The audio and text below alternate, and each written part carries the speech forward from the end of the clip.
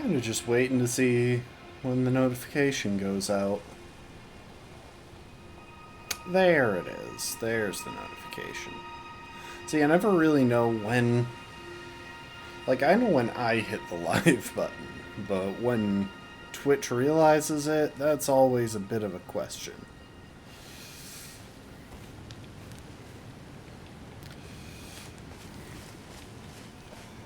Anyway, welcome back, people. We are about to take on the final challenge of this run. And in order to do that, we have some preparation to take care of. Among other things, we gotta respec and get some equipment. So, in the interest of getting some equipment, I'm gonna go and get some cheeky runes real quick. Welcome to the stream, Brittle.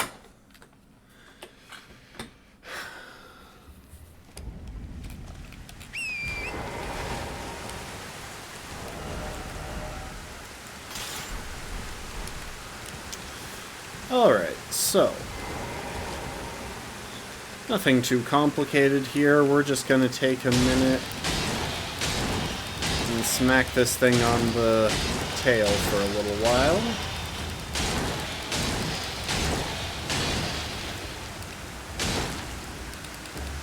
Oh, I didn't mean to do that.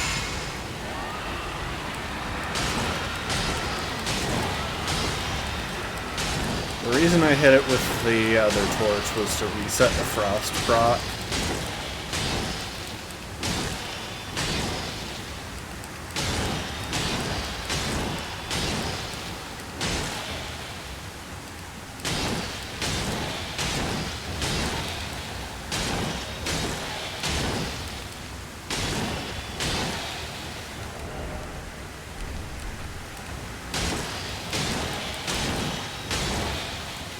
Did I proc frost and not notice? I might have. Also,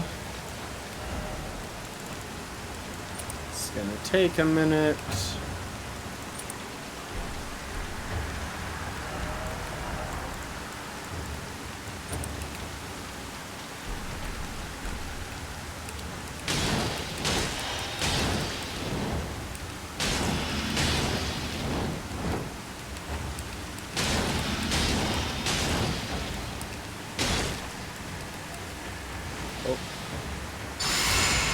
One of these days I'm gonna not accidentally use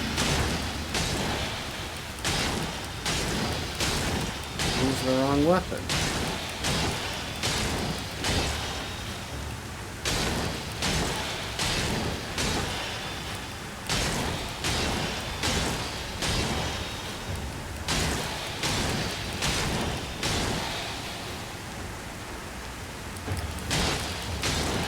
Trying to watch the health bar so that I know when I proc frost.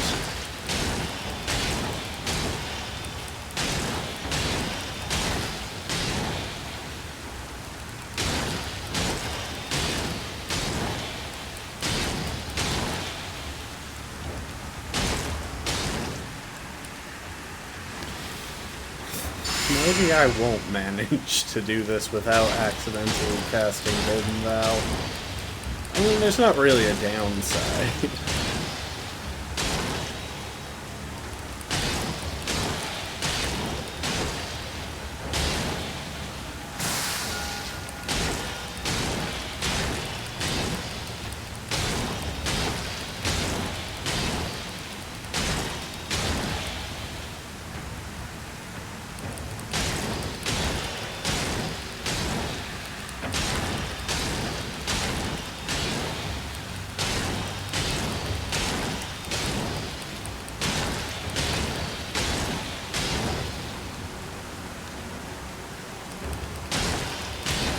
Might have unironically gone faster if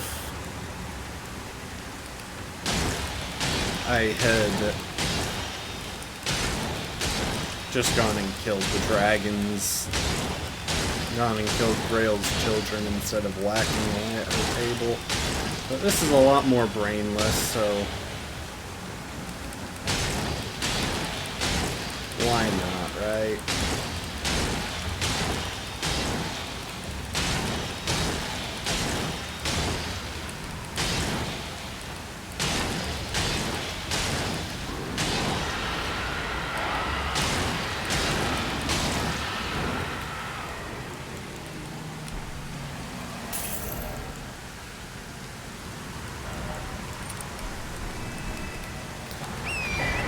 You know, it's actually possible to finish off Grail and get back to the fire, or the site of grace, to sit down just as she's dying,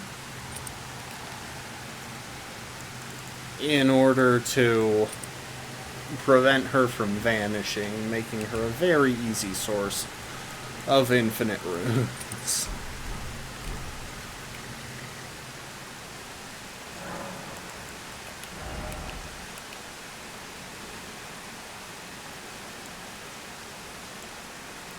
Not the fastest, but as long as you have access to a single bleed weapon or something, very easy.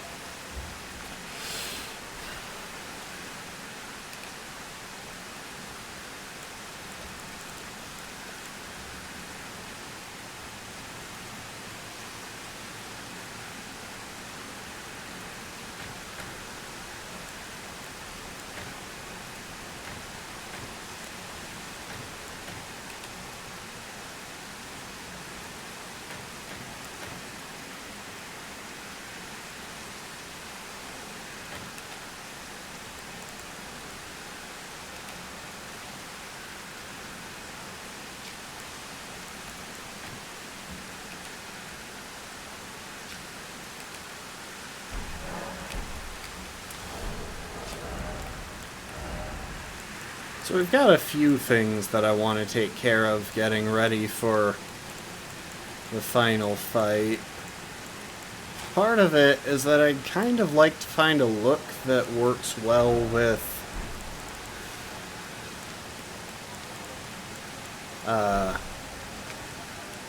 this top.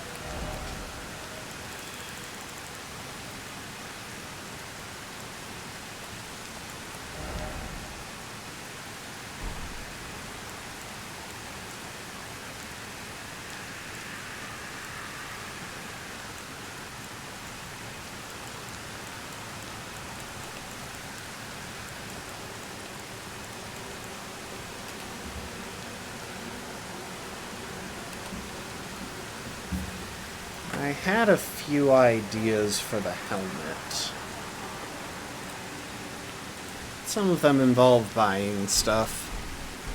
So let's hit up the round table hold. I really hoped that we had a Shadow Militiaman helmet, because I kind of wanted to try that. We probably could get one.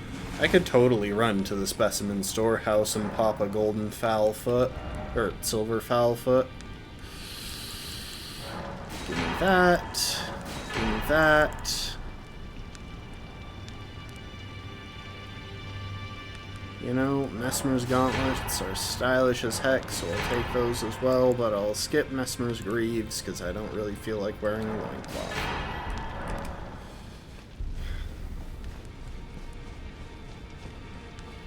And we need to upgrade the Black Steel Great Shield.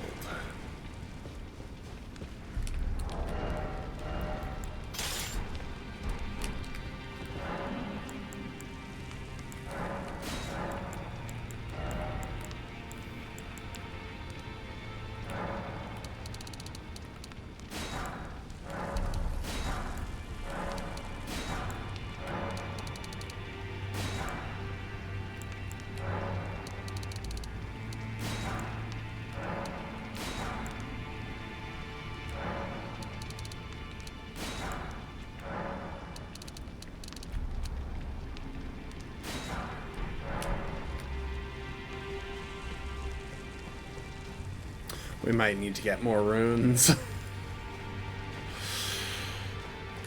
I didn't really set aside extra runes for this.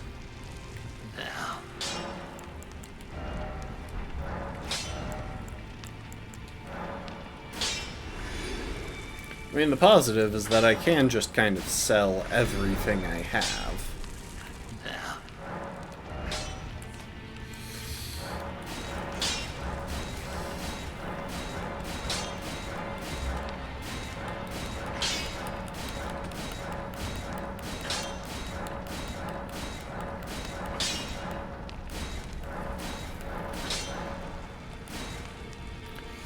Okay, I need 4 more smithing 8s, and I've probably already got an ancient dragon smithing stone.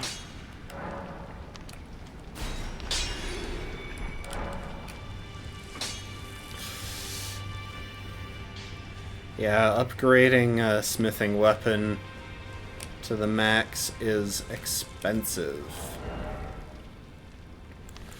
Okay, while I'm thinking about it,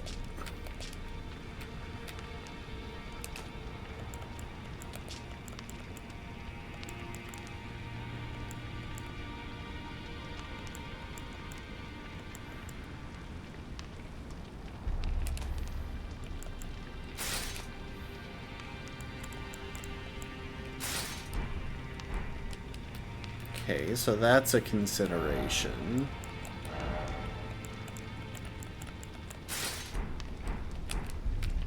Messmer's helmet is also a consideration, and I think it looks a bit better. I might try the altered variation. Anyway. Smithing 8s.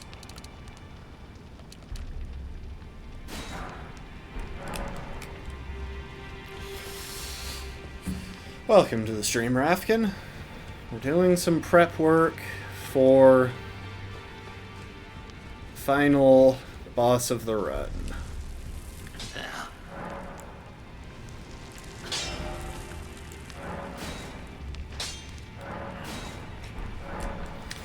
Basically what this boils down to is that this is the single best shield in the game for Messmer specifically.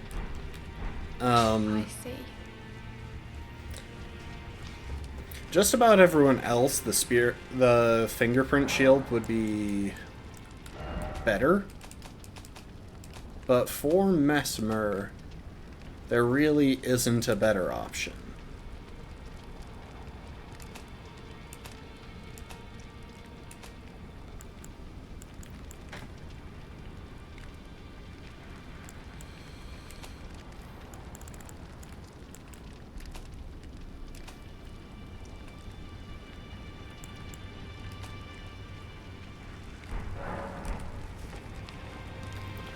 Oh yeah, let's go visit Bach real quick. I want to see what this looks like on me. Altered. Tunex 642 is now following. Welcome to the stream, Tunix.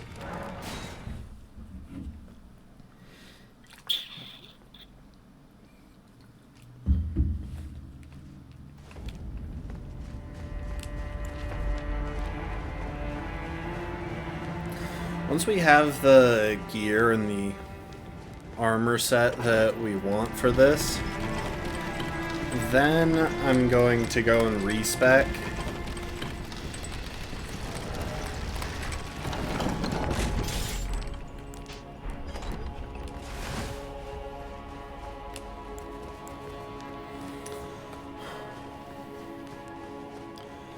So I want to pick my, and I might wind up picking my endurance pretty carefully. Basically, the idea right now is that we've got a lot of investment in intelligence that we really don't need because I'm not planning to use the Ghostflame torch against this boss, which means I'm not planning to use it against any remaining bosses.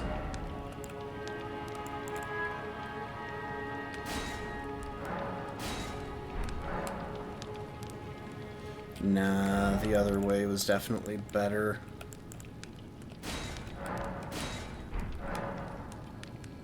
Going already, please. Okay.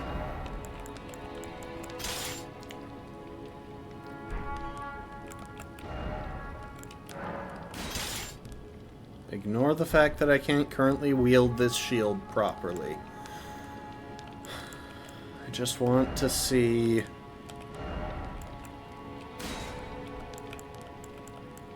Oh my gosh, that is so many pieces of equipment.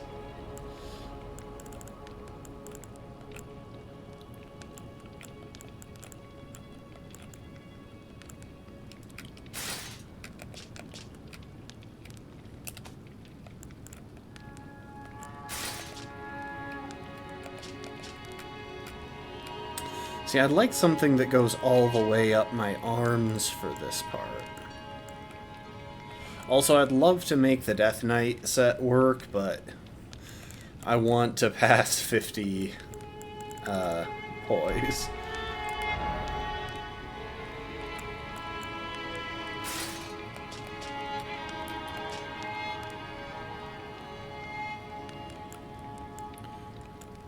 Okay, let's try a slightly different strategy. Let's see... Okay, anything below... Wow, Mesmer's gauntlets are low poise. So we've got some... So everything above Egon's gloves except Mesmer's gauntlets could do the trick. Oh, that's kind of stylish. Kind of like that.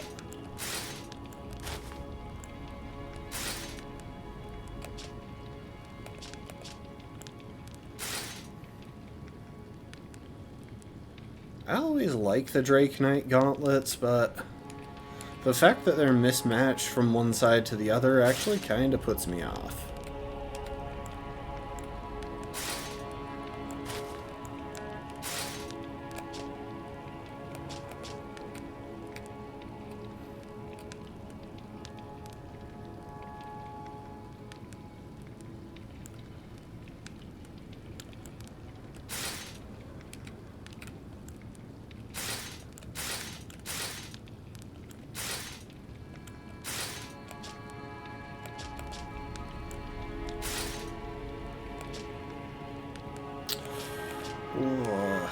Blythe's gauntlets are tempting. I swear these two are practically identical.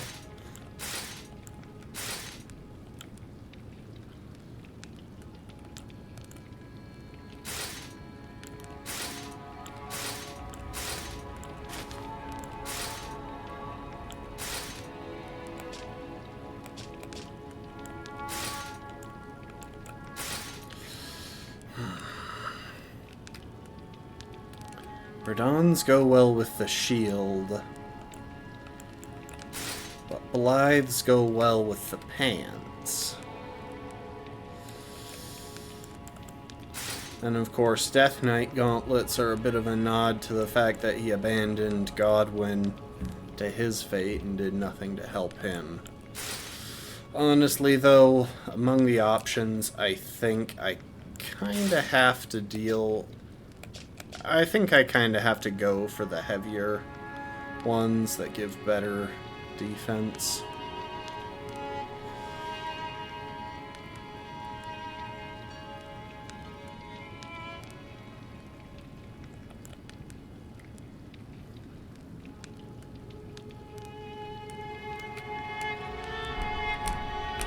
There's one more hat I want to look into now that I think about it. I don't know if I said hi, B, but welcome to the stream.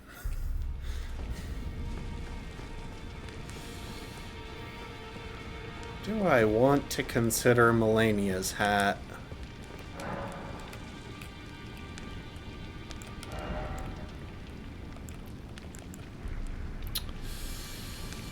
Nah, it just won't fit the rest of the vibe.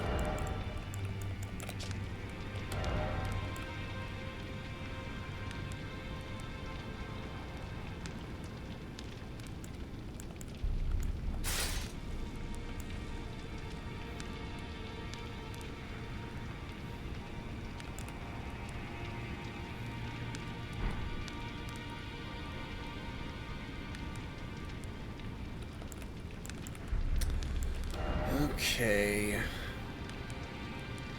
And now...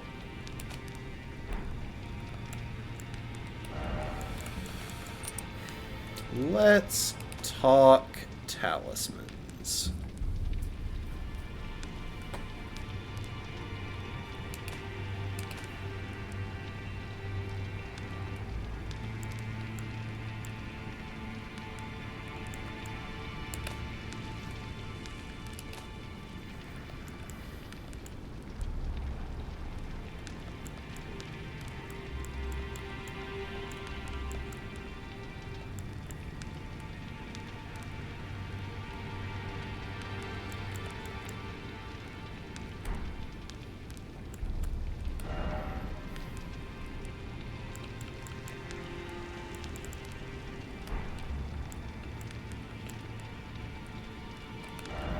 Real quick, what are the heaviest talismans?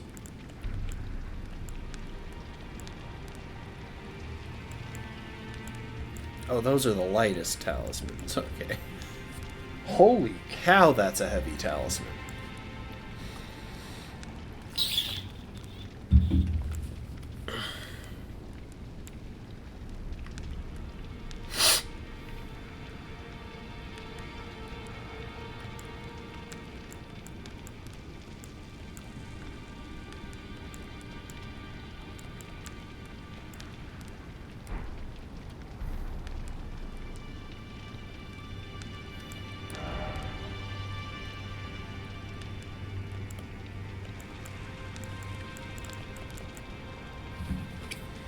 Okay, let's operate off the assumption that we want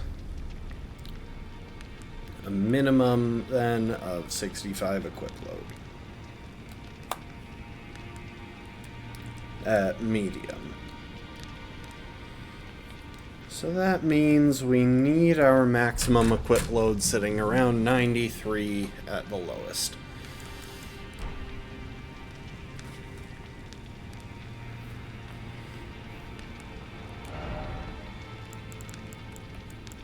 I have a feeling that this is about what I'm gonna go for, but... okay, that gives a clear picture of what we want. Let's go respec.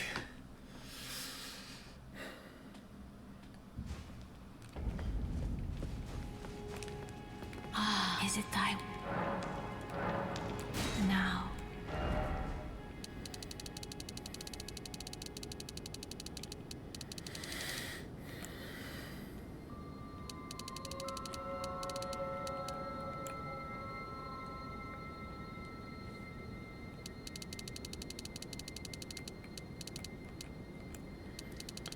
So, minimum of 35, I think it was. Hang on, I've got this tab open on my phone. Yeah, 35 strength for that. What did I have in the attack rating calculator?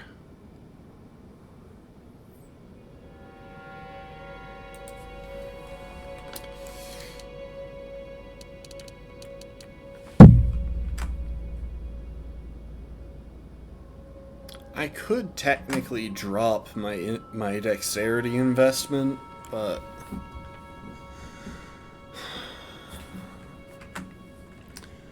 oh, let's see.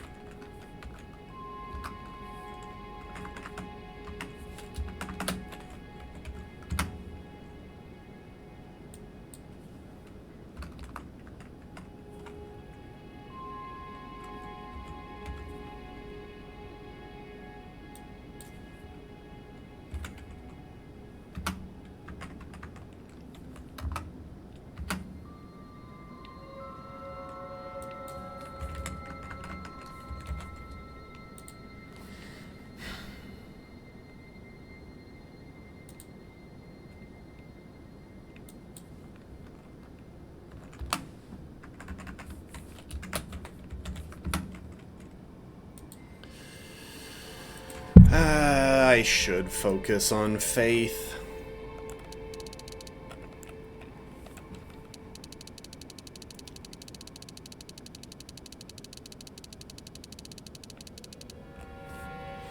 So this is about the minimum that we would want to go for. Or this is about the maximum that we would want to go for. However, it doesn't do a ton for our weapons. For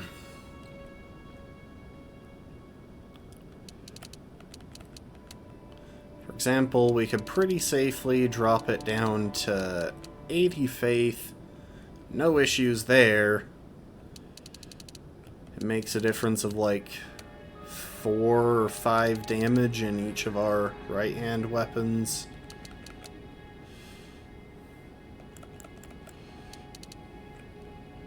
Part of the question is how much endurance we want. Welcome to the stream, Lastborn, and thank you for the hydrate.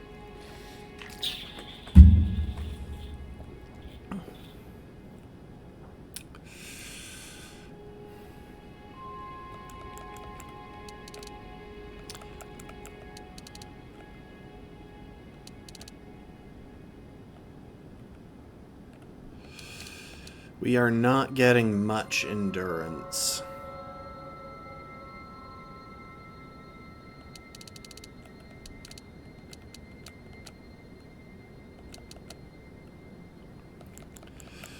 We're not getting much out of our endurance, but we do want the max equip load buff so that we don't wind up heavy rolling if we lose our rune arc.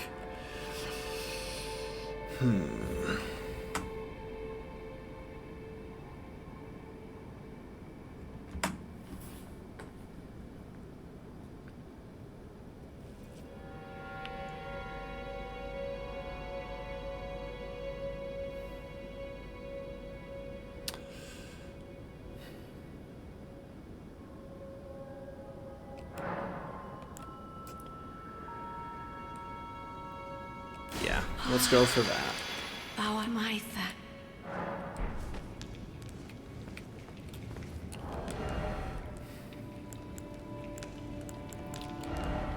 With that in mind, though,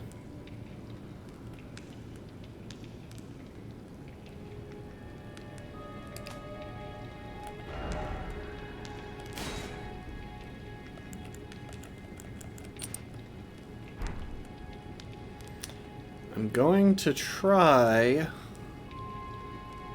this. See, my basic idea for this fight is Radahn is more weak to Holy in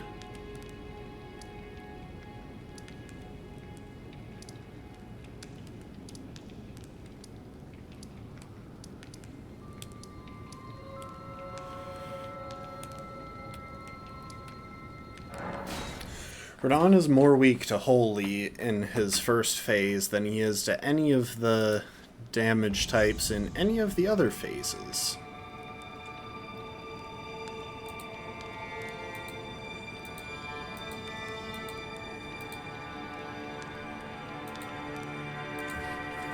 I did just now realize there was another helm that I wanted to try. Hang on.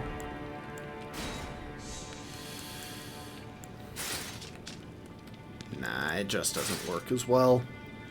I'd rather show our dude's face.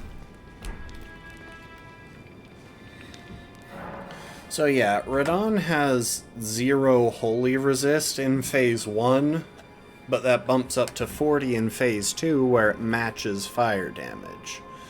So the play is either to just use fire damage the whole way through because that's what we're most prepared to buff, or to use fire damage primarily in phase 2 and start by focusing holy damage. And I want to try that, especially since the hardest hitting torch, just by raw stats, is the Sentry's torch with its holy damage, but that's generally balanced by the fact that holy damage sucks. Still, if we can get more damage out of it in Phase 1, then in Phase 2 we can spend more time focusing on things like Flame Grant Me Strength and throwing oil pots.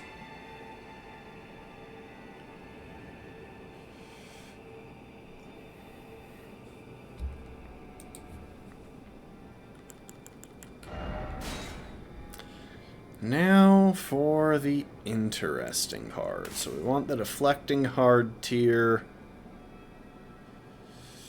Yeah, I think we'll go with kind of a basic setup here.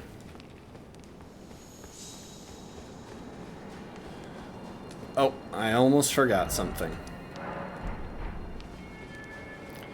I want to change the weapon skill on this shield. And the affinity. We want Vow of the Indomitable and Sacred Affinity, because that bumps our holy damage negation for this shield up to 100%. So any holy attacks that we manage to guard, we're good to go. Also, I just realized what other talisman I should be running.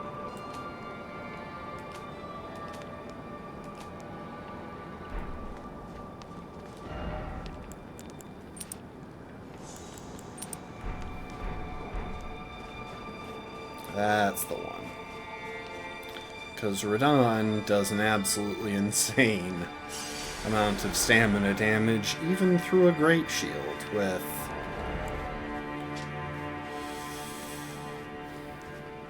what is it?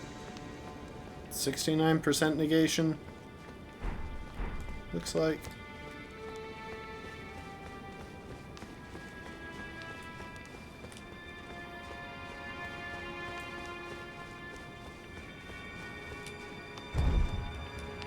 Let's say hi to Ansbach.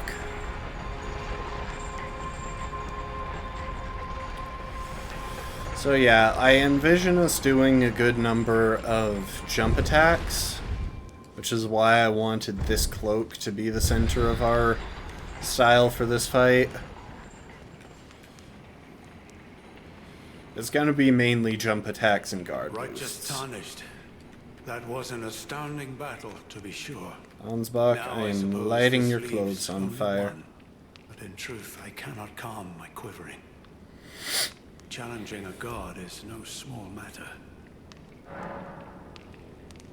I'm afraid I underestimated the lad.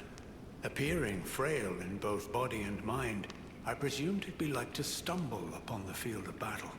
What a fool I was. He serves another master, but Setiolier performed magnificently. Perhaps he too quivers with anticipation. I don't know why you don't get to talk to Tiolier here. I think he might still be half dead back at St. Trina's place. Oh. Something you want to get off your chest? Well, you needn't worry. It was you, wasn't it? Who defeated Lord Moog. Fear not. I bear no grudge against you. His Eminence was felled in an honorable duel. And such are the risks of seeking lordship. Besides, what right have I to complain? I blame the enchantment more than anything.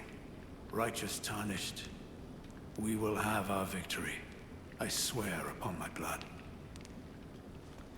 That's the thing with Sir Hansbach. Like, first of all, he's so cool. Also, by the way, you might notice the boss counter is no longer present.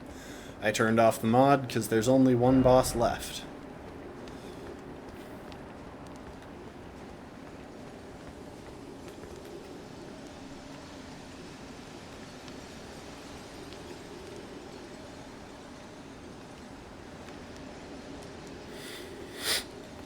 But that means now we get bloodstains and messages from multiplayer and stuff.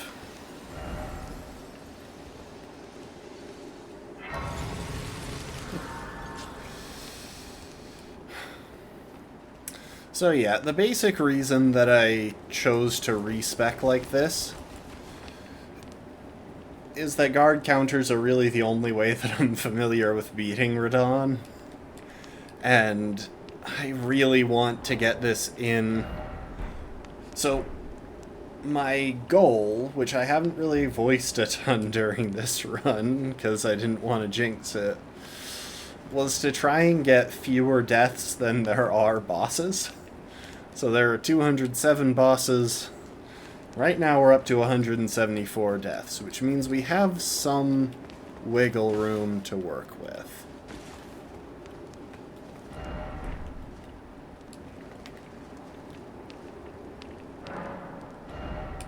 I'm gonna go and see if Tiolier is... No, he's not. I should probably spend these last few runes on boiled crab. I've got the runes, so kind of why not?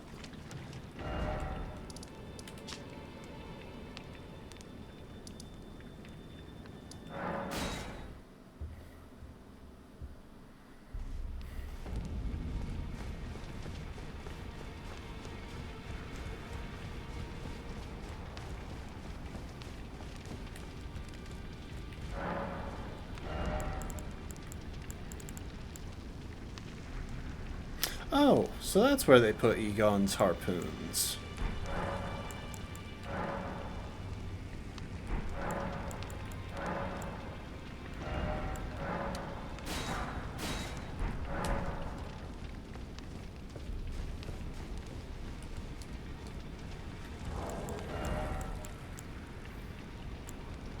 I'm kind of curious if I could have managed to put together a full level with these.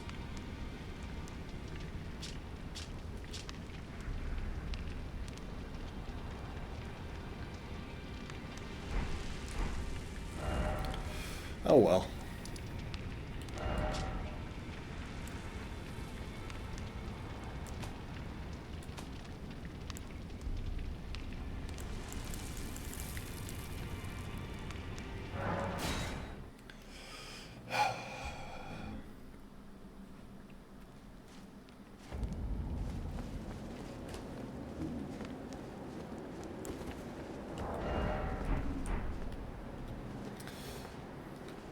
So yeah, you can summon Ansbach and Tiolier, but we're not going to.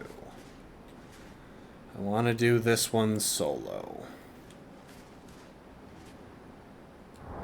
Also, I want to remember... I want to take a second and think about my spells. I'd like to go in here with a pretty streamlined setup. For example, there's no reason to have Flame cleanse me. I was thinking maybe Dragon Bolt of Florisax, because it bolsters all forms of damage negation. Hang on, I want to check the details on this. Dragon Bolt of Florisax.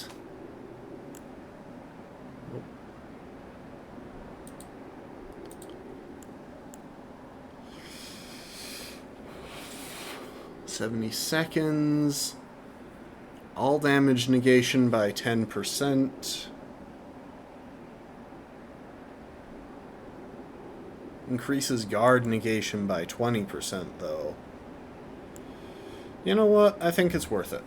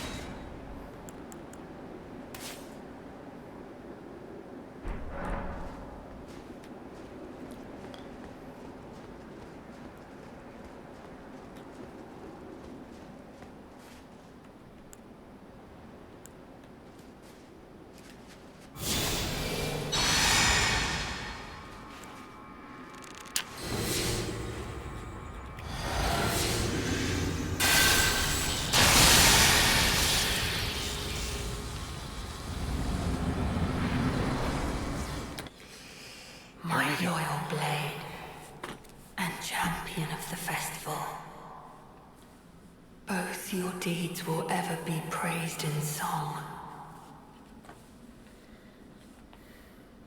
Now, the vow will be honored, and my lord brother's soul will return, so that he may be my consort.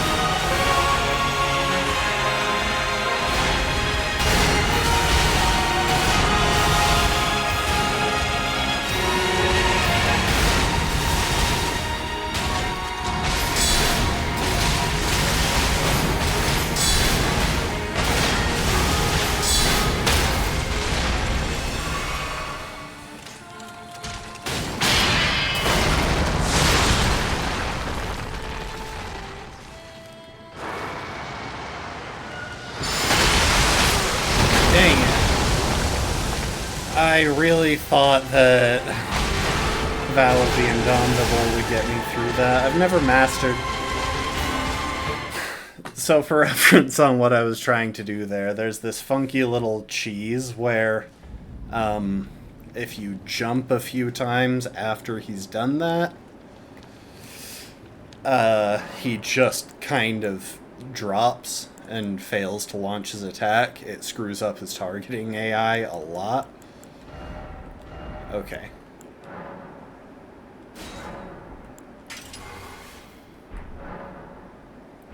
Well, in that case... I mean, it might not be useless. You know what?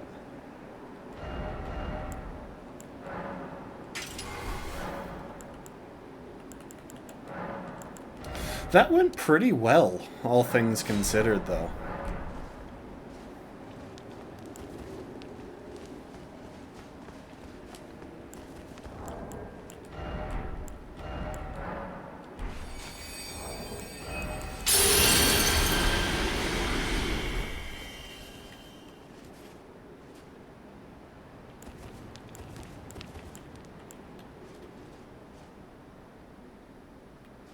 Oh. I did not mean to walk in there. I was trying to decide what order to apply my buffs in. The trick of it is that you really only can go for the counterattack in Phase 2 if he's already...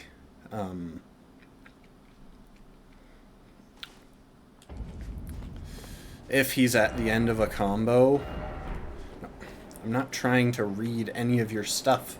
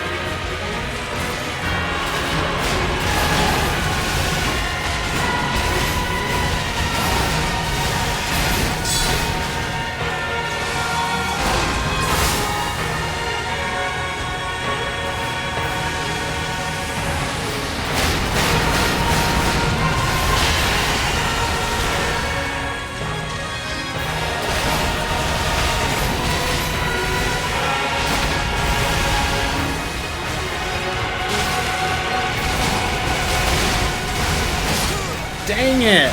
I just tried to get off an oil pot for a bit of a damage buff.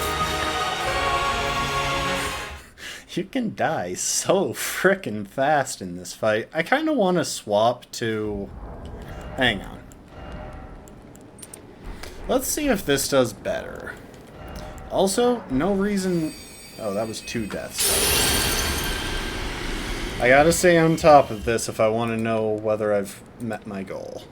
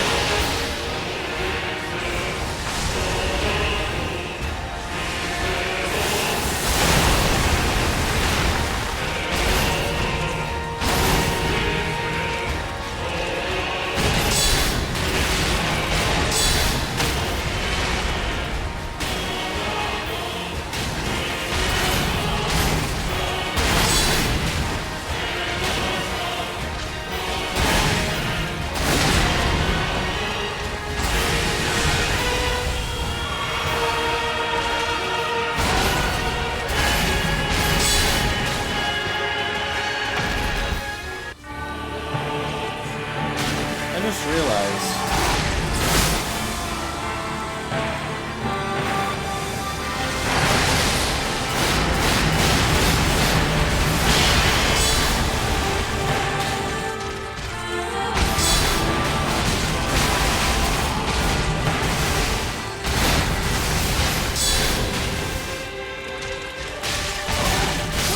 Dang it, I messed up. I meant to go for a heal there, but I had already swapped onto... I had already swapped onto the oil pots.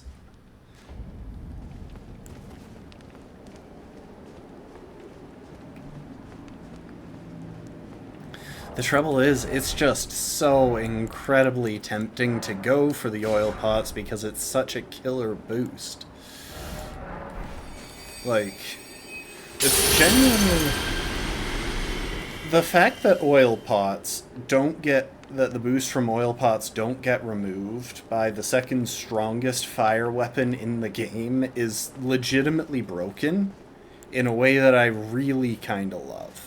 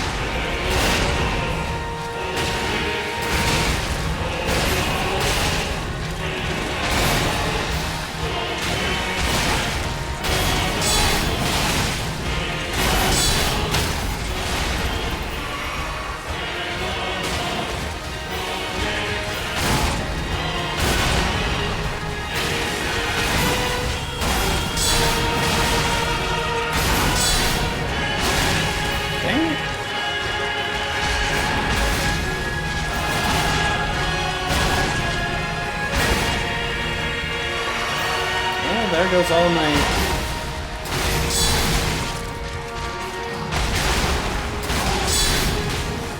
There goes all my poise damage buildup. I should actually let y'all watch this cutscene, because it's a cool cutscene, and I think I've skipped it every single time. I've seen it a lot. I've spent a good number of hours dying to this boss. Not nearly as many as I've spent dying to Millennia, but a lot. To be fair, I haven't done Consort RL1 yet. I haven't done Consort at level 1 yet, sorry. I know most of the people who are watching this, Lord Brother, at least live, don't know too much about Elden Ring. at long last So... you are returned. It's kind of sad. I do wish that there were more live viewers for Elden Ring, because it's one of the ones that seemed popular whenever I've got, like, VODs of it. Tarnished one. Because I think Elden Ring YouTube viewers are just kind of very hungry for content. If you have known sin, if you grieve for this world, I probably should have equipped Miquella's Great Rune, or Miquella's Shattered Rune at some point. to us. No. To us. I've got a solution that's better than yours. It's called Burn It All to the And my Ground. promised consort. Admittedly, it's not hard to come up with a solution that's better than yours.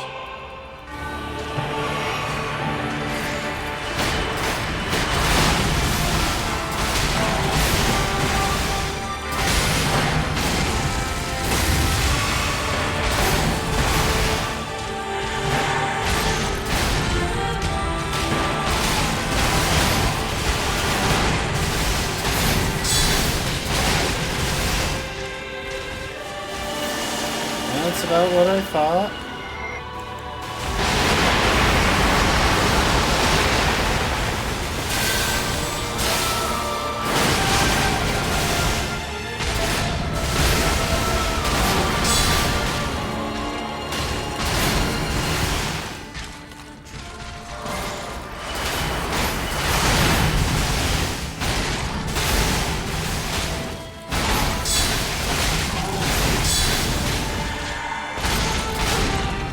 I messed up. I promise you a 1,000-year voyage guided by compassion. Oh, there it is.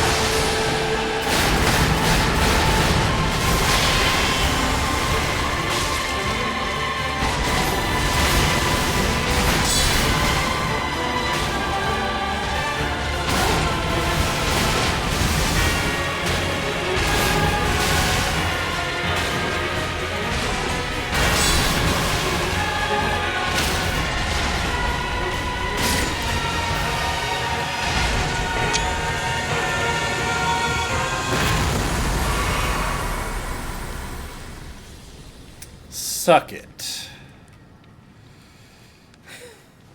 That actually went so much better than I expected. I think it's just because I caved into my underlying instinct and chose to do this with the build where I actually know how to do this fight. Okay. I'm gonna touch the grace first, then the memory. Folks, that is every single boss in Elden Ring beaten with only torches. And, to top it off, we did every single side quest.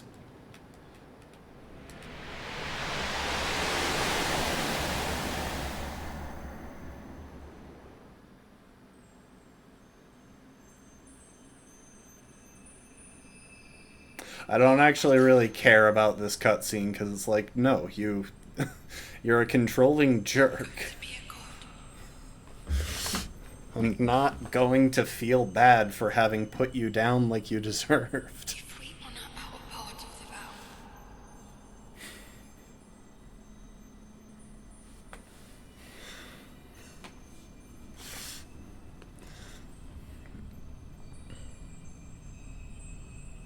promise me you'll be my consort.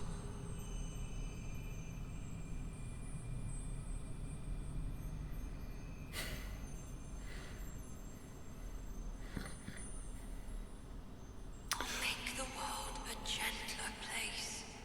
Sure, by mind controlling the populace.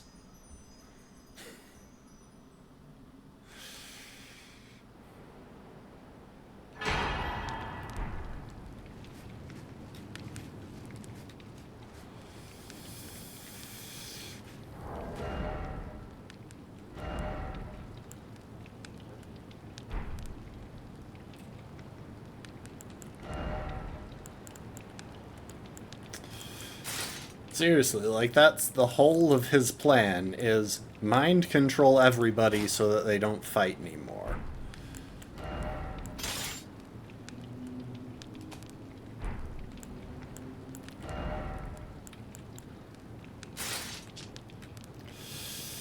Trouble with trying to incorporate Malekith stuff into this is that you need something with a little bit more girth to it to match the upper portion here, just because the veteran's armor is really wide.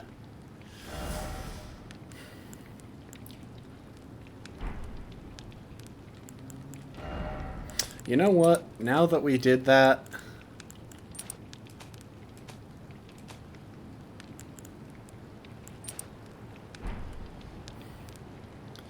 and we're not required to be respect anymore, I'm going back to Renala. I'm going back to my all torches build. Also, I'm going to take off my sweater.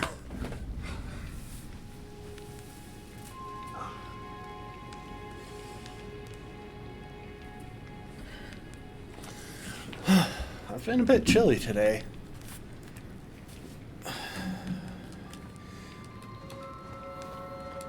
It's kind of weird. I'm very particular about temperature. Is it time? Now.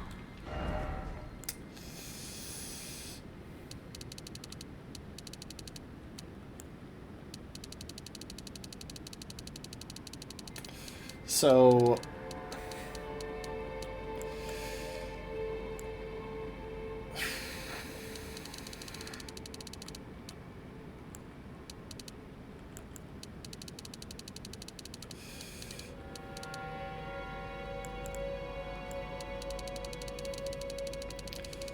yeah, I'm very particular about the temperature that I work in, so it's like kind of tricky to hit the sweet spot of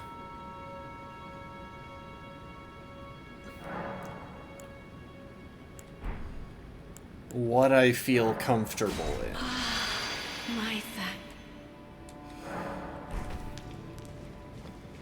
And that means sometimes I wind up turning on the cool air and then putting on a sweater in the winter, indoors. It makes no sense.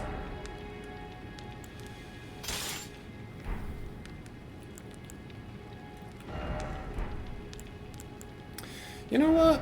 Shout out to the torches that really, really carried this run. I like all of my torches, but these 5 were definitely the standouts. I really expected Lamenting Visage to see more use, but in the end, it just wasn't ever going to manage to compete with St. Trina's torch for raw damage. And that's kind of what needed to happen. Because we got Sentry's torch. Highest damage torch in the game. Without a question. You go fully invested in Holy, you get more damage out of that just unboosted. We got Ghostflame, which is the only reason Rykard wasn't terrible, because status is important in this game. We got St. Trina's torch. One of the most overtuned items once I realized how good it was. We got the Steel Wire Torch, which was essential to the early game. It pretty much did everything until we got the Ghostflame Torch. And we got Nanaya's, which, while it wasn't as standout as I was expecting, because I really thought that it would eventually pass St. Trina's Torch in damage, honestly, did really well in a couple of fights that would have been absolutely terrible otherwise. Gideon with St. Trina's or Ghostflame or Sentries would have been so much worse than the absolute embarrassment that we inflicted upon him with Nanaya's. Look at those.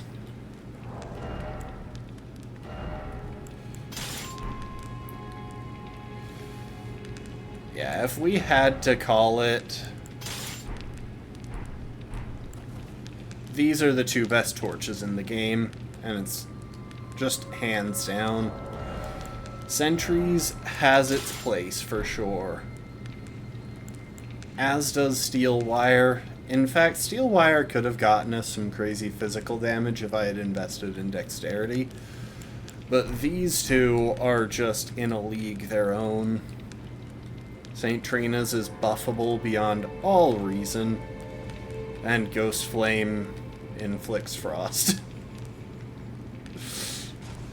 Which single-handedly deals with so many of the issues that these torches struggle with.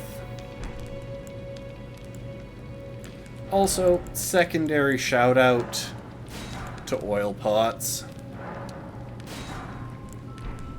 Because, holy cow, was it the right call to allow myself to use those, even though it makes it technically not torch only.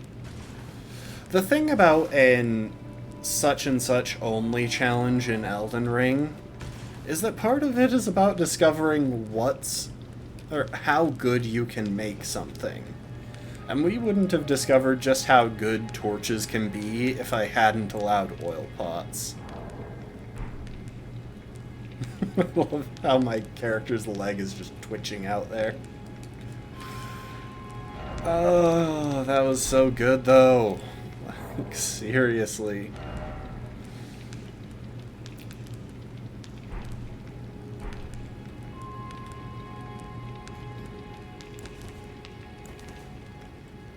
I really thought these two were going to be the standouts. And I am kind of sad that I didn't get more mileage out of Nanaya's torch, because it is a really cool torch, and it was very thematically on, considering we're gonna be Lord of Frenzied Flame.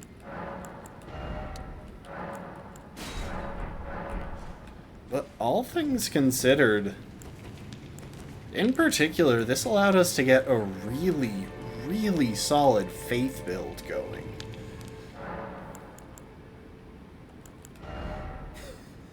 About 500,000 runes is enough to level up once.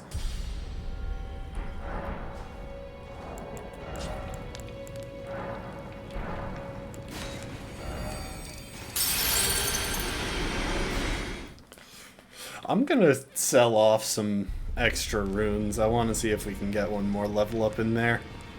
Also, surprising appearance, I really liked Dragon Bolt of Florisax.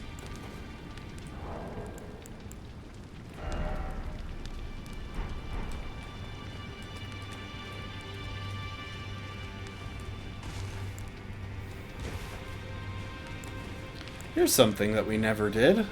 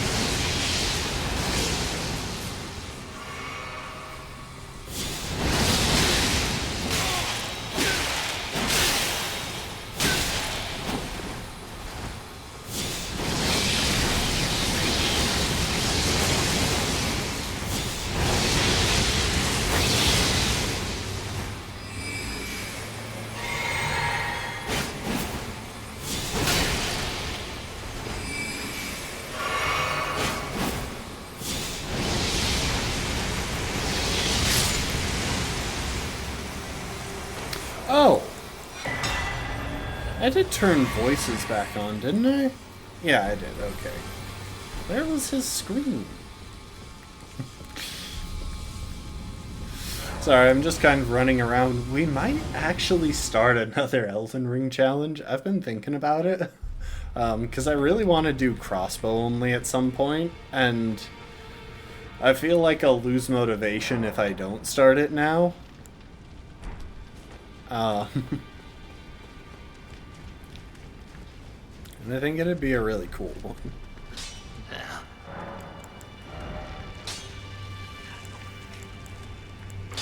I'm not selling my remembrance of Midra, though. Midra.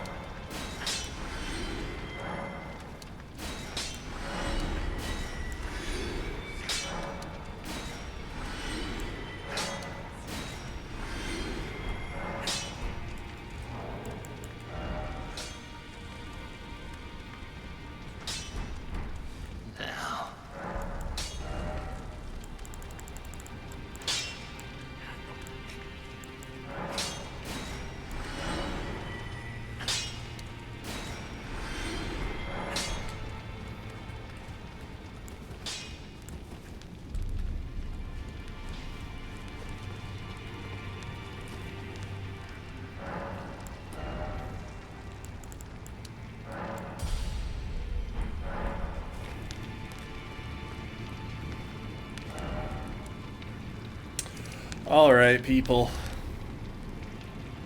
Let's go and get the ending. We have eliminated all threats to our ascension, and now we will burn the world to the ground.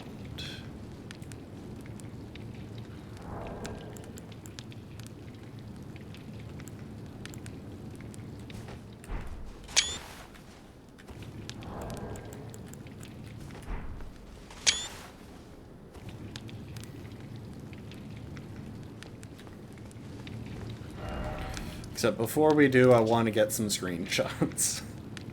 I've been trying to put slightly more effort into my thumbnails. Also, I just realized I never talked to Teolier or Ansbach. Yeah, they kind of just die once you win the run, which sucks, but theoretically they were helping you. I definitely feel worse about Ansbach, though. This dude's just an absolute Chad.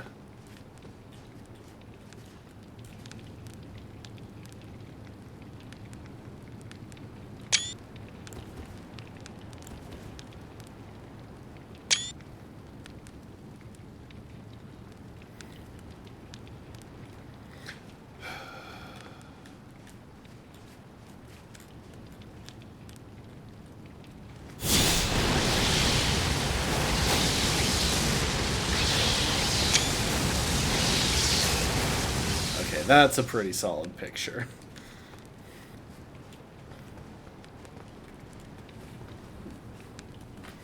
Should have gotten the mod that allows me to hide my HUD. Okay. I'll stop stalling, and you know what? Regardless of whether we're going to keep going with it, I'm going to start Crossbow only. Because I want to see how the early game is. I've never actually tried any of what I'm going to be doing for Crossbow only.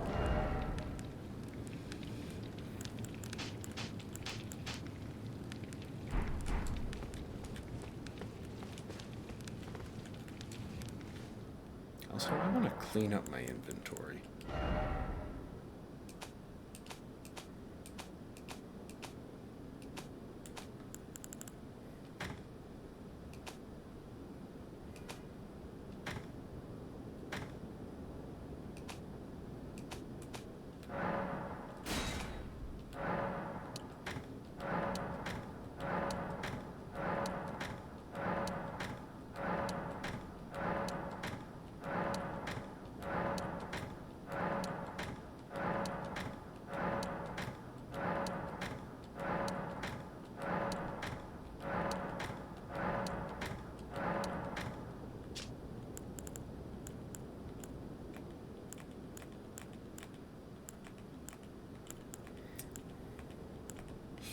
I don't even know why I'm doing this. I just want to turn off the auto refilling.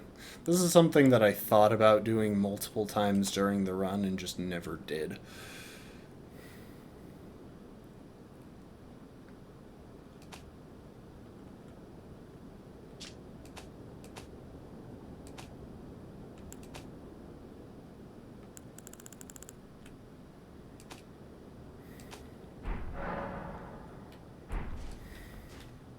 Oh, one more thing.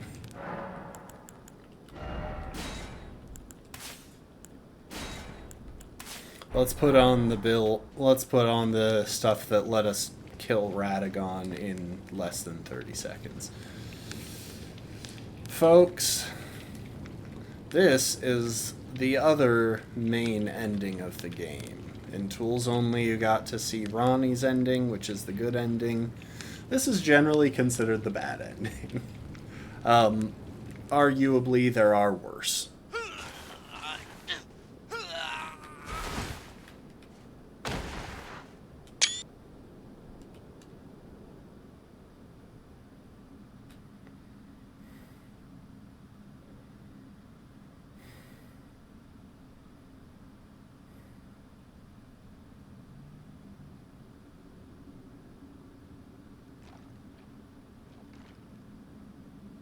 May chaos take the world.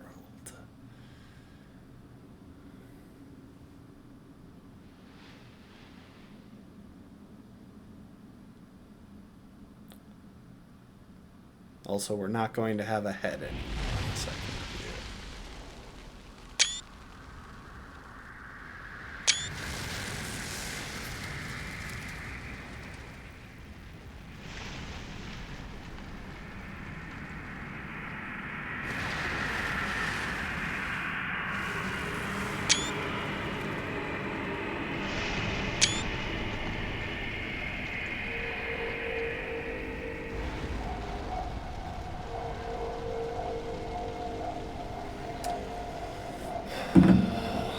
From within the Erd Tree itself, the flame of frenzy is taking root.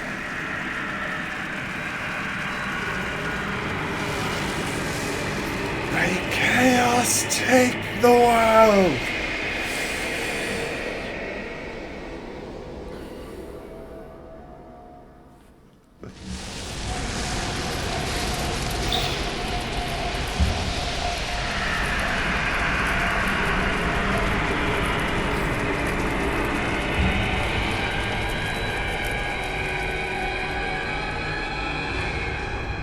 So yeah, the basic idea of this ending is this whole world is messed up, burn it all to the ground, don't start over.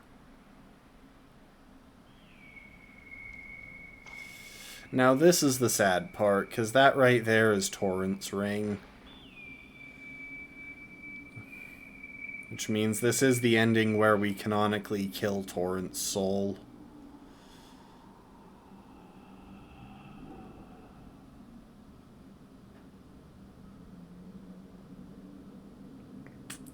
Lord of frenzied flame.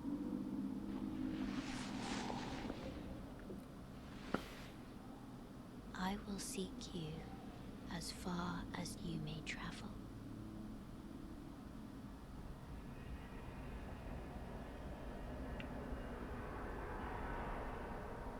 To deliver you what is yours. Destined death.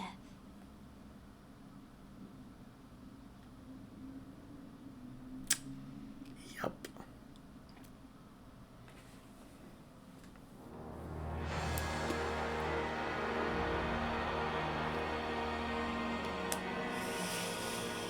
Oh.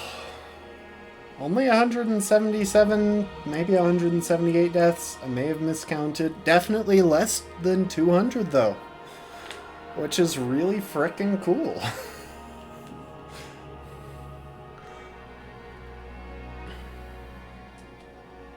Because that is probably less deaths than I've gotten in most of my full game runs.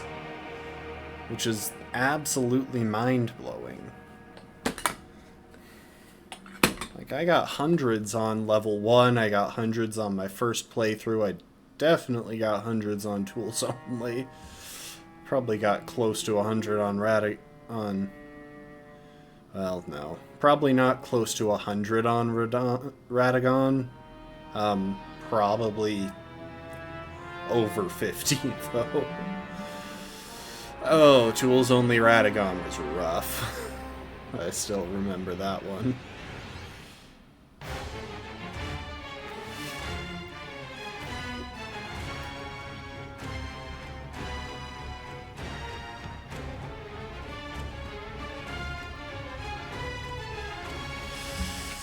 Alright. All bosses, torch only is complete. I know people have done torch only runs before. I don't know if they've paired it with all bosses. Genuinely not a bad build. Sorry, I feel like I'm shouting. I do want to talk about it for a moment, because this has given me a real chance to get familiar with the torch-only moveset and the strengths and weaknesses of torches.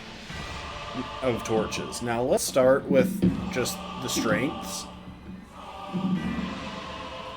Tons of poise damage.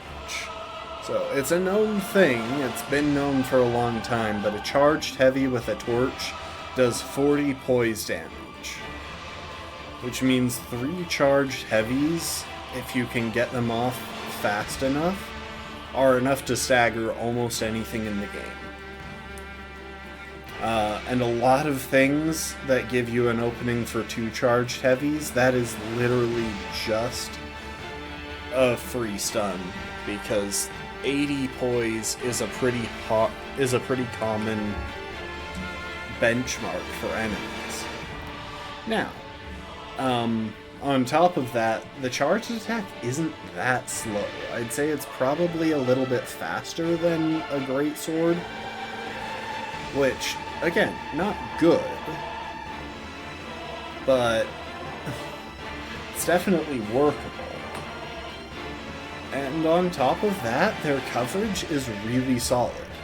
Once I had the 3 main torches, Sentry's, Ghostflame, and St. Trina's, I had coverage for everything in the game. I think the only thing that I couldn't hit for really good damage was probably Bale. Just because you really do want to be dealing pierce damage against him.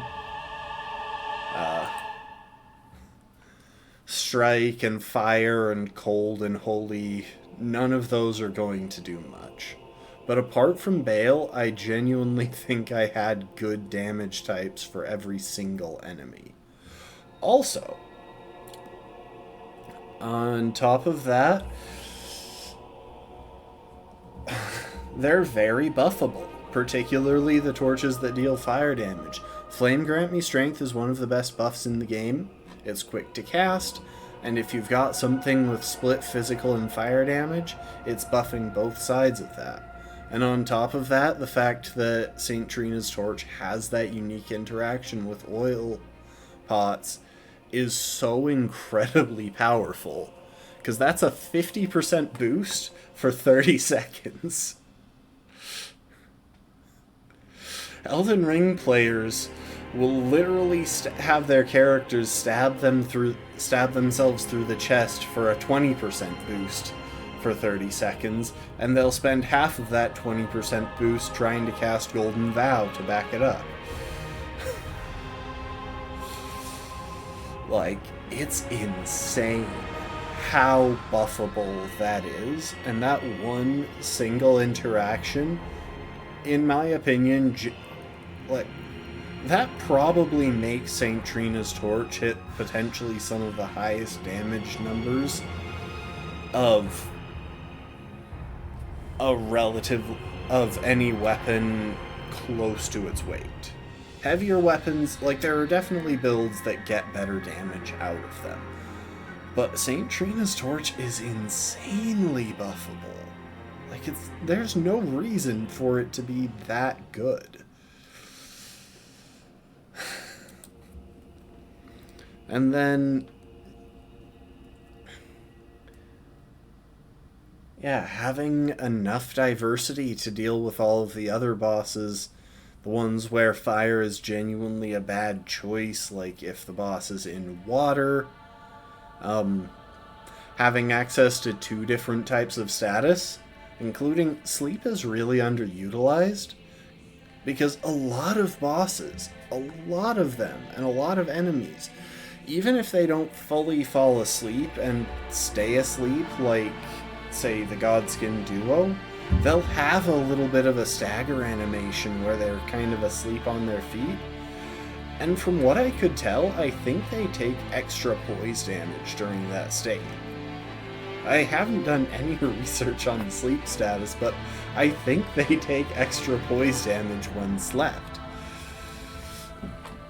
And then you've got Ghostflame for Frostbite, for anywhere that you can inflict status but can't get good damage buildup. Now, on the downside of things, there are some serious downsides to torches. There are some annoying things. I was surprised. The biggest issue with torches was their lack of reach. There were so many times where I was just struggling to hit the enemy because with anything other than a jump attack, a jumping heavy attack, because fighting in Elden Ring is so dynamic that you just wind up that sometimes if you go for an attack, you just wind up missing the enemy because you don't have the reach, and torch attacks come out pretty slow. Slow and low reach is a really bad combination. Oh, hang on.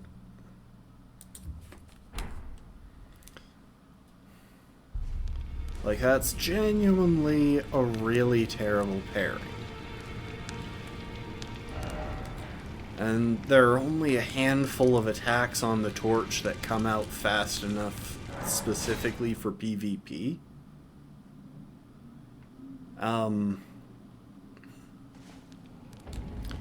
Just to bring them up real quick, running heavy attack is a pretty fast poke.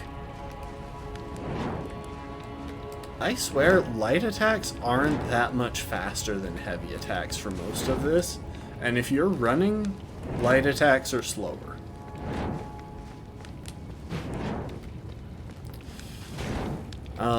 The jumping heavy is pretty good. Because of the way it works, you've got a hitbox in front of you for a good long while, which is very helpful. That's a big reason that I used so many jump attacks in this run. Also, the charged combo comes out pretty fast. And one thing that I didn't expect, I need to see if I can find an enemy to demonstrate this on. Like, just something that I can target. One thing that I didn't learn until the Leda boss fight, if you roll backwards,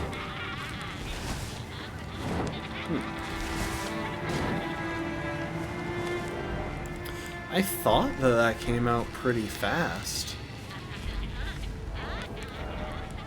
I wonder, is it a different moveset?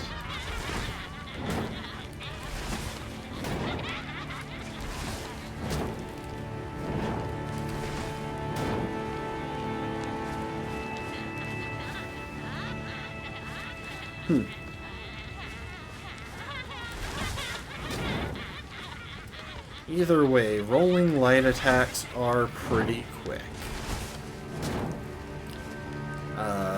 They're not quite as fast as sprinting heavies or jump attacks, but if you need that extra bit of mobility, it's very handy.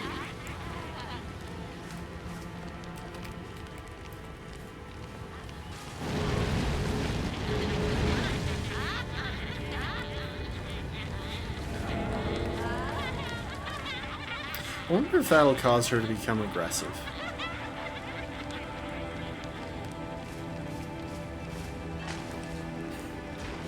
She really couldn't figure out if she was falling asleep there or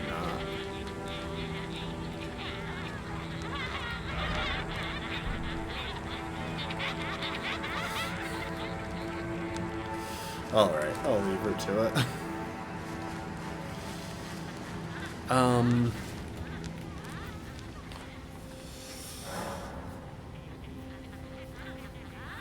Oh, the other big flaw of torches is that they can't really take advantage of their high poise damage. Like, yes, you can get in a charged heavy attack, maybe two, or maybe a charged into an uncharged heavy. But in the grand scheme of things, that's not much compared to other weapons being able to crit.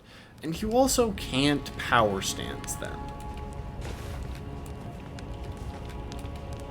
which is so frickin' annoying. Because this would have genuinely done really well if you could power stance them, and all it would take is giving them the hammer moveset. Which is so stupid.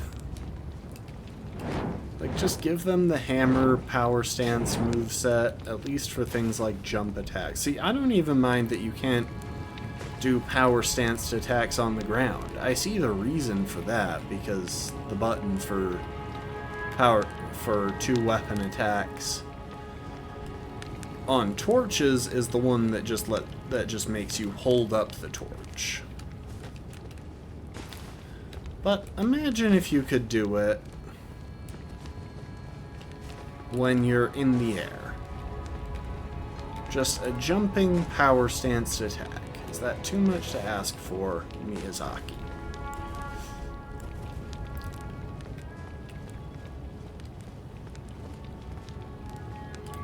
Still, I honestly can't complain.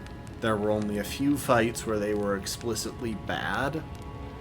And that was the main fight where they were genuinely bad was just Leda. The other fights where they didn't do well, I think I was just kind of under-leveled for. Vale and the Blackblade Kindred and Caelid, all that, but yeah. Oh, that was so good though. I'm really proud of how well Consort Radahn went. Fun fact, it will look nothing like that in the crossbow only run.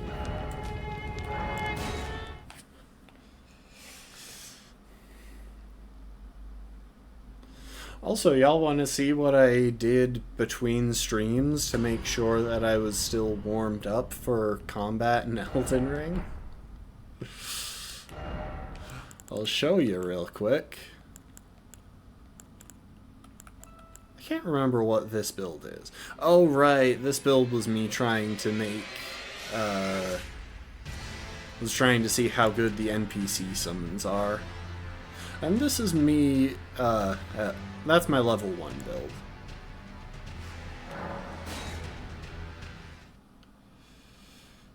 Appropriately, I named this character Witch Hat, though, because I really don't know which hat I want to use.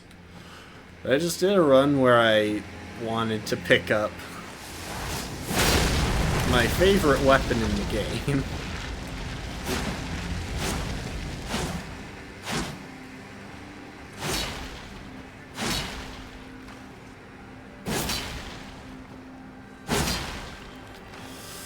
The Magma Worm Scale Sword. I fast-tracked to that, and I've been using it to clear stuff because, well, I kind of just wanted to blitz through an all-bosses run. I haven't even picked up all the maps, or not all bosses, all remembrances. And I wanted to see how fast I could beat the game just as a whole.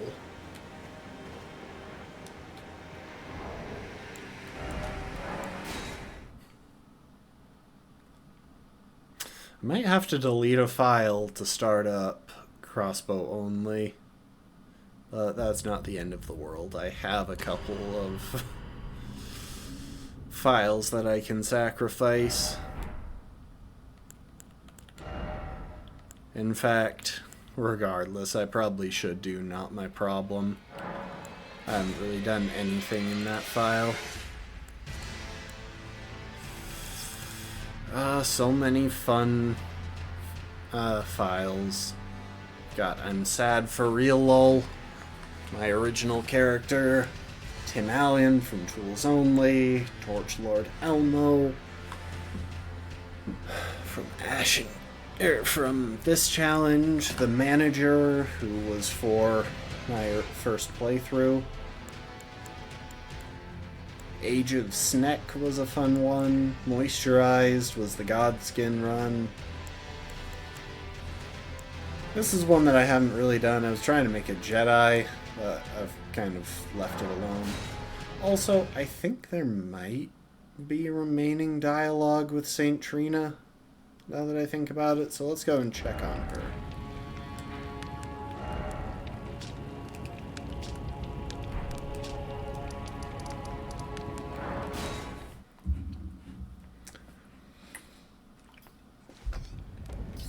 It was, after all, her torch that carried us through the run.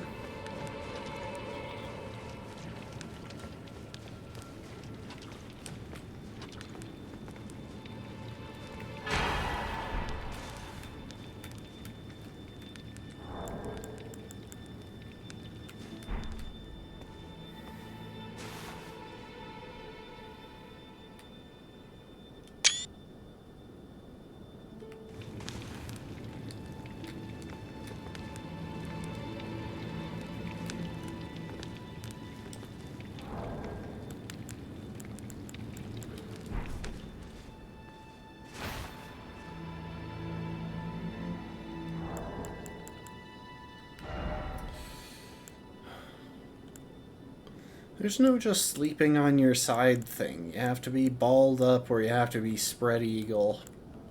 Or starfish pose.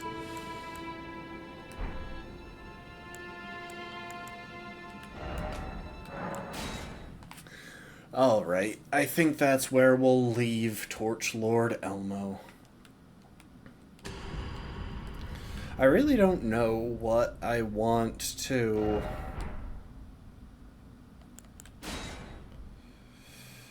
what look I want to go for this. So, I've done a good bit of routing for Crossbow only.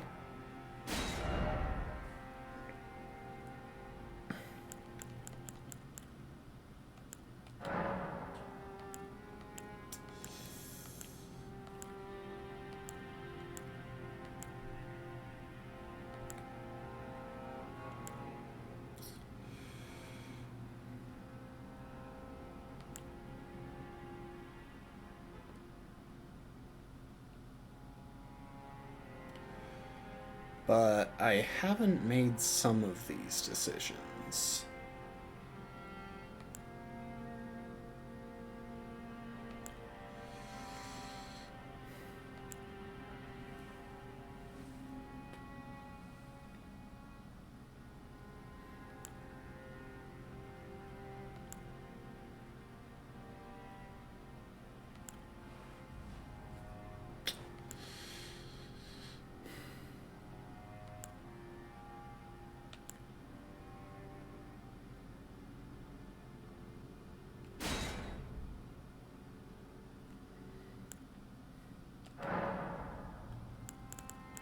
So for this build, we're probably going to want the Stone Sword keys.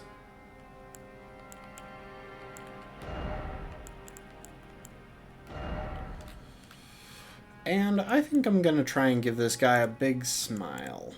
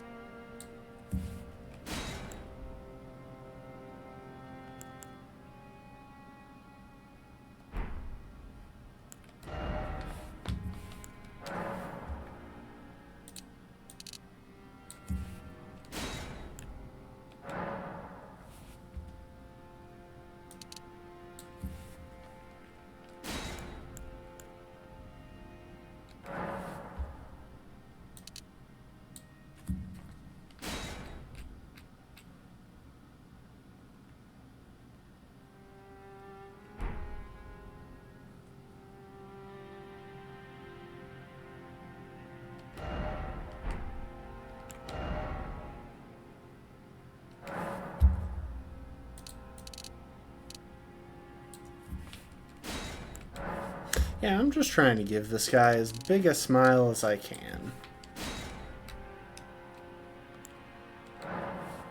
I have no clue what a Colchian is.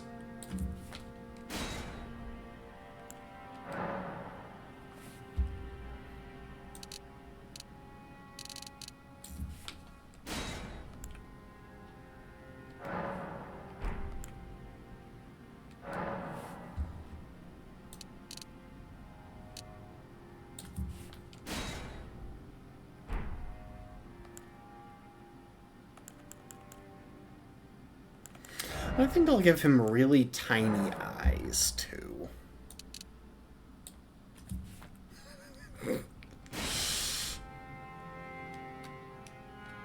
Just really tiny eyes.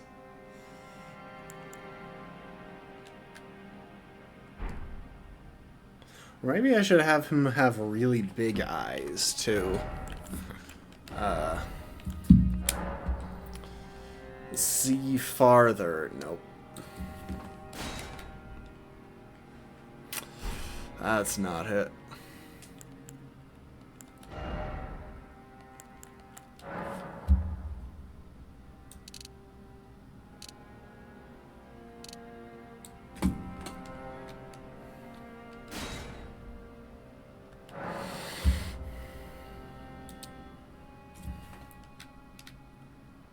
I could go for the massive cheekbones, but in my experience that kind of makes the face clip through a lot of helmets, and I don't really want that.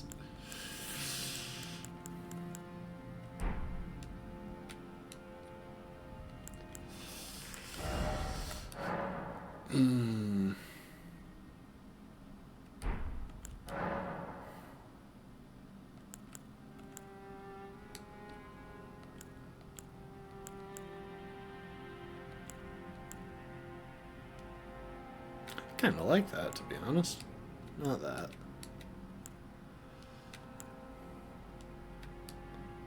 Like the dreads, I feel like he could do that.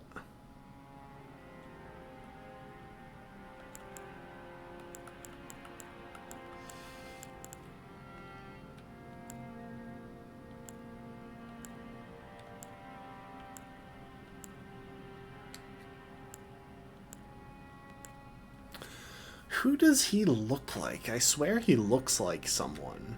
Thank you for the hydrate, Lastborn.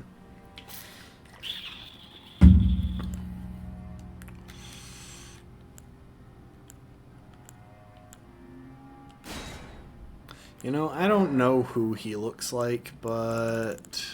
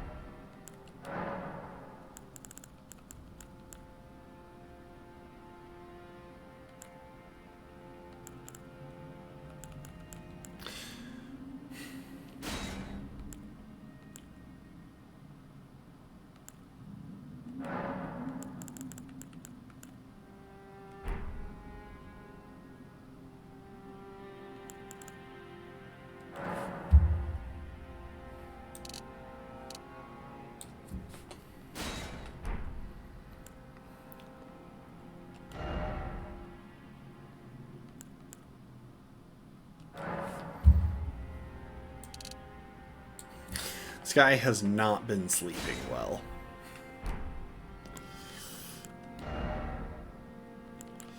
Also, I'm kind of tempted to do this. But I think I'd rather just hold off and decide if I want to give him, like, the blindfold that you can pick up in-game as a helmet.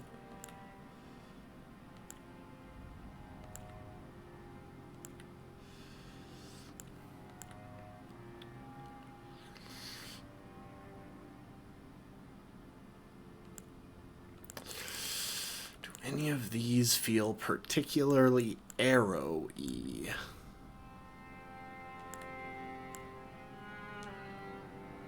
Like, that one's kind of similar to a bow and a drawn arrow if I turned it sideways.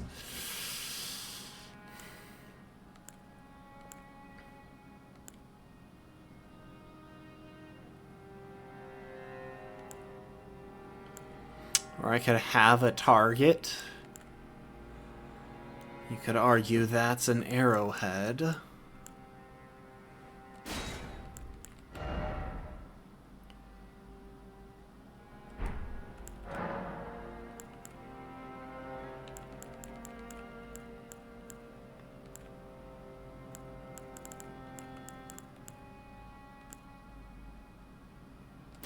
Make it pure white, and then...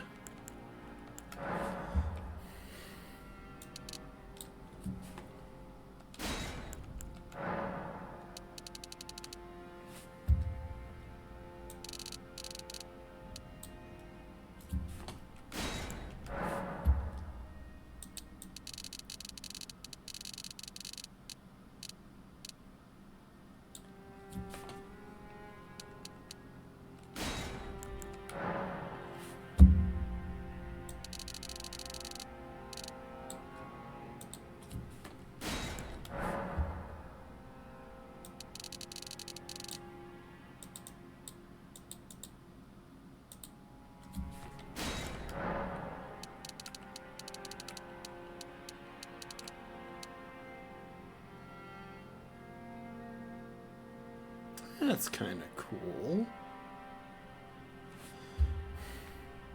Except I feel like I want it pointed forward.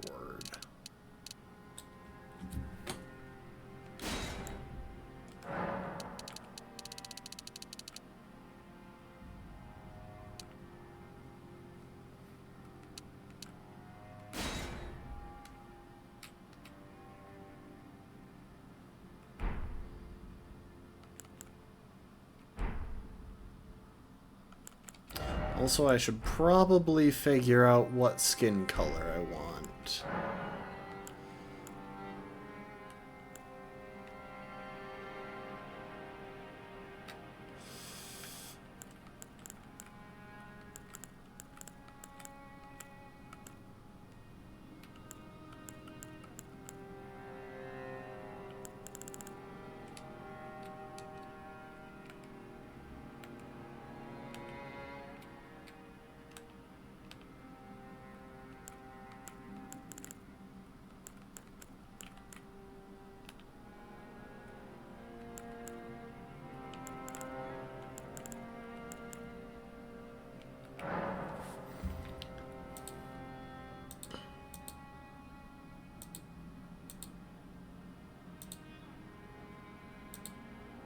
He's very sunburnt.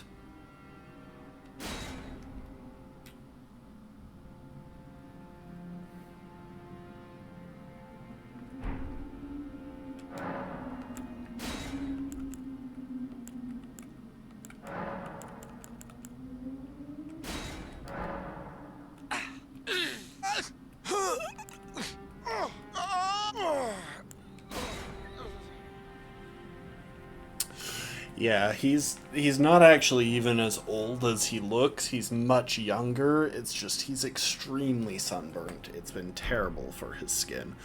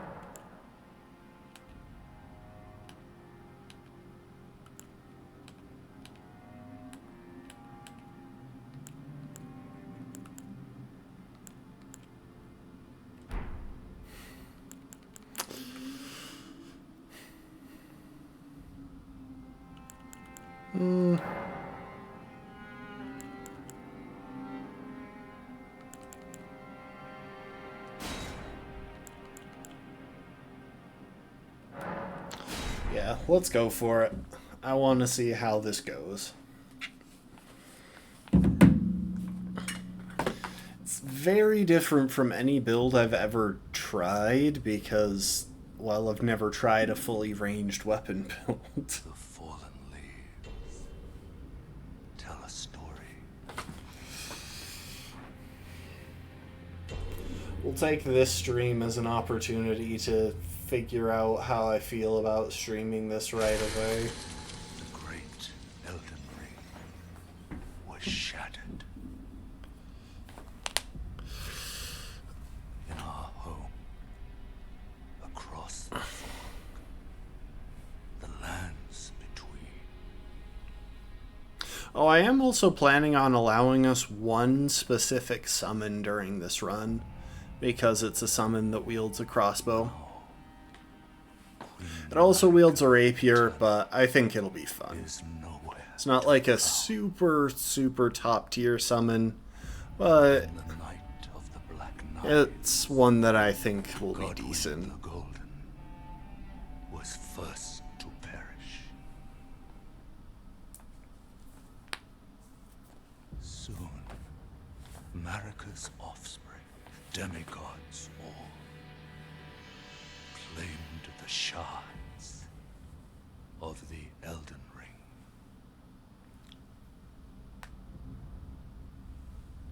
The mad taint of their newfound strength triggered the shattering.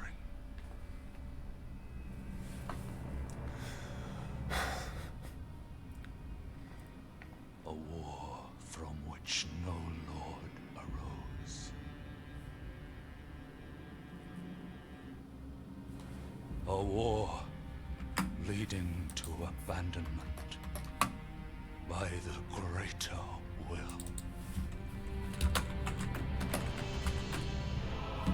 Oh, rise now, ye tarnished, ye dead who yet live. The call of long-lost grace speaks to us all.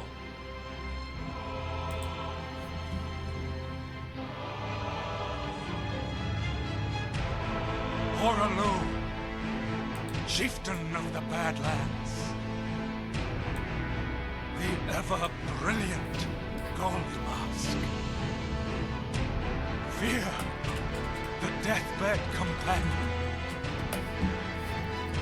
the loathsome dung-eater, and Sir Gideon Ofnir, the all-knowing.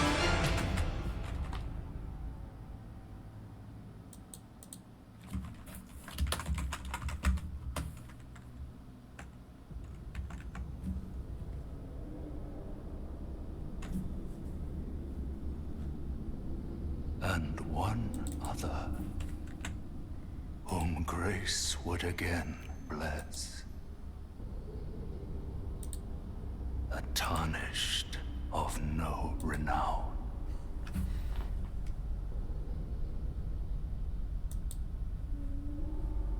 Cross the fog to the lands between. To stand before the Elden Ring. And become the Elden Lord.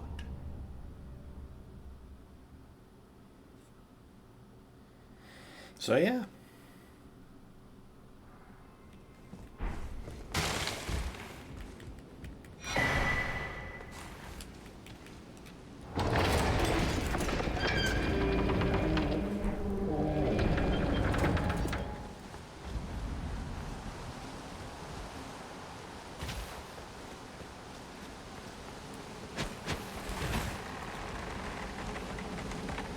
So we went with this starting class because it's got enough dexterity to use the crossbow that I want to pick up first.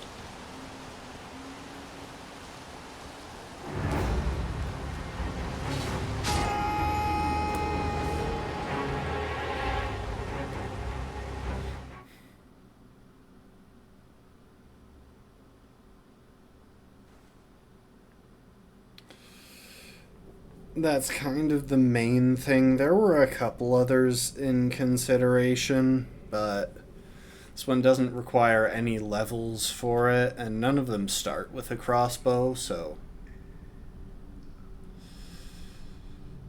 wasn't really too much to figure out. This will be interesting. So, fun fact, crossbows get no stat scaling. You need some prerequisites to wield them, but beyond that, they get no benefit from stat investment. Which means we're very free to invest heavily in endurance and vigor and mind in order to get buffs and stuff. After all.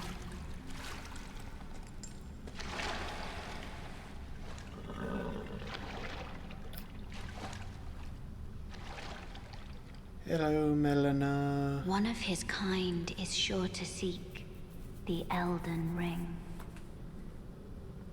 I do wonder why Melina didn't try and connect with any of the other Tarnished. Like, why were we the one that she decided to partner with? Who knows, maybe she's been chilling, waiting for someone to need her to burn the Erd tree for a long time, but none of the others ever got close.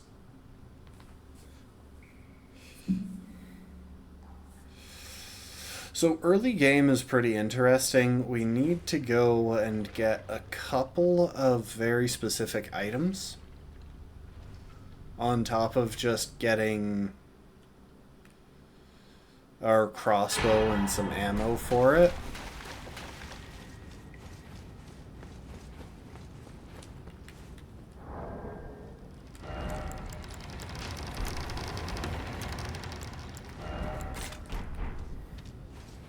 I'll put that on the button that I'm used to, but we shouldn't have much use for blue flasks for a little while yet.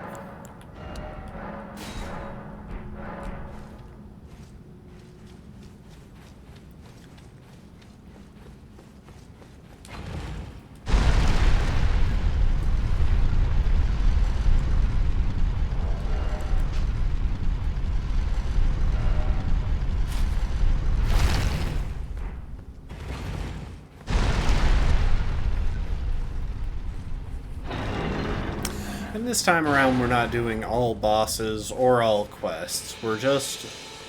So it's going to be all remembrances, because that's just how I prefer to play the game. I find it more fun to get all the remembrances.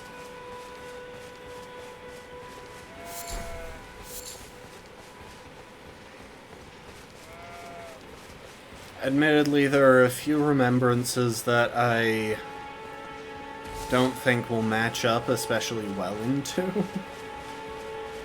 And there are a few other bosses along the way that I genuinely think will be terrible.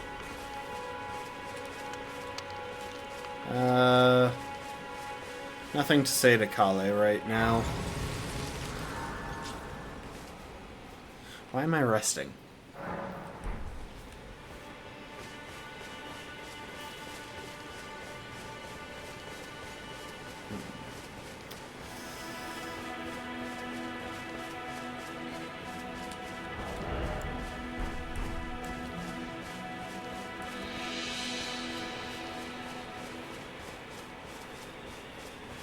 It's gonna be interesting.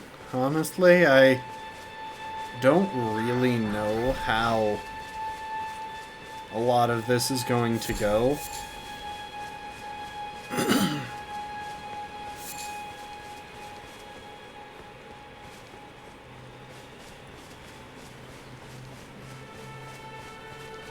Especially because I have no clue how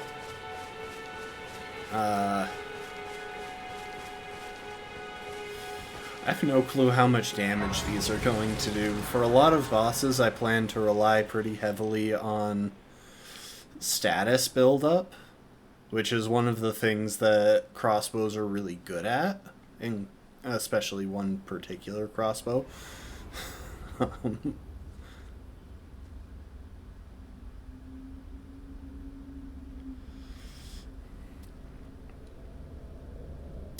So, we gotta get our Honda Accord. Greetings, traveler from beyond the fog. I am Melina.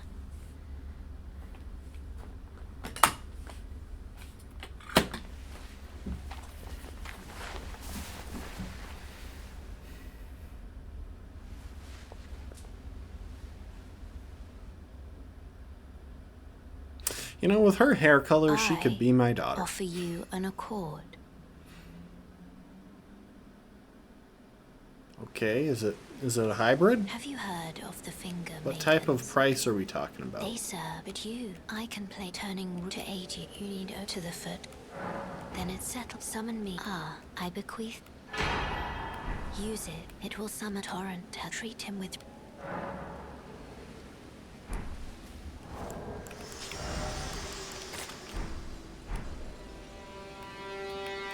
I am going to sleep, and I am going to pass time until day, though. I just prefer going through this chunk of the setup in the daytime. So to start off, there's nothing hugely complicated.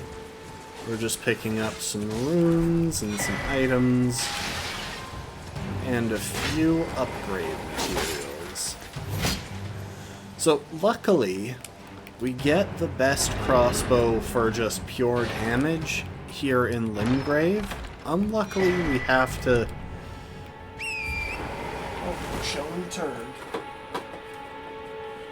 Unluckily, we have to clear a boss to get it, which means we need a different crossbow.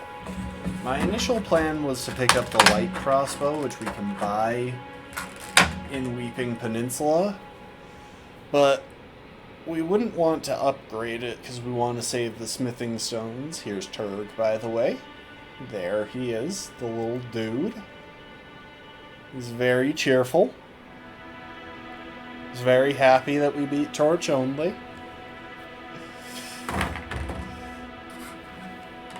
I feel kind of bad keeping Turg in the box, but like, out of everything, he is the one thing that I want to keep in really nice condition.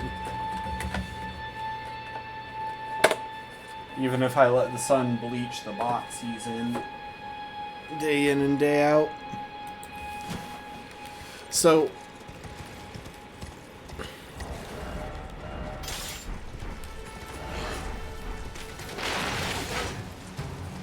I think I am going to keep this around.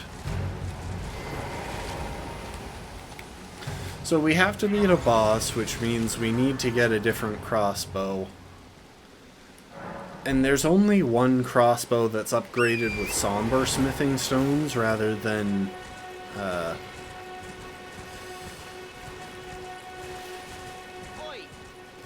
You there? Could you help us out, Hey Caelid? Bach, I'm gonna be honest, I don't think I'm going to do your quest this time around. You can just chill there and wait until I become Elden Lord. Like, you're a great dude, one of my favorite characters, but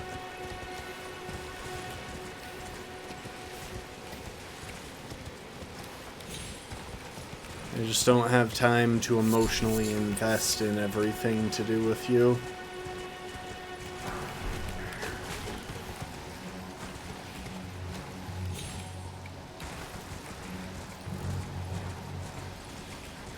So one thing that's going to be very interesting is that we're going to do a lot of crafting in this room.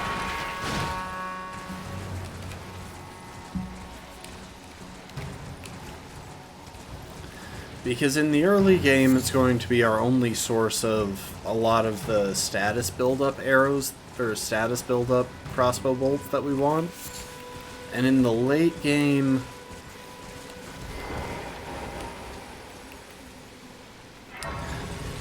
it'll still be useful because some of them are cheaper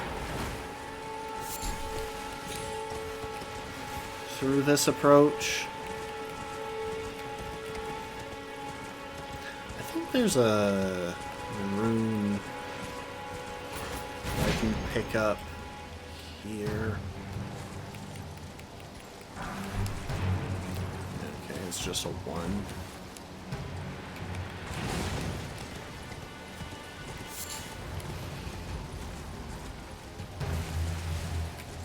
So yeah, we're grabbing all of the typical Limgrave early game stuff with a few handy additions. Where the heck was that thing shooting?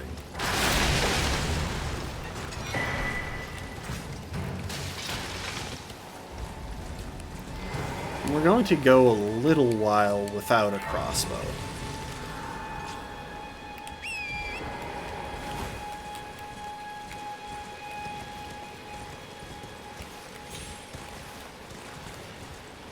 Just because the early game in Limgrave really doesn't require us to kill anything.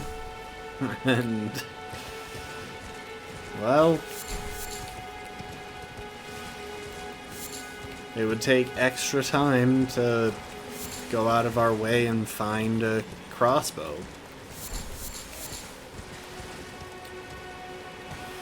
In fact, we're gonna go into the first boss without a crossbow.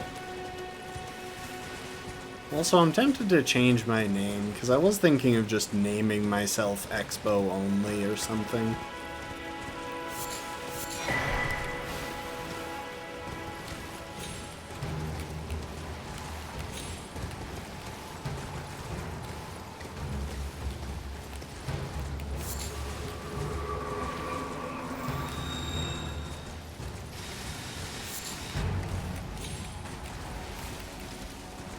I've been considering this route for a while to decide if... Oh, I should update my death counter as well. I'm not as concerned about the death counter as I was in the other run. So I was really trying to force myself to play intelligently and not throw lives away. But since I met my goal in terms of getting in with a number of deaths less than the number of bosses, it's not quite as stressful. No need to get the bleed grease there.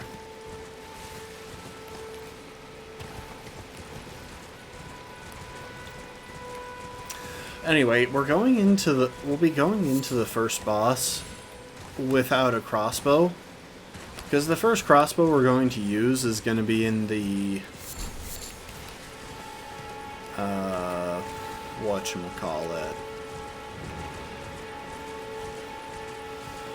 the Round Table Hold.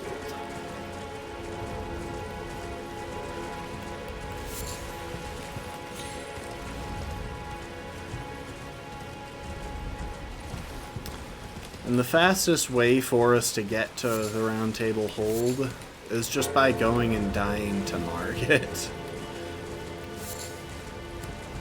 Early flowers, by the way, are in the routing because they're, I believe, used to craft some bolts. I could be wrong, though.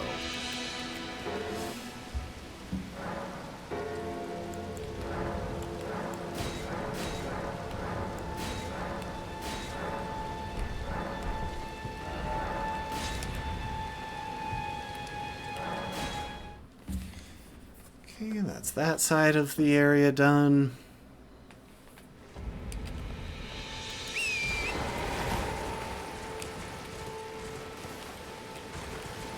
Hi, Arena. Not planning to do your quest either.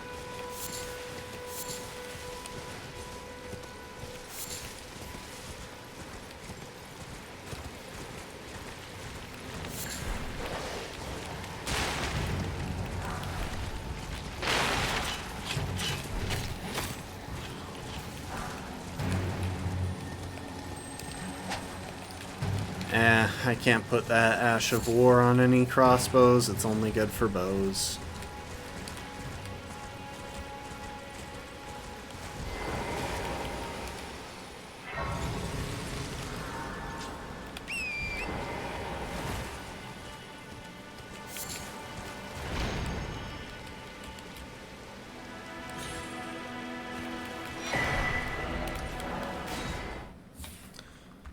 thinking about it, let's put our death on the table. It's not possible to beat Elden Ring deathless.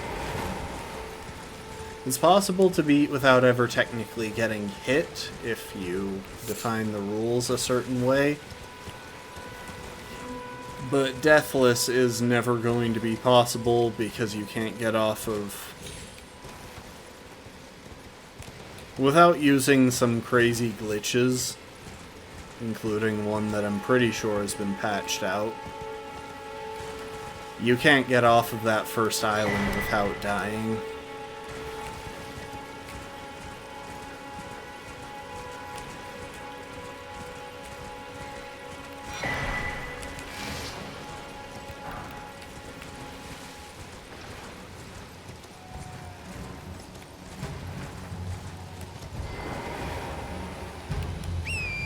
No need to pick that up. Now to introduce y'all to a place that we'll be very familiar with by the end of this run. This is where we get poison blooms, which are one of the 2 ingredients in poison crossbow bolts, which are one of our main which are going to be one of our main sources of damage in this run. Which means we're going to be visiting this place a lot, because this is the only place in the starting area where those things respawn.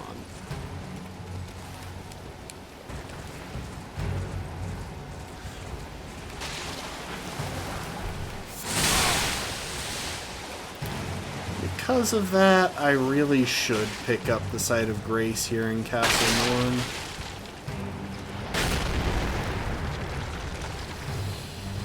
And honestly, I should kill this thing, but... well, I'm not using a crossbow yet, so...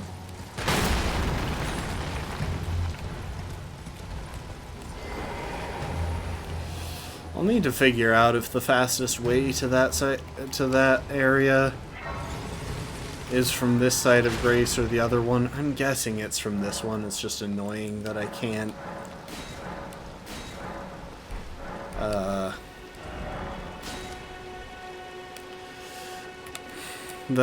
add, or that I can't get on torrent from here. Okay, that's that area taken care of.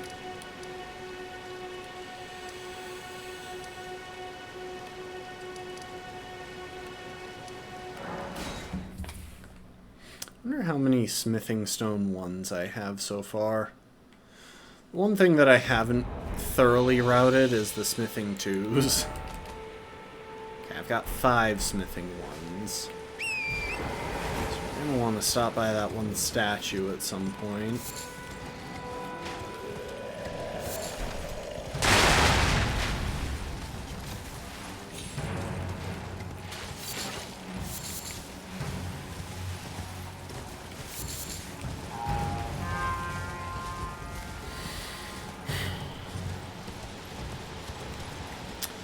Fun little detour that we don't normally do in this. There's a talisman that we want over here. One of a handful of talismans that buffs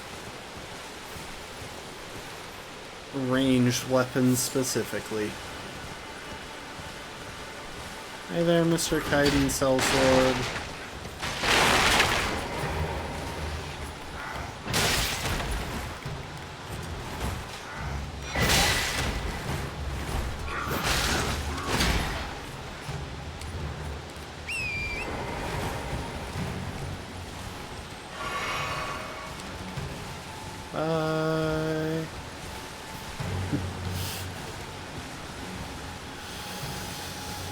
Yeah, that wasn't stressful at all. I definitely didn't expect to die there.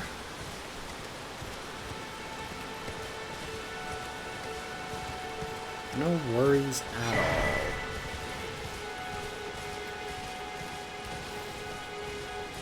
So at some point we're gonna have to deal with the...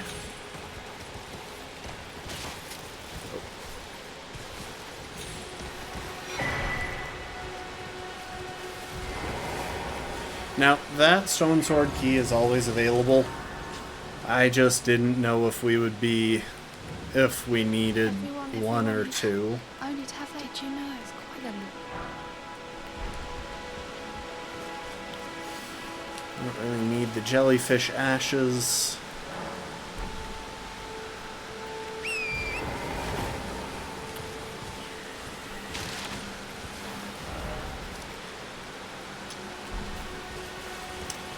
Okay, we're gonna take a quick detour down here.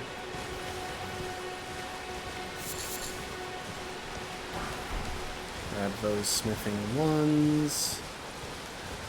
Is there a graveyard somewhere around here, or am I thinking of somewhere else?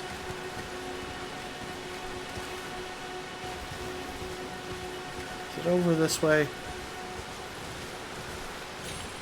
We need a lot of runes is the thing. There it is. Because if we run out of runes and can't get more... if we ever can't get more crossbow bolts, we do just kind of lose the entire run.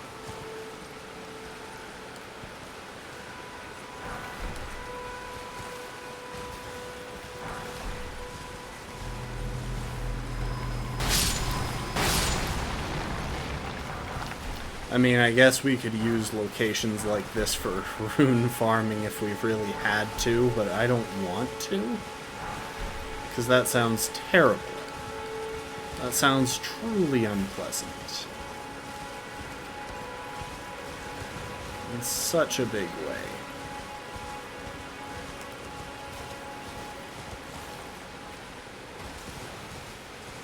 Okay, we get this guy here to come along with us. Your friend can come too. Because I wanted the item that was at his feet.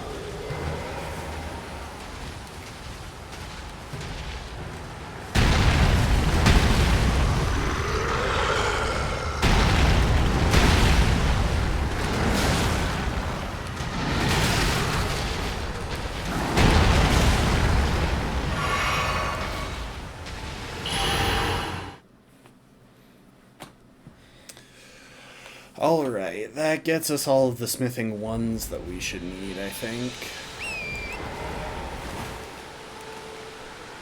Yeah, okay. That's enough smithing ones for this first area. Because unfortunately, the best crossbow we can get in Limgrave is still a smithing stone crossbow. In fact, the one that we're gonna pick up from the Round Table Hold has some of the lowest damage overall, but it's good for sniping, which means it'll also be helpful for us to get bones that we're going to want for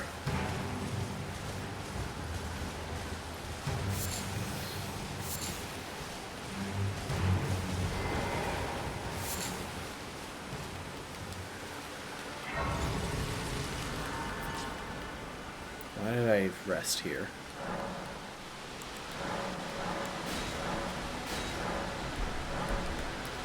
So, we're gonna want bones to pick up... Oh, I should go this way. I'll save getting... You know what? No, I won't. I was going to save... Actually, yeah, getting Golden Vow with the crossbow is probably going to be good practice.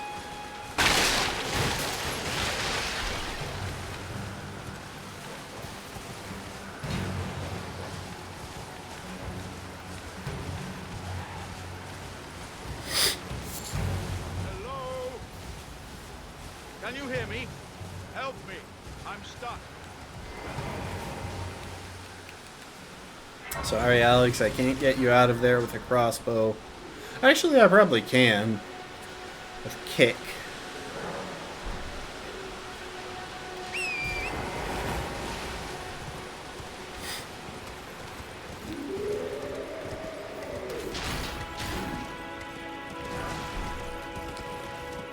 I couldn't remember if that was ones or twos. Oh, Are you here as a customer?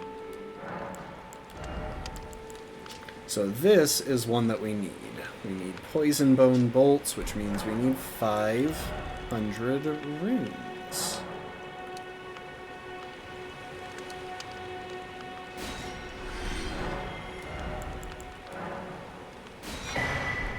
I'm afraid of... While I'm thinking about it, let me double check where a couple other things that I'm going to need are.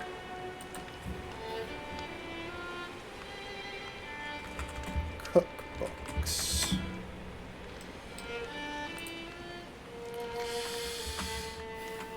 Bolt. Oh, hang on. This is probably toggled to only show the DLC stuff for some stupid reason.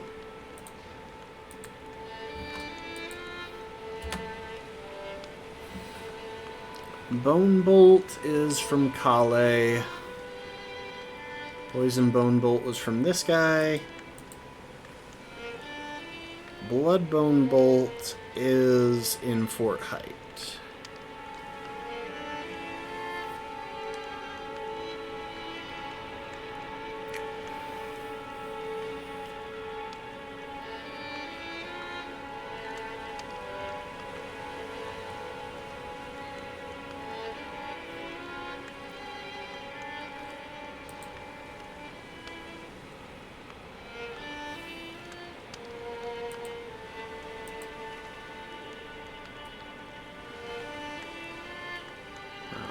Firebone Bolt is east of the coastal cave.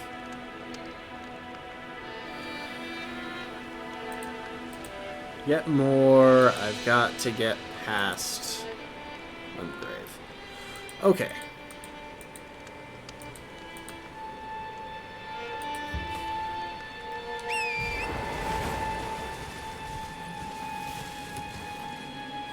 Yeah, runes are just kind of a big issue for this run.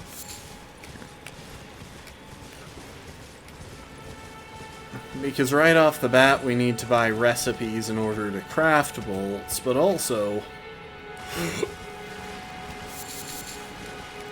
even with crafting bolts,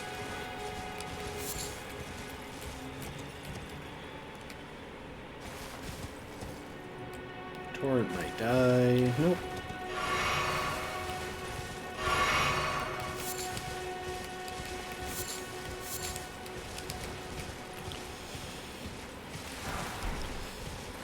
There are going to be times when we want the better damage from the bolts that we can purchase, and there are going to be times when we just want to be able to buy our bolts rather than having to hunt and craft for them. Especially because I have absolutely no idea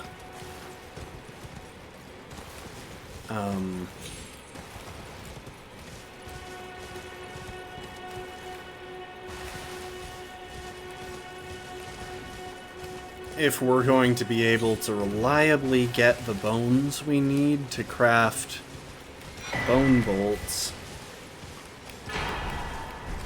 with one shot apiece. That's the tricky part here.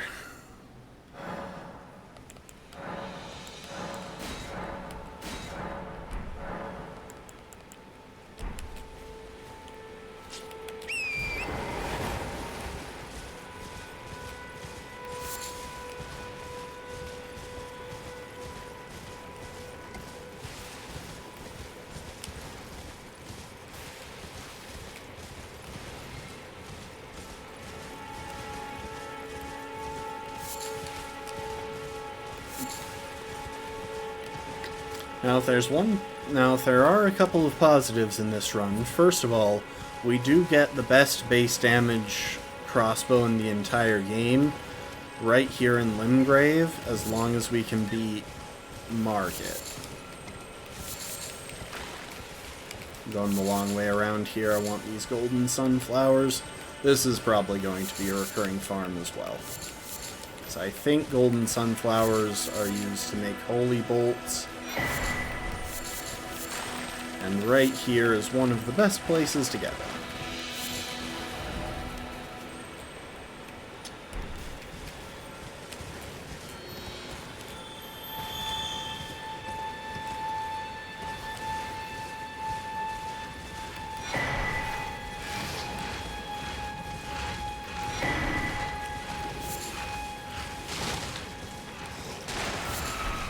Ooh, beast bones, nice. See, that's usually a bit of a dud pickup, but if we can snag those, they give us...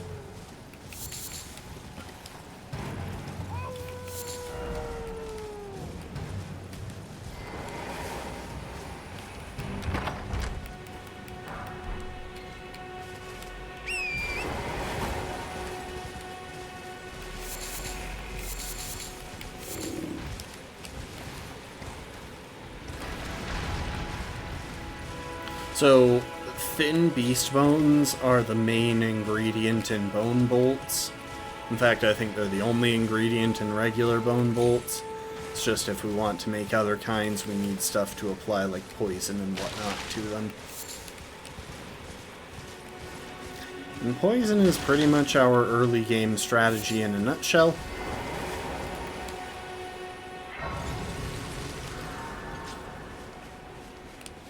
Just want plenty of poison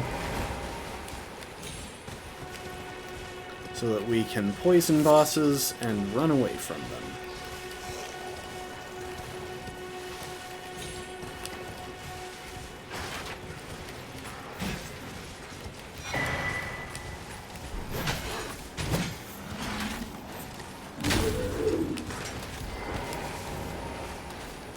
And Fort Height is another important farming location, because it has blood roses.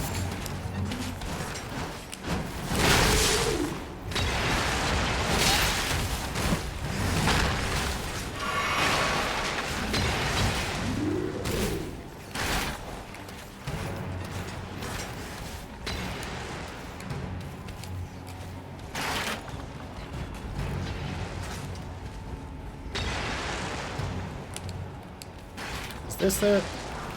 Oh, that's smithing stones.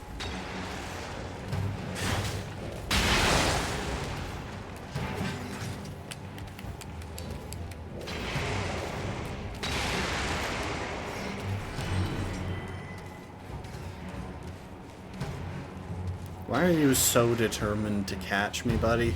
Like, it's kind of just pointless.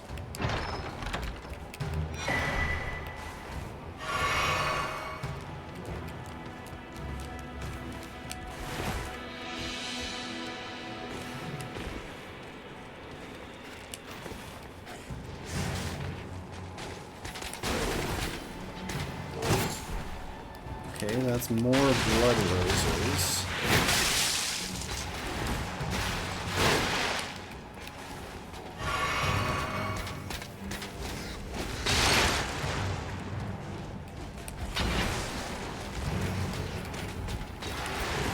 Is it in here?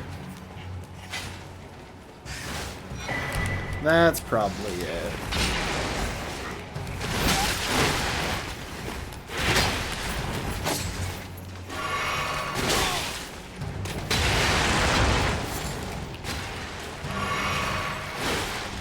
Sorry, I don't want to lose these runes because they could actually turn out to be handy.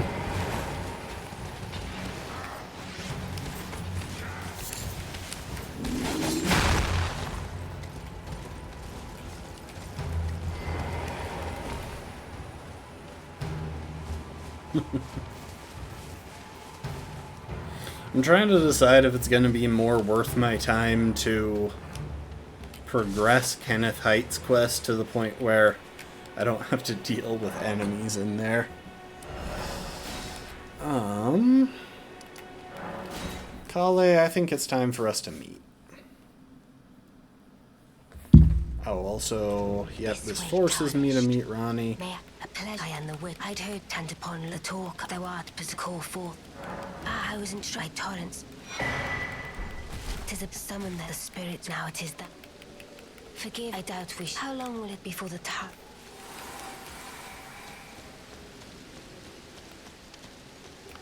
And I can also that you're not after then wine. I am Caelid. The howl, I suppose. I know. Next time you don't fret, I just have an ink.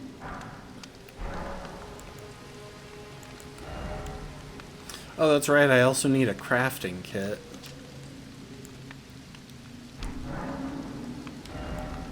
Okay, so that's... I need about 800 runes total.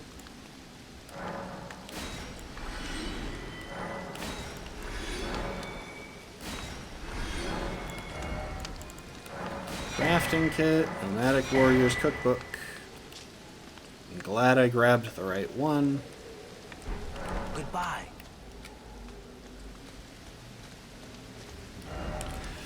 Okay, is that everything I wanted to pick up around Limgrave? I think it is, other than just getting specific runes. Like, it might be worth it to visit that graveyard and that one for their rune drops, but for now, let's just head off and take our second death. Also, let's upgrade our flask. So just physic. Oh, I can upgrade my flask.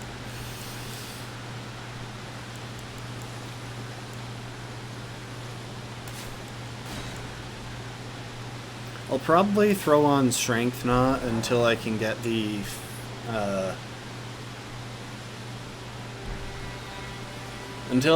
investment to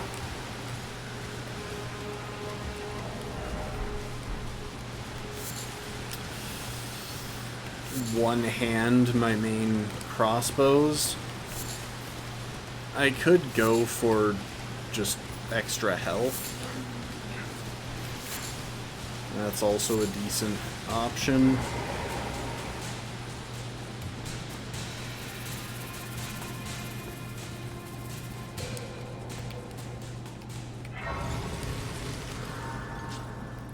Anyway, let's go die to Margit.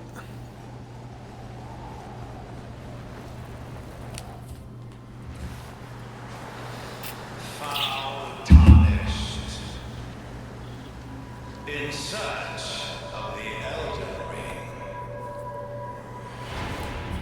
Emboldened by the flame of ambition.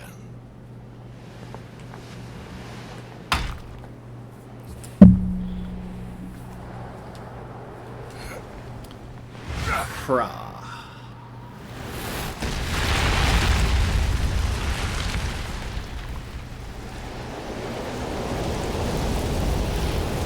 Someone must extinguish thy flame. Let it be marked. Let's see how long I can parry him.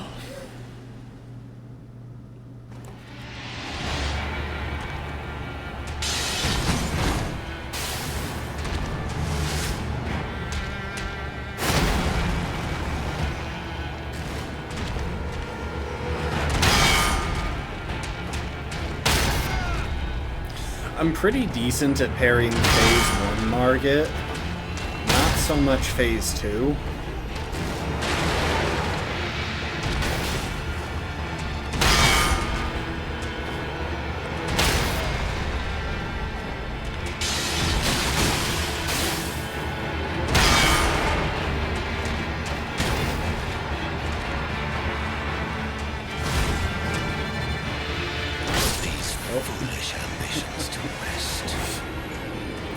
Kind of funny. I've been watching a little.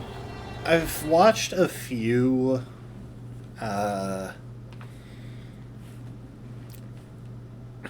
interviews with voice actors from Elden Ring.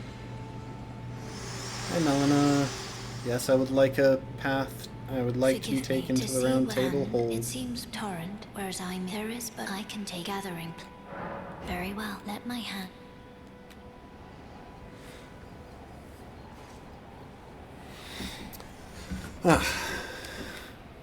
Hand holding.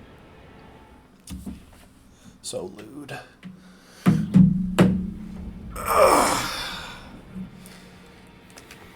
Anyway. Hi, Corin. Welcome. I teach and explore so that one ensuring by the way. You do most time you are well. May the Golden Order. Oh, that can't very well. It is. Allow me. House, remember your. I can't remember what I was saying. I'm well. The honor of one. By the way, she's my servant. Take your eyes off you find her. Be sure to she's a servant. She's been my I've lost count of them.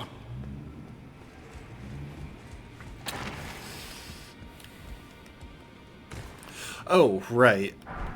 With a lot of the interviews that I saw, I get the impression that a lot of people who were voice actors in this game have no idea just how rabidly loved their acting in this game was.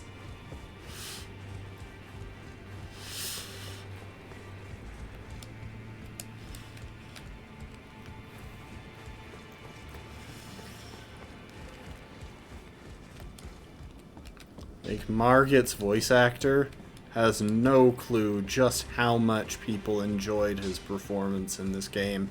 And he's one of the best voice actors in a cast of pretty dang good voice actors. Oh, that guy's either on it, or that guy is rocking double curved swords. This is the reason that we wanted the stone sword key, is that I wasn't certain just how... Okay, we are going to remove those black key bolts from our setup because those are extremely valuable. There's a finite number of black key bolts in the entire game. Anyway, I wasn't sure how many stone sword keys this statue took. How many did it take? Looks like it must have only taken one. And then I must have picked up another stone sword key somewhere.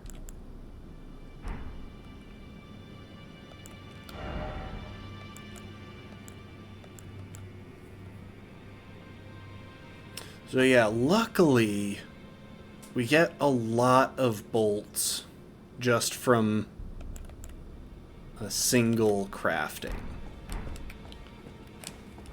But this right here is our current main crossbow. We're gonna upgrade it a couple of times. No matter how you're...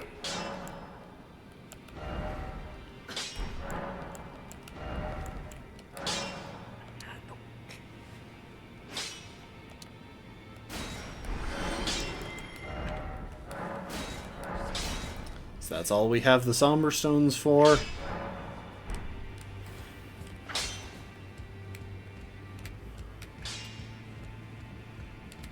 And then we're gonna go ahead and start making the bolts that we need for Margit. Okay.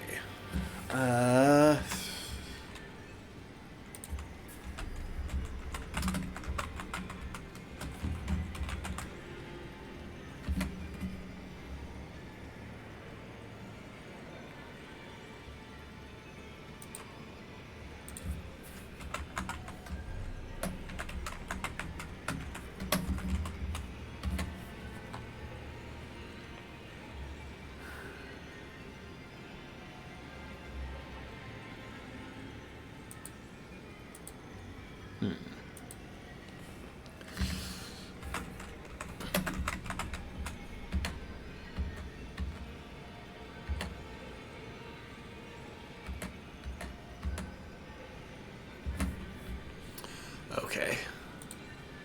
For some reason, I thought that...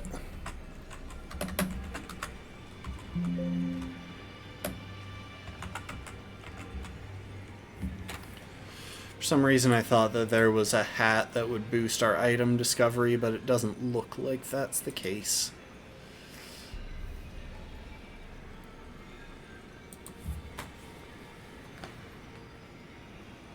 Oh, it takes 2 thin beast bones to craft them. Anyway, thin beast bones are actually what I kind of needed.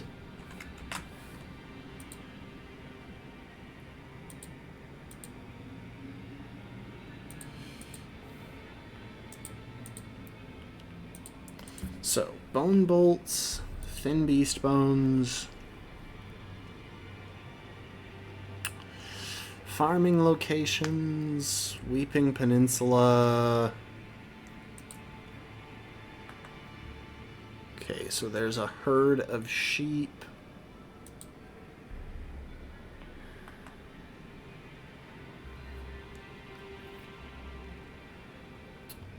Yeah, and sheep have a high chance of dropping it, so yeah, that seems like the way to go.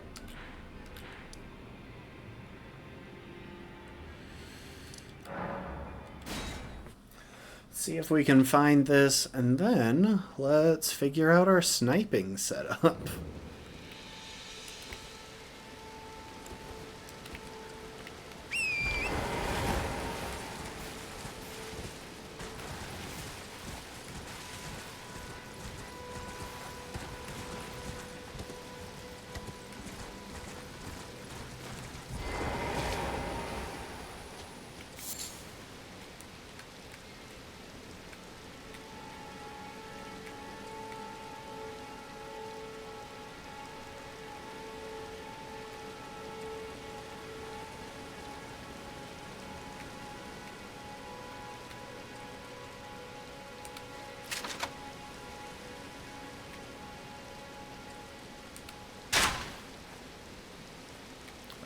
Okay. That is less than ideal. That's better.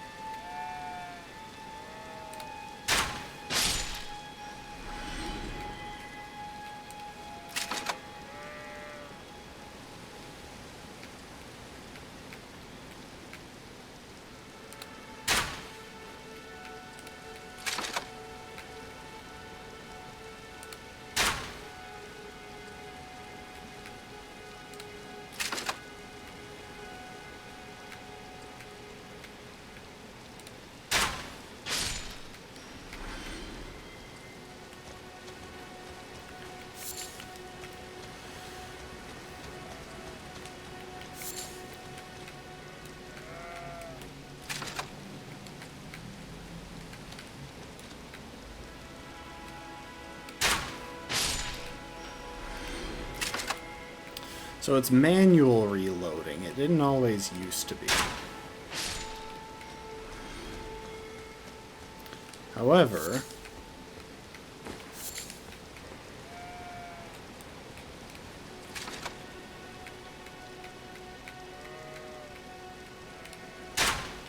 dang it.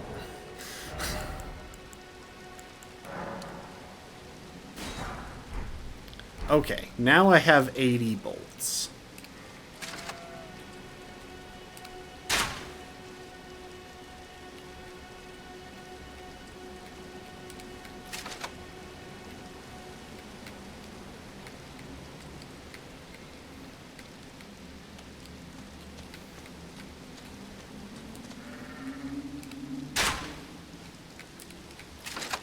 Okay, that one, or no, I've got 40 bolts.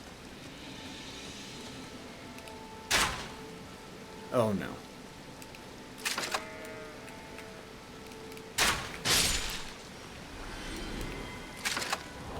Also, before I forget, let's get the Arrow's Reach talisman. It prevents So our long-range shots will get better damage than they otherwise would.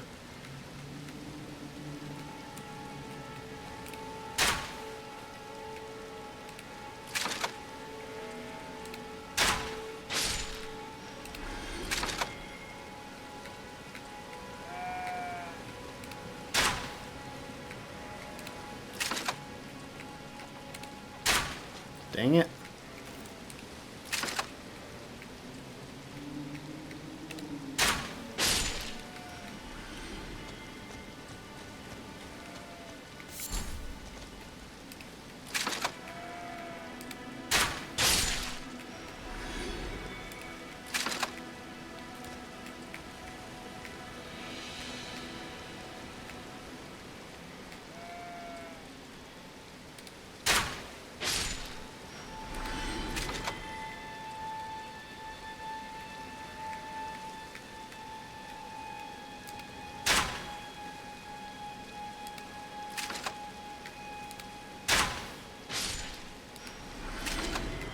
I swear they're less likely to drop them if they see you coming.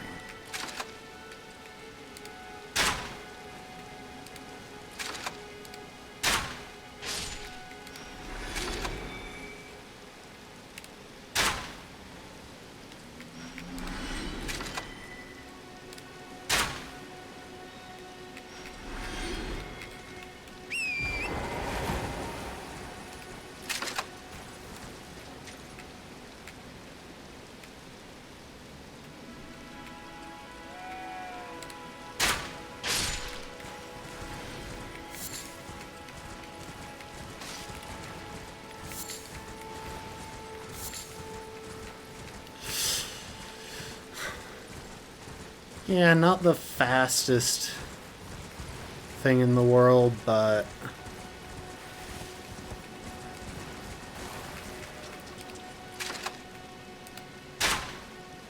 how do you keep dodging?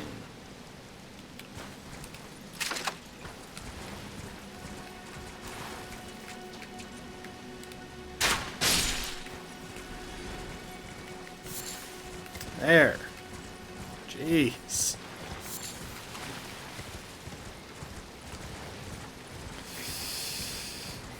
However, I can see why that was listed as a good farming spot, because we did get a lot there. And I imagine that if we could attack with a melee weapon, we would get even more.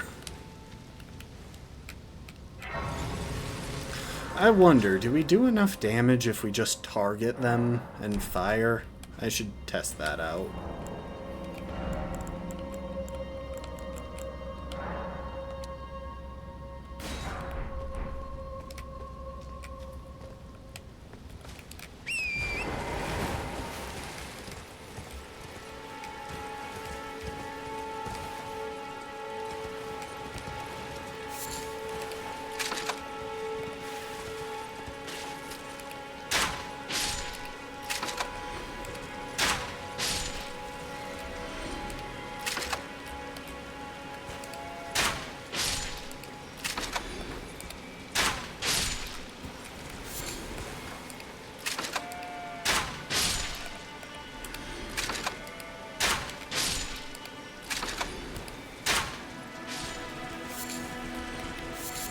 Okay, I absolutely should have been doing this the entire time.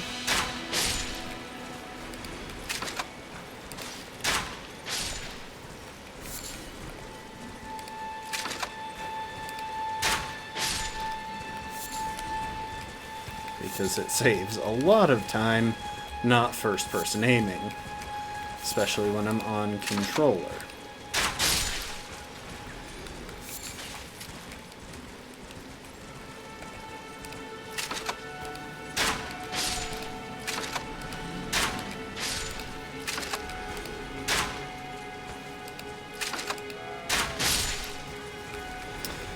Luckily, being able to reload this manually does have its perks.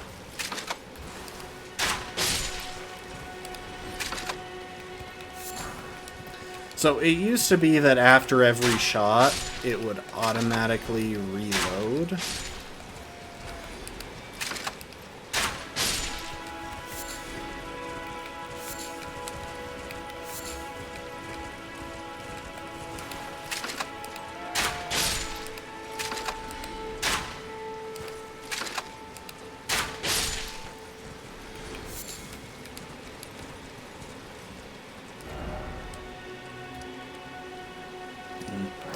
I think coming down from the Church of the Pilgrimage is probably just as fast.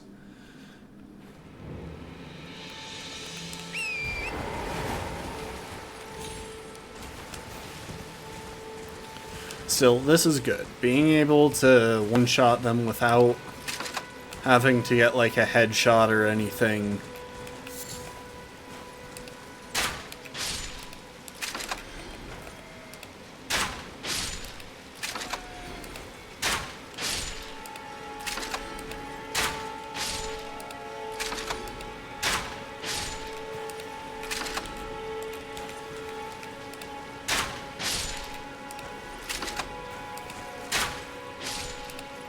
Makes this whole thing relatively simple.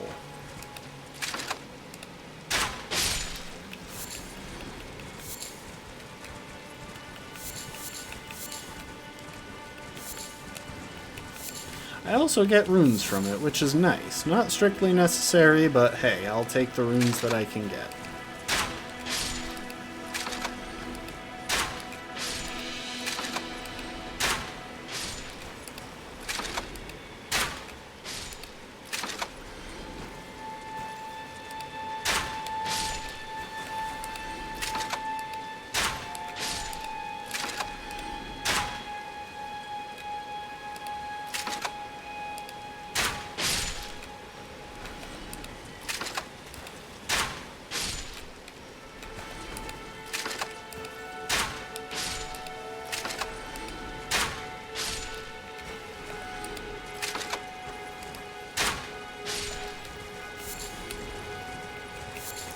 I don't even have to dismount Torrent.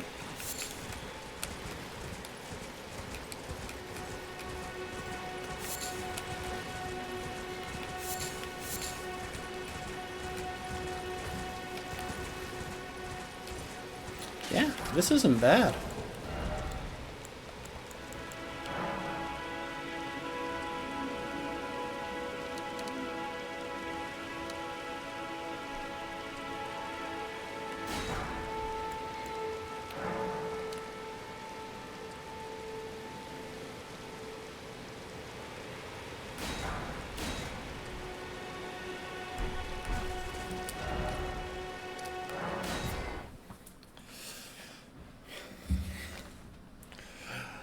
Obviously, this isn't the most interesting run, or part of the run, but once we get to facing some bosses, I think it should improve significantly. Honestly, it's been a while since I had a nice, reliable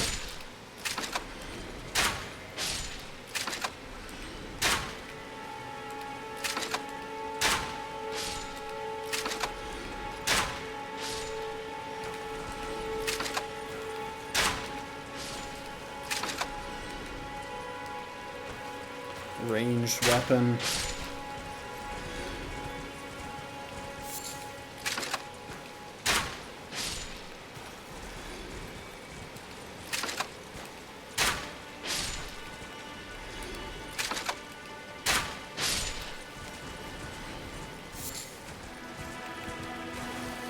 I've kind of forgotten how to fight at range. My first character had a lot of ranged options because he was a half-caster.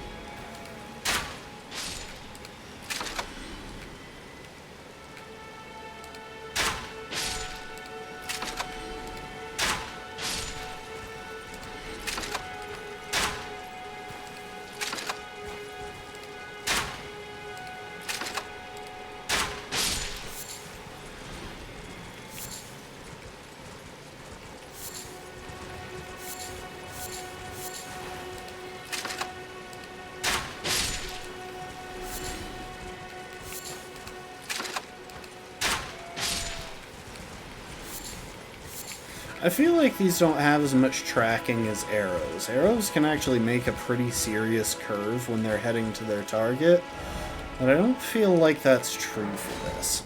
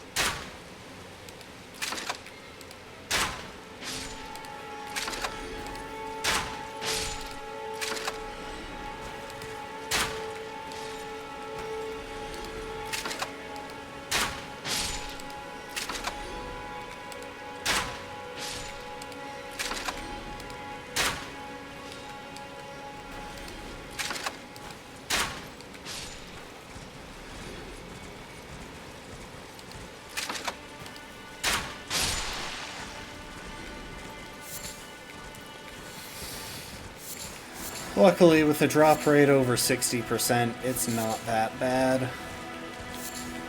I think I'll keep going until I've got the 600 runes for the fire bolt recipe.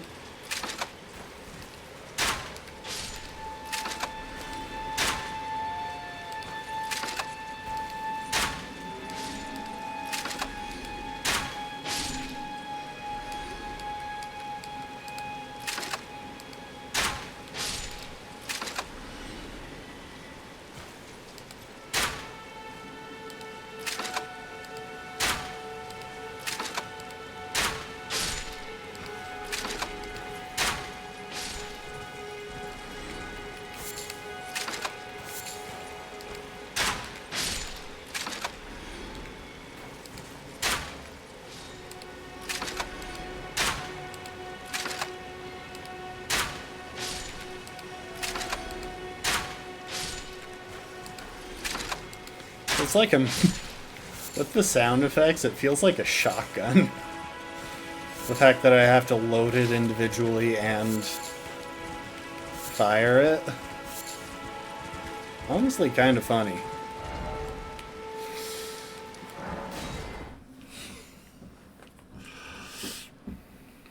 Unfortunately, a lot of this run will wind up being farming of one kind or another, because we need to farm the flowers in order to get our status arrows, and we need to farm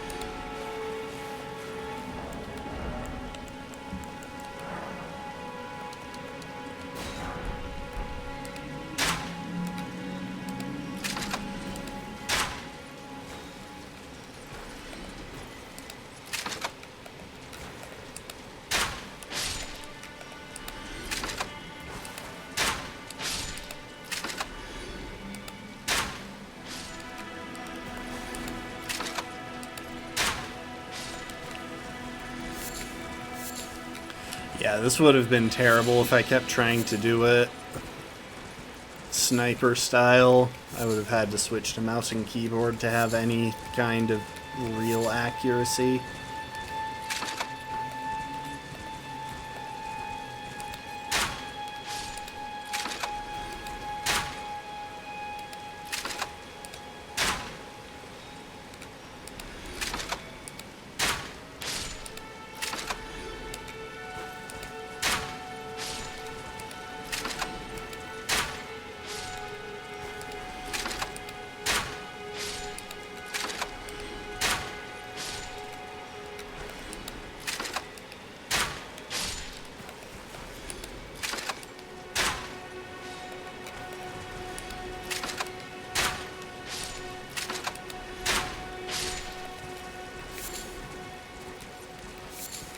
Oh, there are even more down the hill a little bit farther. That's handy.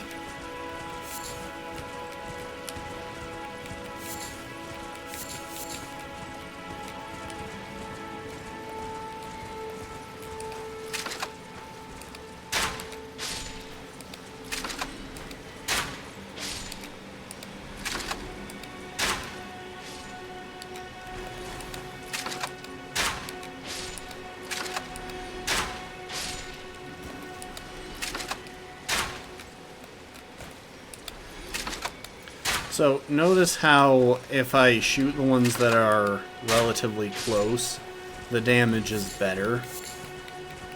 Whereas if I shoot them from a distance, the damage drops off. So part of what's making sure that that drop-off isn't too steep is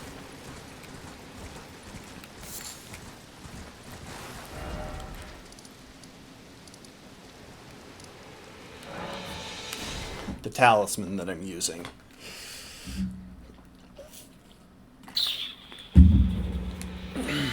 Which increases the maximum range of my bolts and arrows.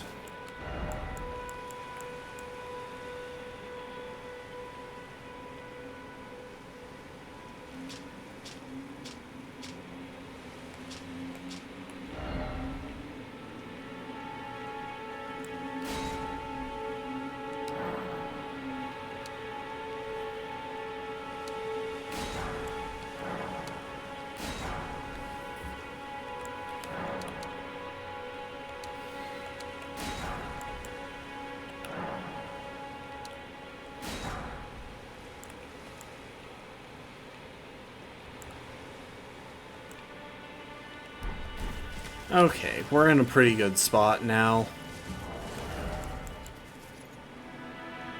Oh, wait, crap. Most of the bloodbone bolts that I tried to craft were bloodbone arrows. I'm so stupid. Ah, that sucks.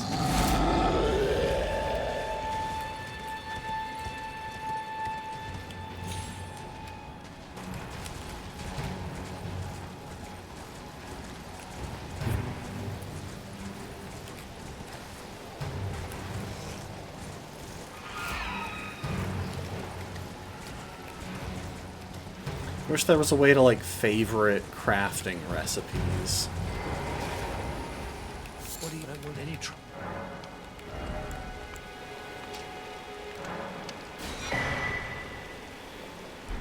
Well done? Well, Bill.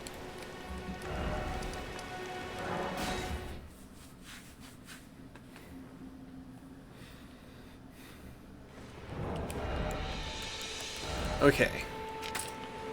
We're gonna go do Margit.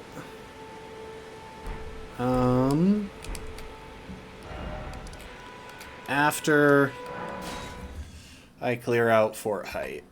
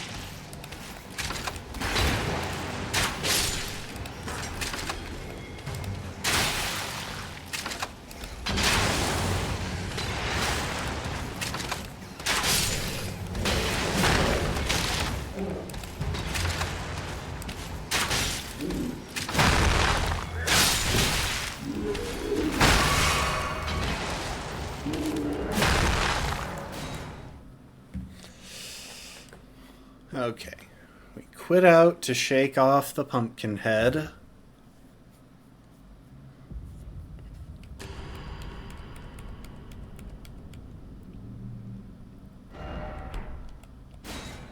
So the main reason I'm quitting out is actually just because I want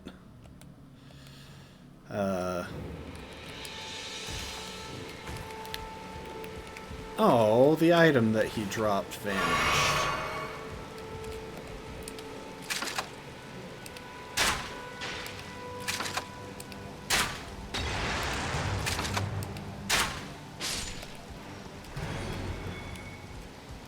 So by doing that,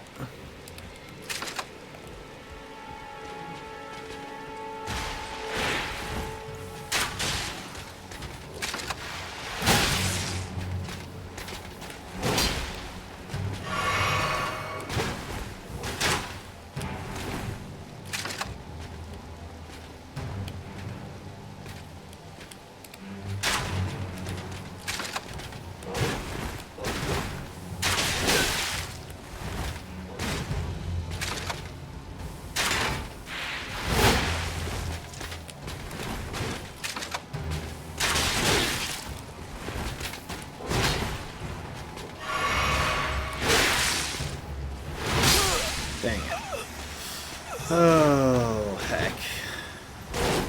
Okay, this is going to be harder than I had hoped.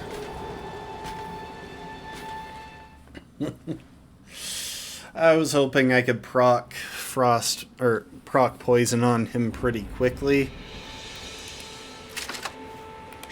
I am less confident in that plan now. I really want to get rid of him because it would be handy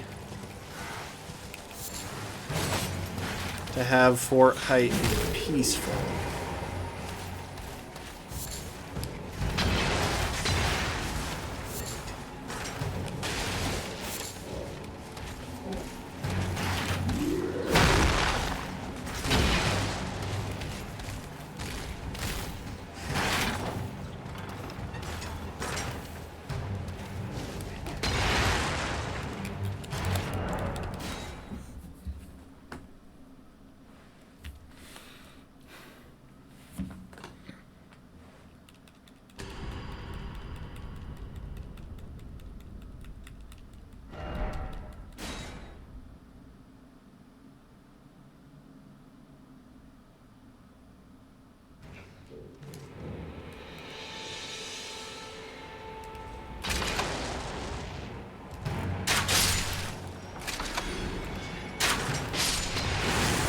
Cheeky headshot, I'll take it.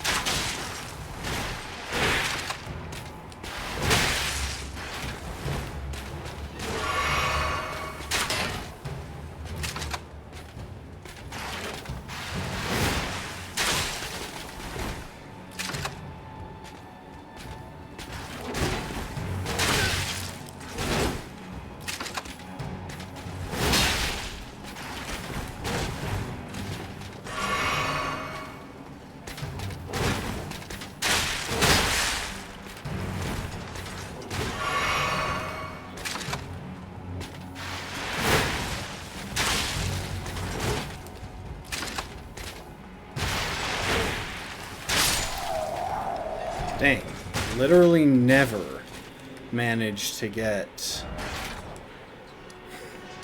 the poison proc. That's not good, but then again, I think knights have pretty good resistance to poison. I'm just worried that it's an issue with the buildup that I'm inflicting, because if it is, that's... why did I do this? Words, if you wish. Of course, tell me if you should. Shall I let my... share them with me? Can't quite level up.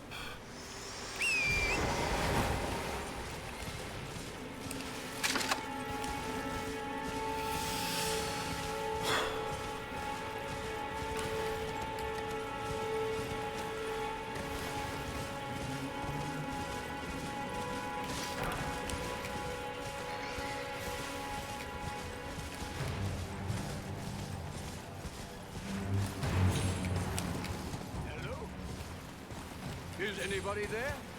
Someone who might be interested in rescuing the great Caelid Height? Well, no. Despite you might have untarnished, I want you to knight. Remarkable. Fine word out the doubt. Go on. Right there. Much. What's that look? Well, even the which is why just you. Okay. Now he'll head to Fort Height, it'll get overrun by demi-humans, and I have to kill them.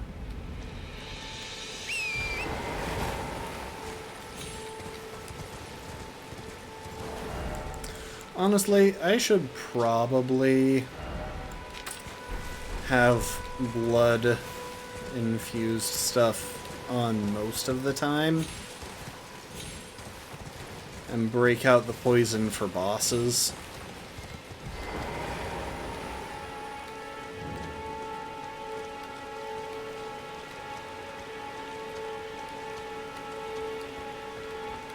Wait, what the... Why are they already dead?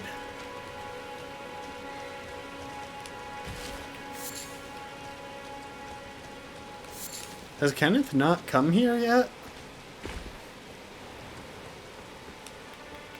'Cause I know there are supposed to be angry demi-humans here if Kenneth is around.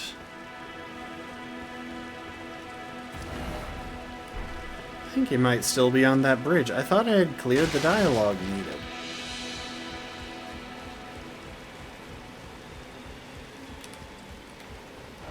Well, crap.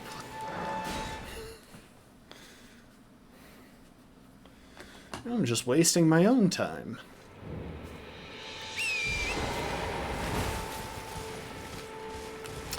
Also, since I have a feeling it's going to come up, for the most part, I don't plan to count ballistas, or hand ballistas, as crossbows, but I'll shake up that rule set if I need to. In particular, there's a merchant that I'm probably going to want to kill in Mogwin Dynasty, and for that guy, I might just break out a ballista, because if I don't kill him in one hit, it's going to be frickin' Would you like? I see bright. Enter to know. What say you?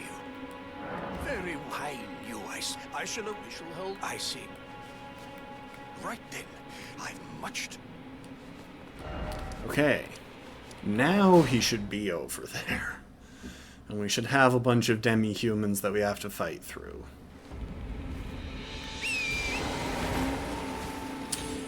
And unfortunately, this farm for blood roses and the other farm for poison blooms are probably both less than ideal.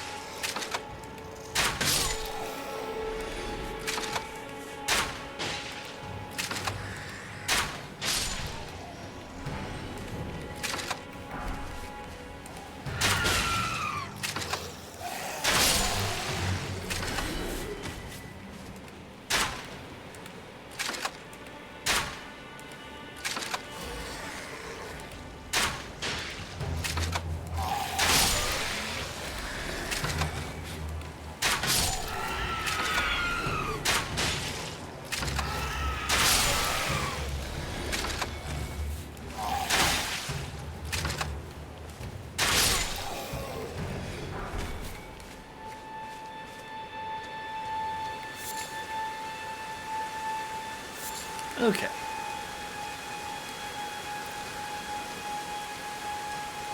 Oh, there is also a boss that I want to fight for a bell bearing that lets me buy bones, since that would save us some time at the very least. Ooh, and I can level up. Nice.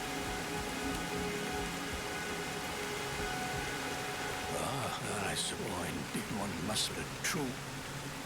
I'm said I have the great, but now for a true.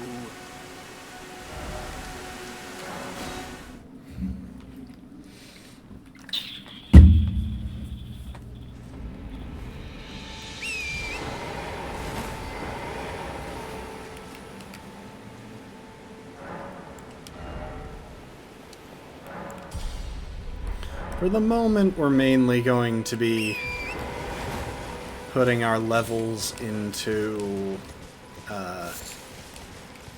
vigor. Since we can use this while two-handing, there's no real rush to be able to one-hand it until we can get the jellyfish shield. Oh, wait, what?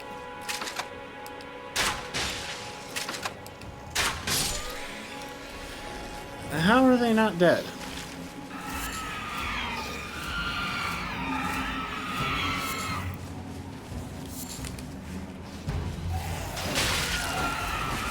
Well...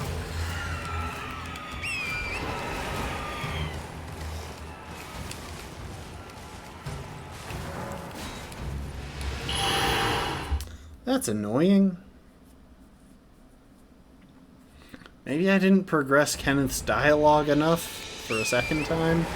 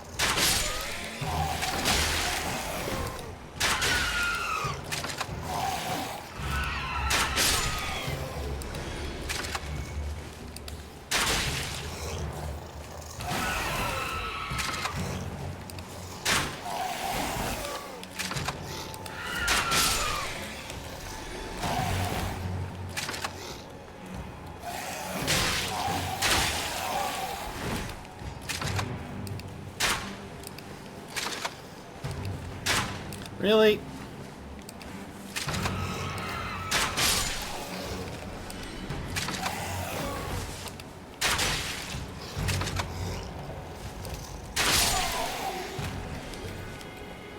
Would you guys please just stop getting confused about where to stand so that I can actually hit you?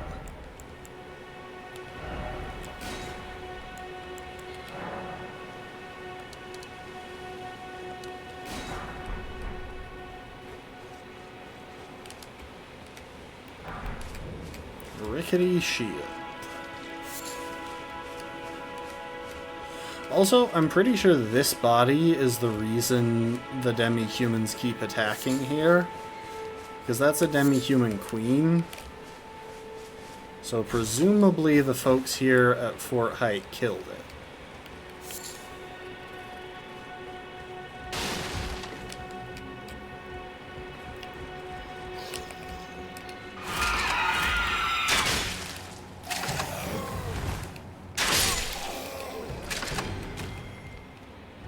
Okay, common mobs seem to go down to 2 shots apiece most of the time. I must speak for a true one.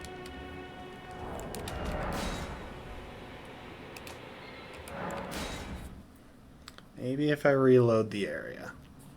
I just want to make sure that I've fully progressed his dialogue. Hey, maybe I can't... maybe the enemies don't clear out until some other flag is cleared. Like, maybe I have to clear Margit or something, but... I must speak for a true...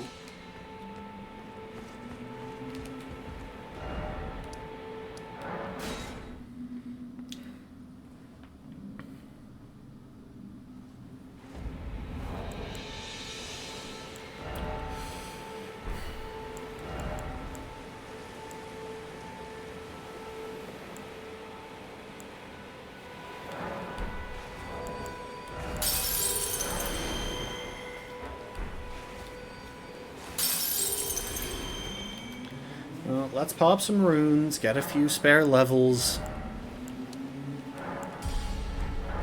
While they're nice and cheap.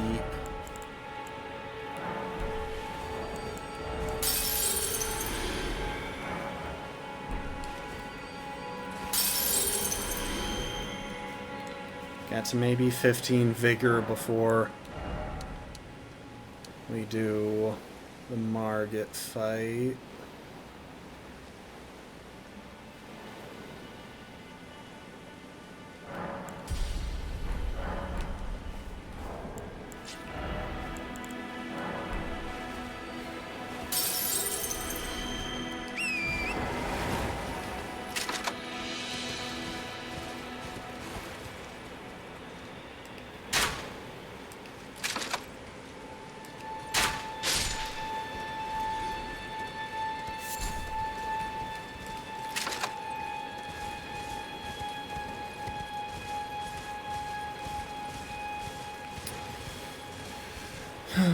one of these wolves over here should do the trick. There we go.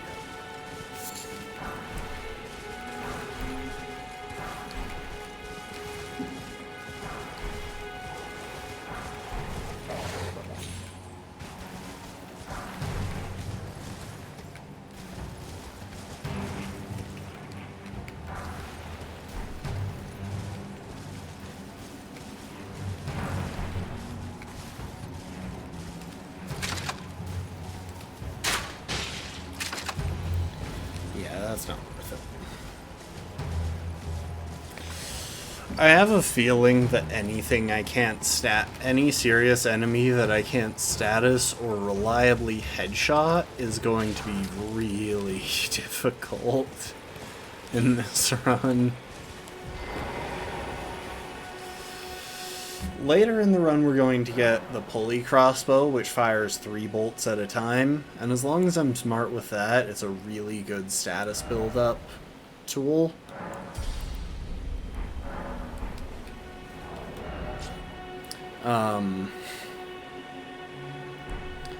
But until that day...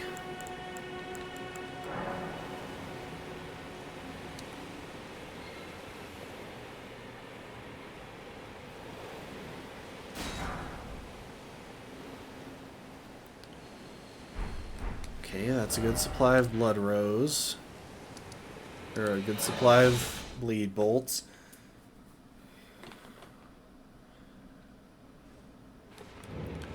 I'm gonna need more bones. Also,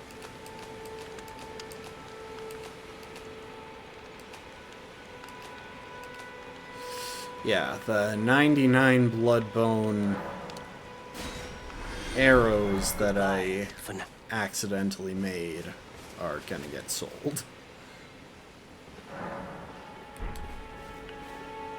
And then the other 11 are. Wait, well, you'll...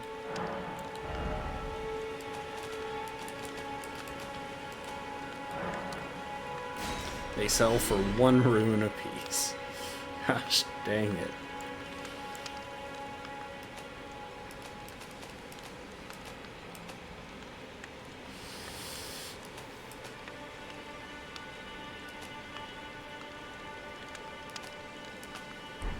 Goodbye for now.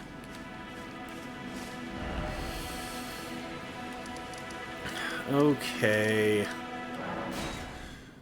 We're gonna go get more bones, because apparently we need a lot of those. No, I thought I needed to load. It's also so funny to me that it doesn't matter what button you hit to load, the bolt type is determined when you fire.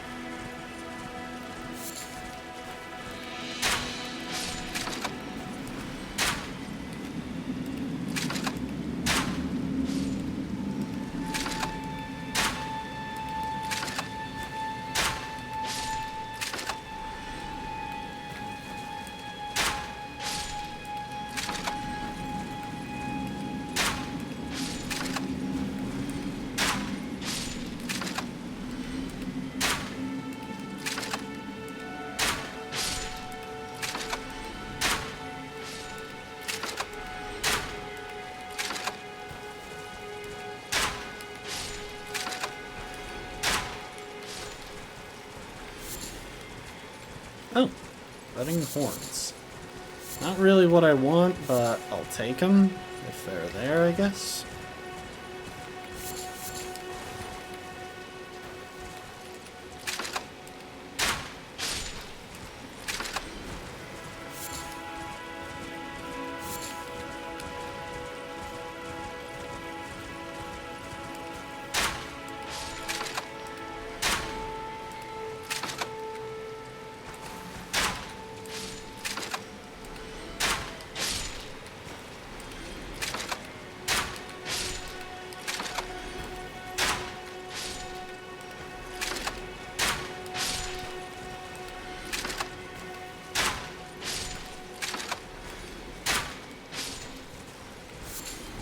Yeah, crossbow bolts have very little tracking.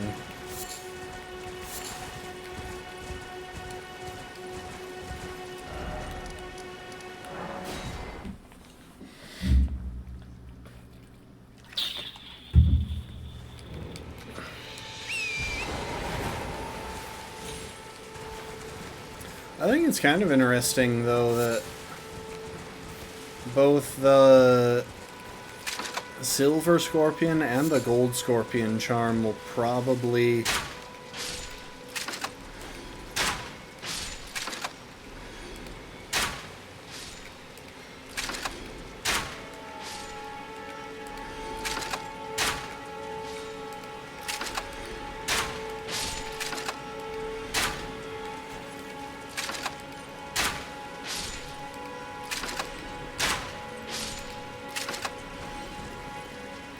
be really useful for these farming sessions.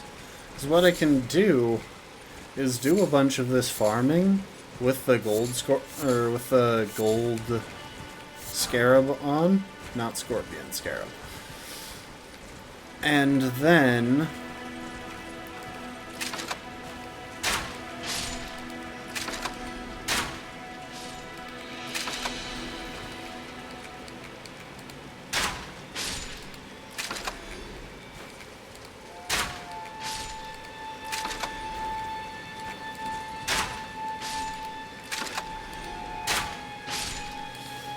the extra runes that I get from that will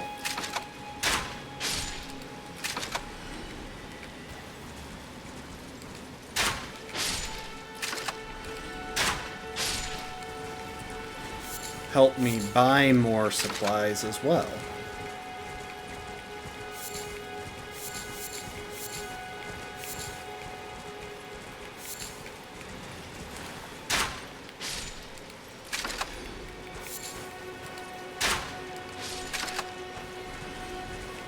Thank you for the stand, Rafkin. And yeah, getting shot by a crossbow probably doesn't feel great. At the very least, the sheep die in one hit. Which I'm guessing needed those two... Oh. Talisman... Or those two...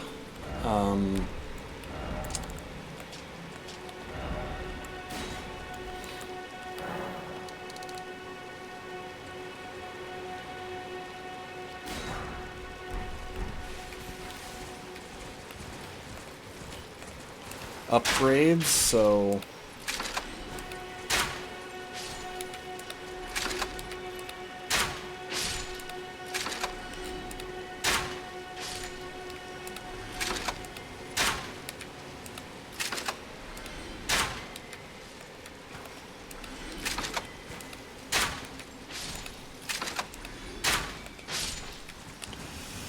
I'm glad that I went this route, because farming this with another crossbow probably would have been pretty terrible.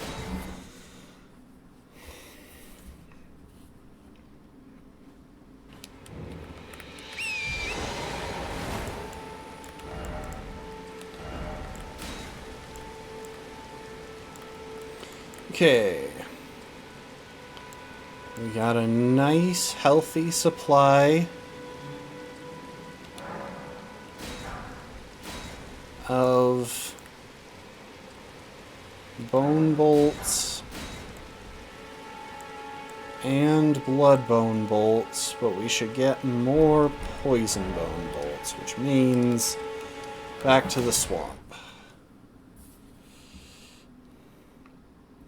And unfortunately, I'm pretty confident that this is a terrible weapon choice for killing this guy.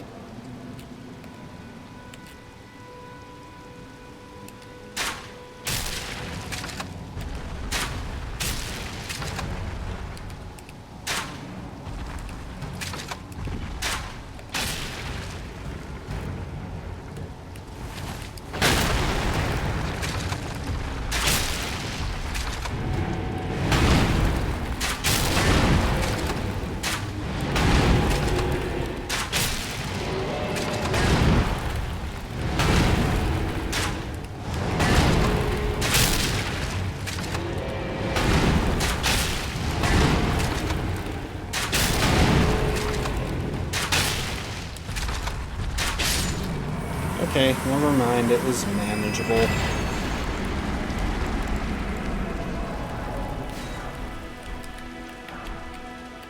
We got a bunch of great arrows that we can't use, but hey, we got that guy out of the way, so that'll make our trips to the poison swamp up here much easier. Although I did...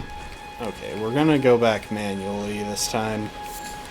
I'd rather set things up so that I can warp back with the Mark of Grace, but I don't want to waste these runes.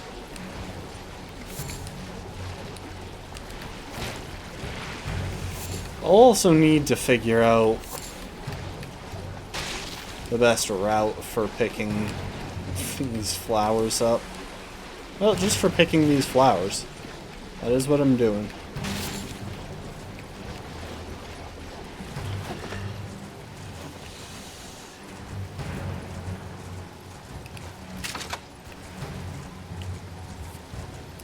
I also need to get some good habits going in terms of just always having my crossbow loaded.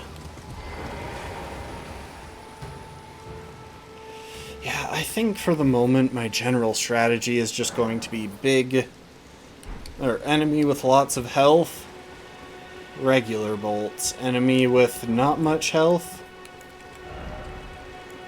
or enemy with lots of health, blood bolts. Enemy with not much health, regular bolts. And poison when needed. Okay. That'll make it much easier to feel okay warping back with the Mark of Grace.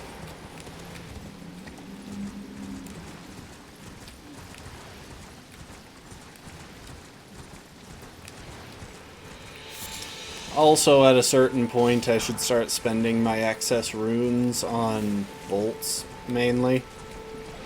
Just buying them. Oh right, there's a giant crab here. Huh. Okay, so there are two down the middle there, one on the side, a couple down the middle here.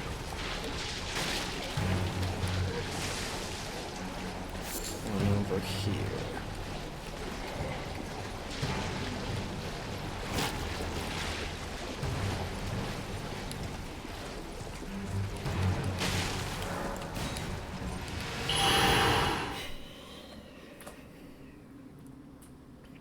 So I think regular bolts are like 20 runes apiece. Not cheap, but not game break. Not bank breaking either.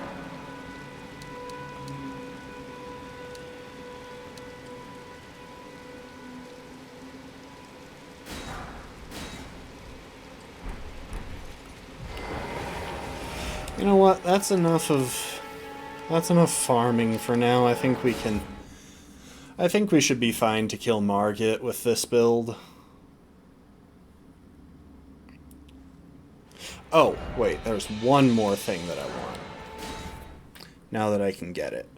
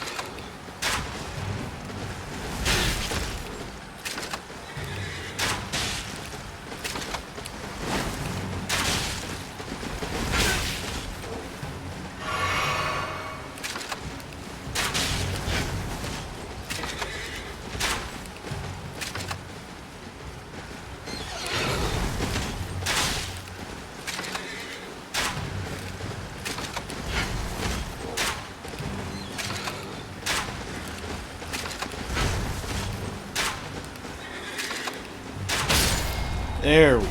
Jeez. Alright, horsey. You're free now.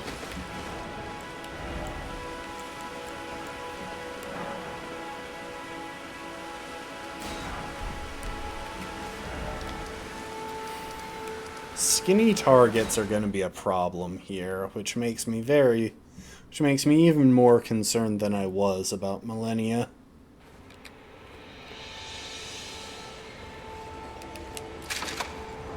Okay. So for this, we're swapping to our bleed. Oh.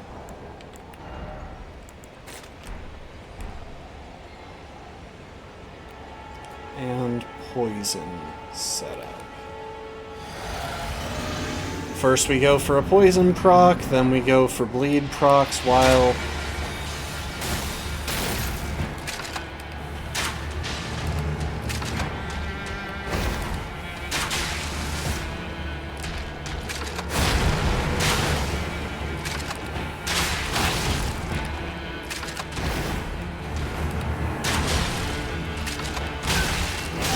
What the heck? I have never seen that combo in my life.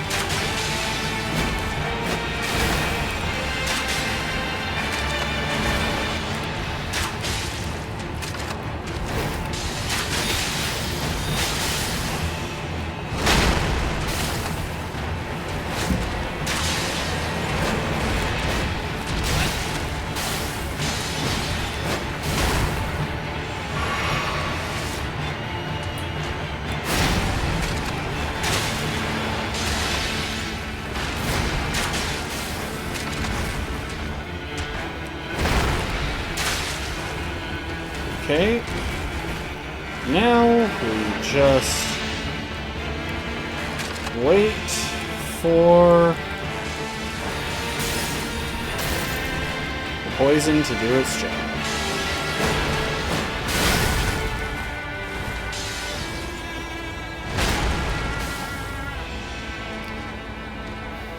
I'll hydrate in a second, last one.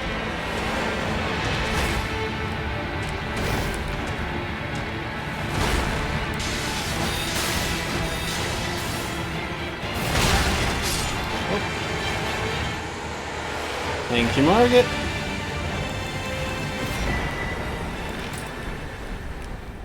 I shall remember thee. No heals left, but it doesn't matter. Smoldering with thy need of flame. Cower in fear of the night. Oh, and I just barely ran out of the stats needed to not two-hand the crossbow. So being able to not two-hand the crossbow really doesn't matter much right now, since most of the time I am completely free to. I was just packing the shield because I thought I might want it for parries. But the fact of the matter is, parrying Phase 2 Margit is much harder than parrying Phase 1. Anyway, let's hit 20 Vigor, because that's such a nice benchmark to reach. Real quick, I want to know... I want to double check the prereqs on the crossbow that we really want. Okay, 18 strength, 12 dex. I mean, luckily, we hit that if we're two-handing, so it's not a big deal. Oh. You there. Come over here, would you? Thank you for the hydrate, last one. Tarnished, aren't you? It's tight. The guards you breached. No, I'll use the main gate. Of course. I'm not really sure what,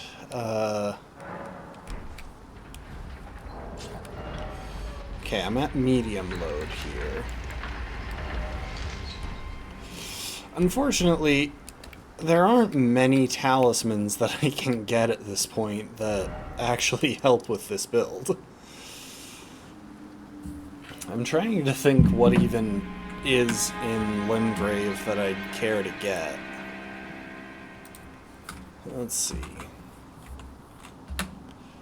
Interactive map. Let's talk talismans. Oh, I know one that should be good. Oh, except I think that's in Liurnia. Hammer Talisman, not that important. Lance Talisman, I guess I could pick up, since being on Torrent is kind of beneficial. Green Turtle is always useful, but not specifically so in this case. Don't need the Roar Medallion, already have Arrow's Reach. Don't need Flame Drake, really. Erdtree's Favor is probably the best talisman I can get right now, which is really sad. Twin Blade is useless. Yeah, I think my best bet is getting Erdtree's Favor or buying the Crimson Amber from that one merchant. And I think Erdtree's Favor outdoes it, but before I go in there... Oh, hang on. I forgot to record the first death to Margit. Not just now, back when I needed to get to the round table. Okay, so this was our other option for crossbows at that point, but in the end we just really didn't need it. However, this is decent.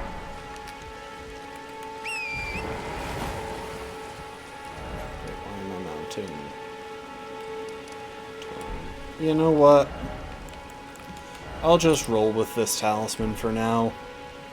It doesn't do much, but extra 40 vigor, or extra 40 health. It's not terrible. It's percentage based, so that talisman is actually pretty bad early game. I don't really need any of the buffs from the other stuff. Let's go get our Arbalest.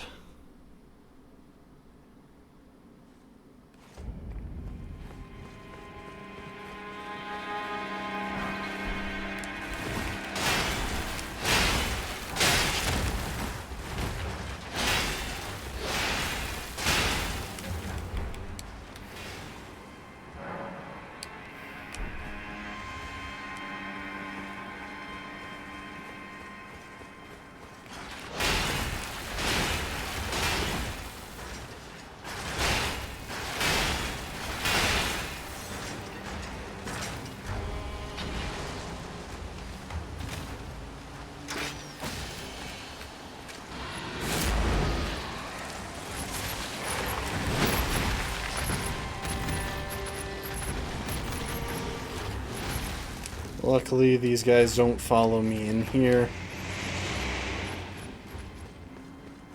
I just like grabbing this grace on the way in. Oh, wait. Hang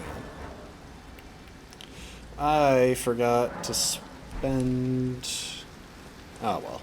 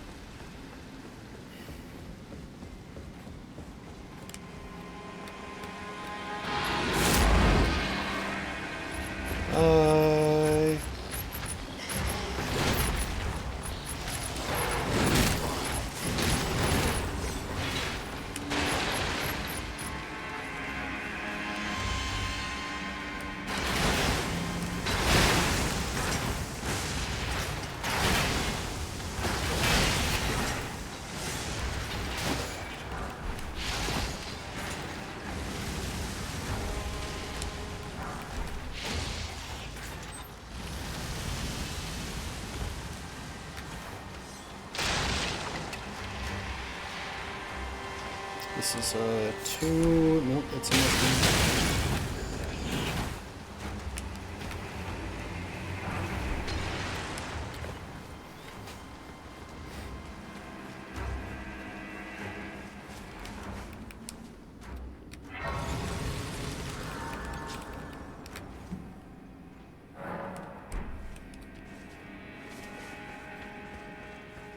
Now, to try to remember how to get up to where the arbalest is, I think the way to go is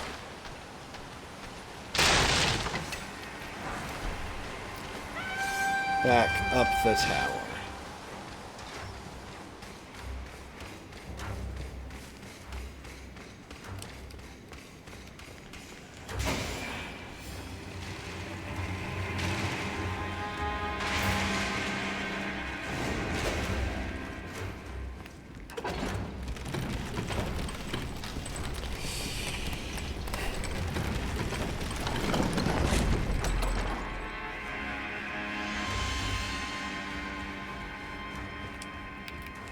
We need to get onto the ramparts, and then it's somewhere.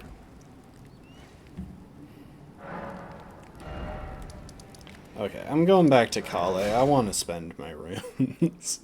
It's kind of pointless, but at the same time...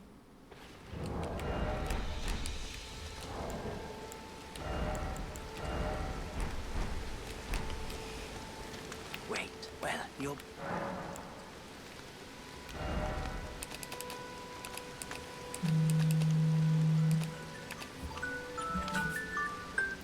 Okay, phone, I get it.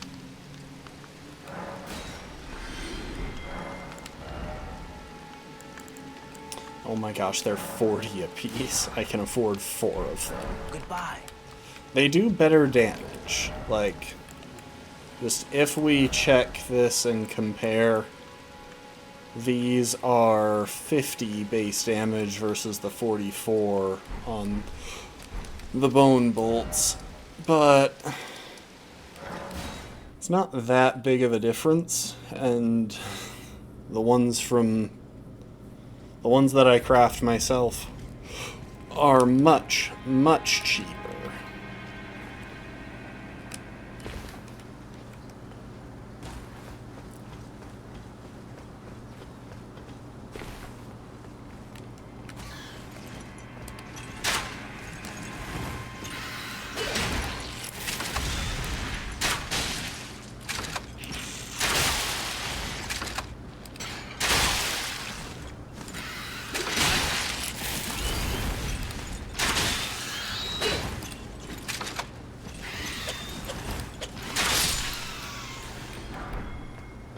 Oh, I think that's a random drop.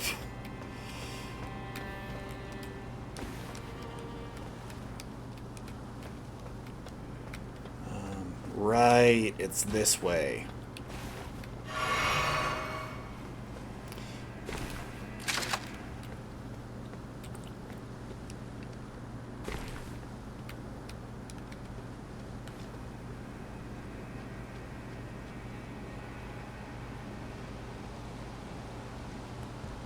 And I think it might be on that body.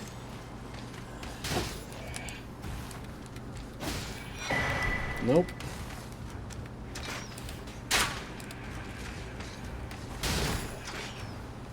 Crap.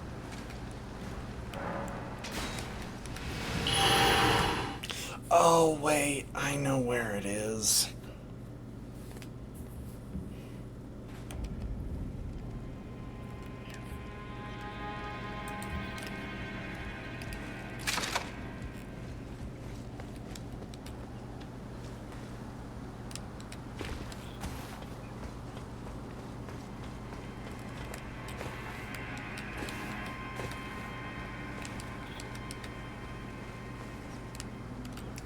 Took me a second, but I remember.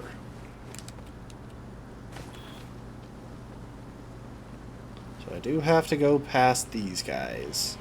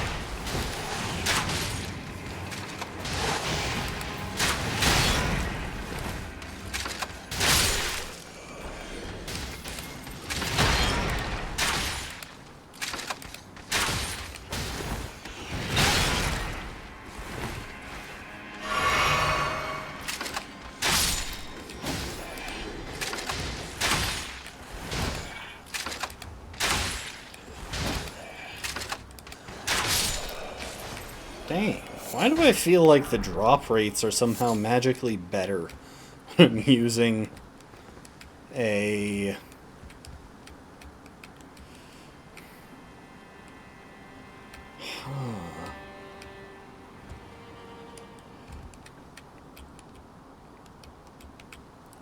ranged weapon?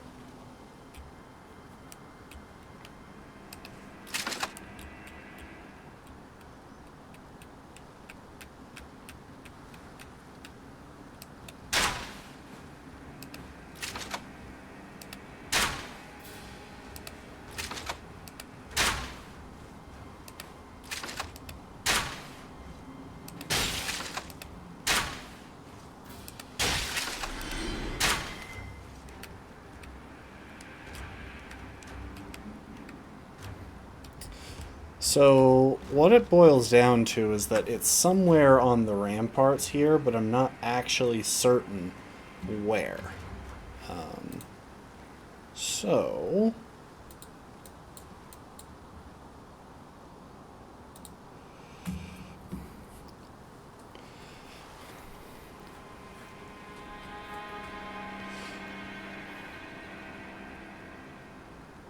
Wait...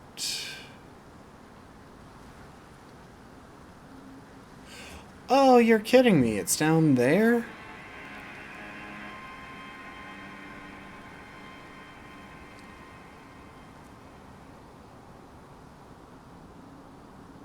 Hang on. So, it's right there somewhere. Can I tell where exactly that is, and is that reachable from here?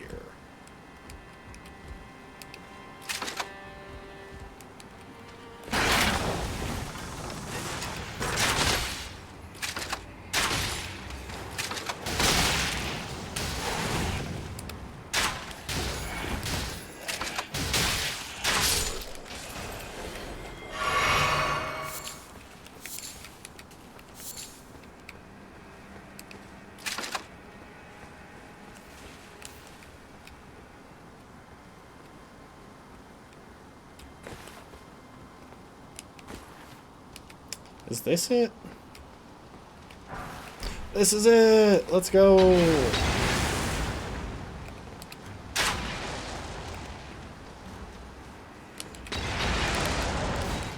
I'm just gonna quit out. I want to keep my runes because I can probably use those to get a couple of upgrade levels on this thing.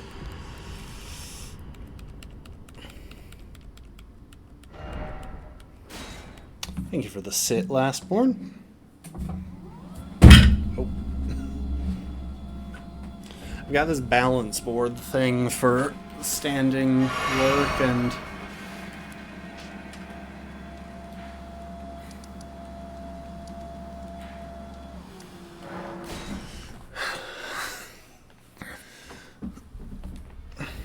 I keep it under my desk so I'll end up sliding it all over the place. Alright, folks.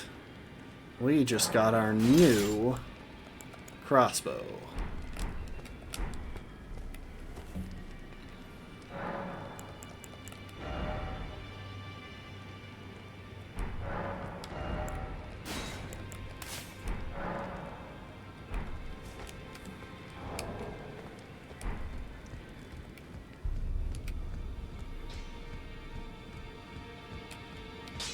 Well, I took you for dinner, no matter. Lay out your own.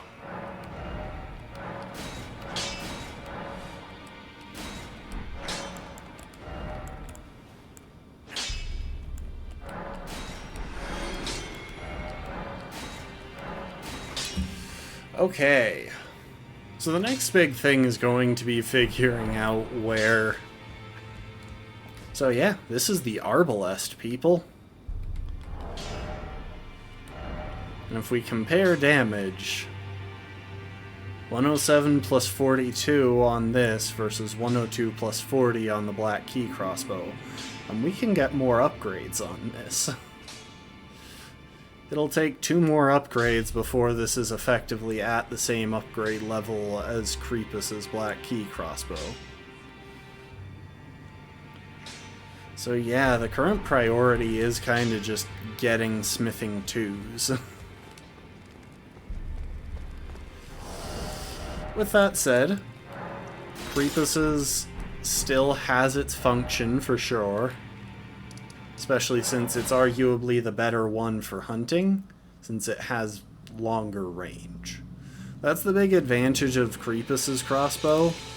This one, higher power, this one, better range. Also, weirdly enough, there is a tangible benefit to having multiple crossbows lined up, because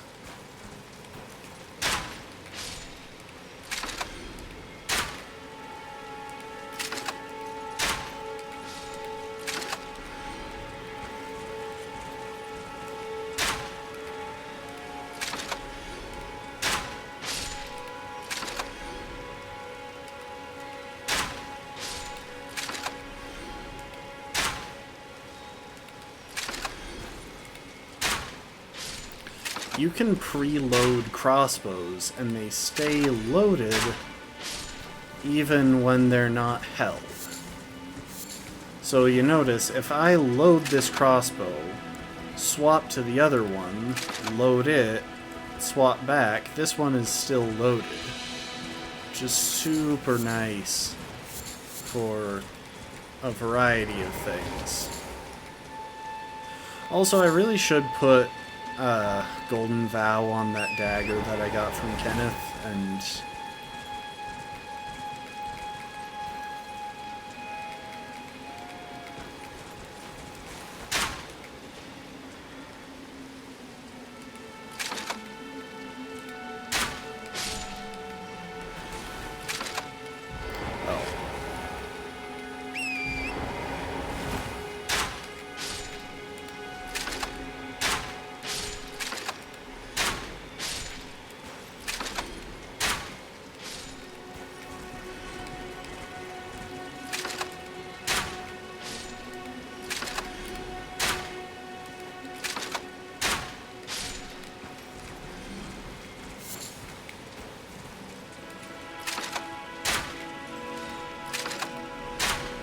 Now that only really works when I don't have to two-hand between, because, well, it's a time-saving tactic.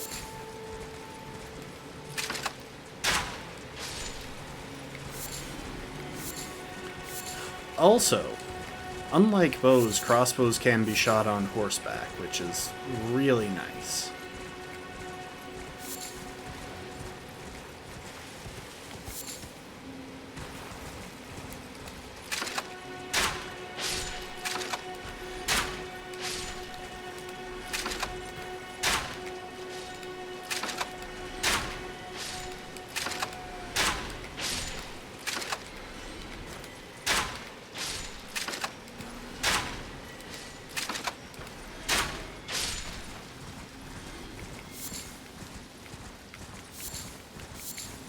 Honestly, a single pass through these guys is enough to get a good supply.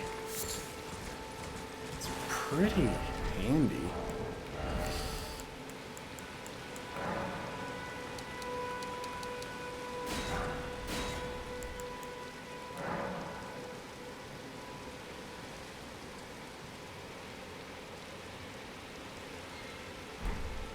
Oh, I almost crafted bloodbone arrows again. Of course.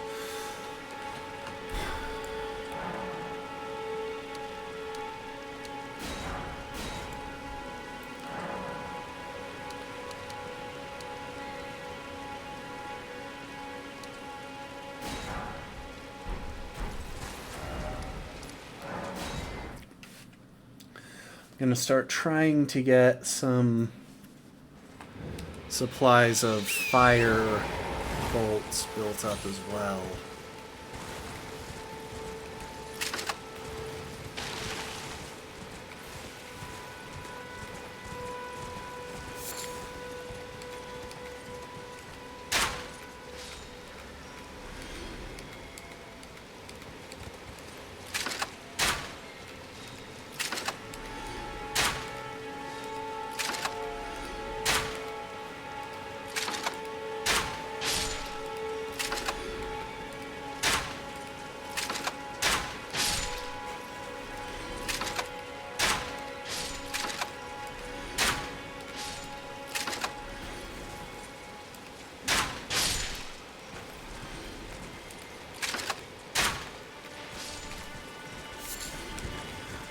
I'm trying to work from one side of the herd to the other, so I think that helps cluster them up a bit better for when I have to pass back through for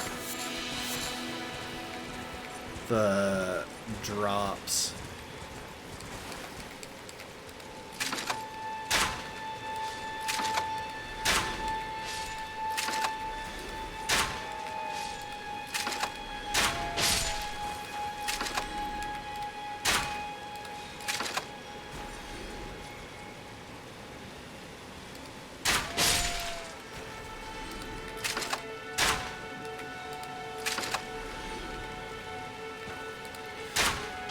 Basically, I don't want to start from the middle.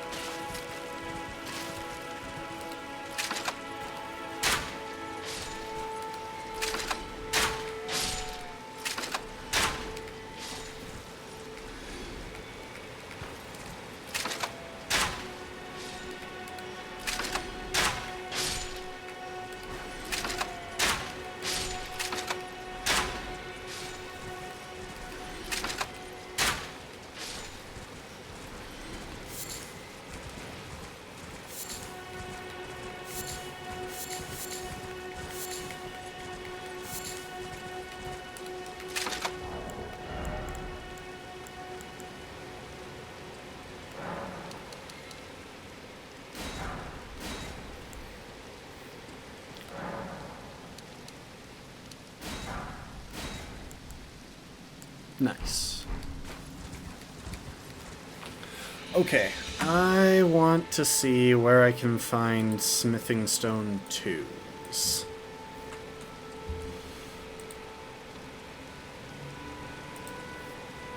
You'd think I would know this by now, but no.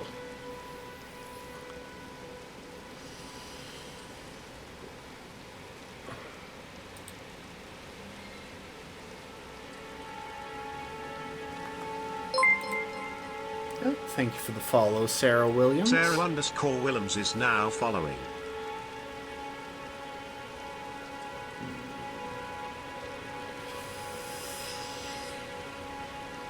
Doing all right. How are you?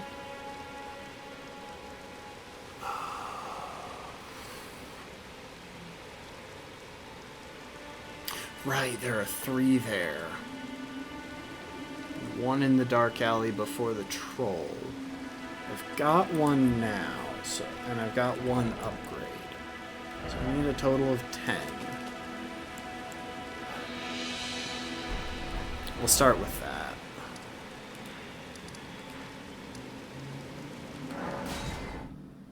It's one of them for sure. As far as PC games, I've definitely logged the most hours in it. On a bit of an Elden Ring kick right now. We finished up Torch only.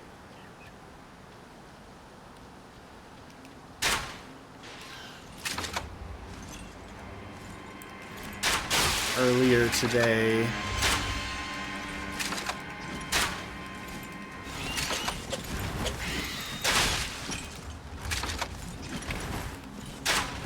And now we're trying a crossbow.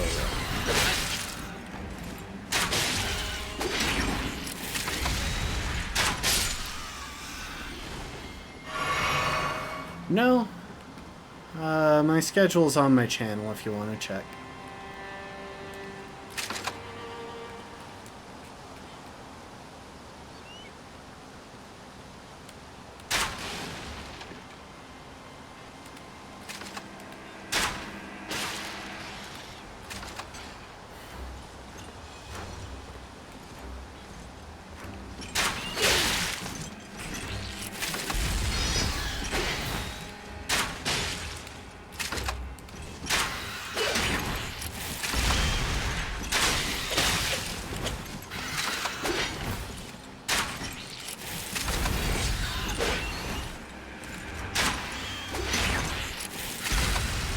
I'm from Utah.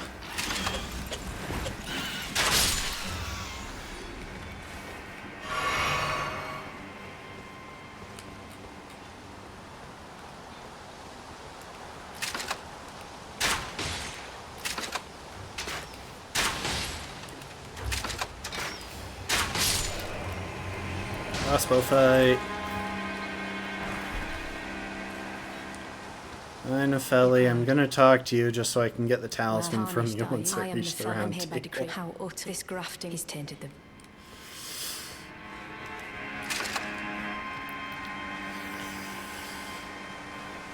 Okay. Pick up a few smithing 2s and we'll be able to get this at a higher upgrade level, which will seriously improve our damage.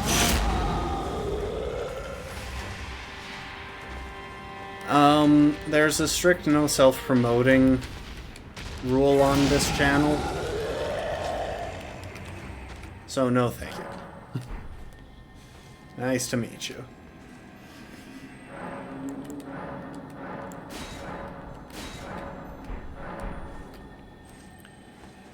Can't remember what that scarab drops.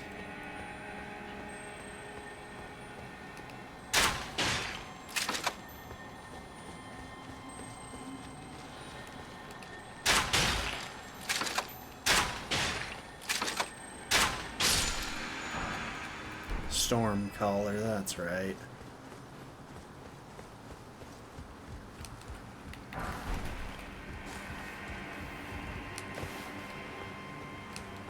It's on that level that I'm looking for.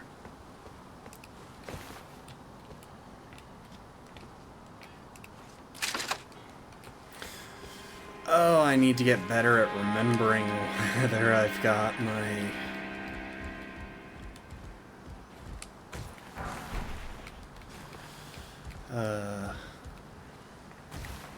whether I've got my crossbow loaded. Also, I kind of need to accept that I can't waste my time trying to kill everything I come across. It's just any time I waste gets compounded.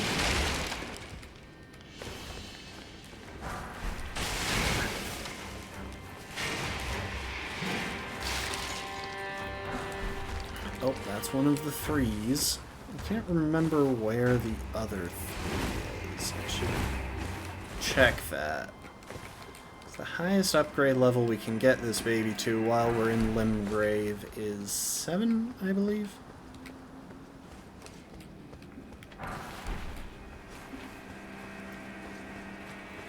We need to get 2 3s to make that happen.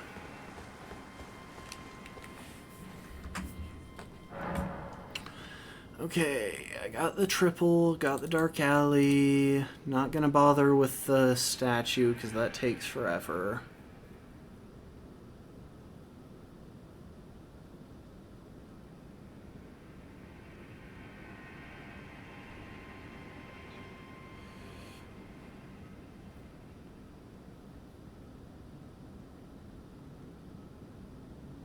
Oh, I think I know where that one is. And I know where that one is.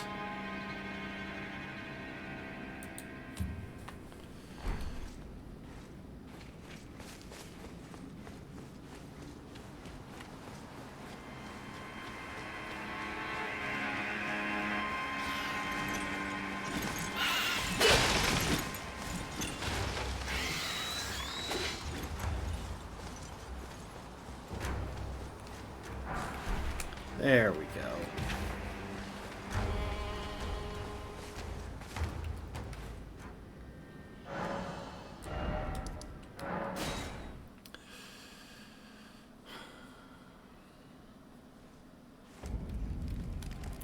That's 5 of them.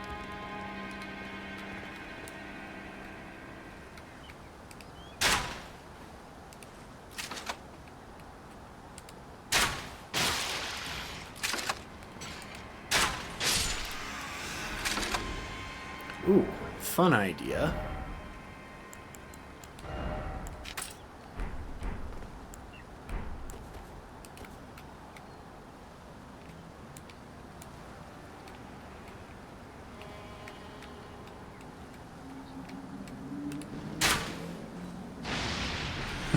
Nice.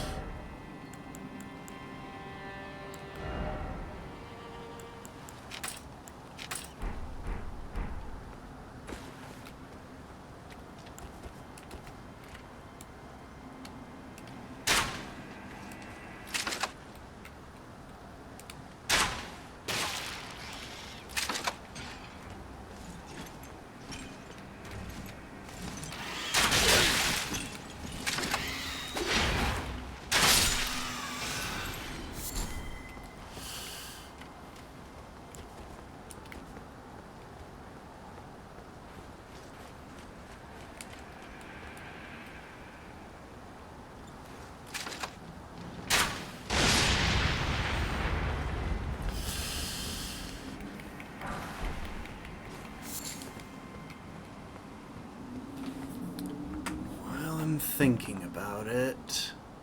Smithing 3s.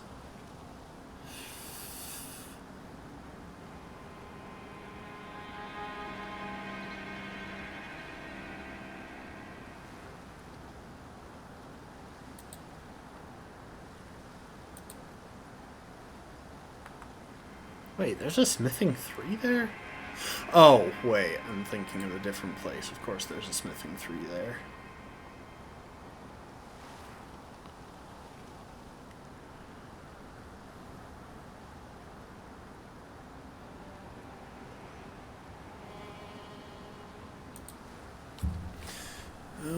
Okay, it looks like I'm heading back to Gostock real quick.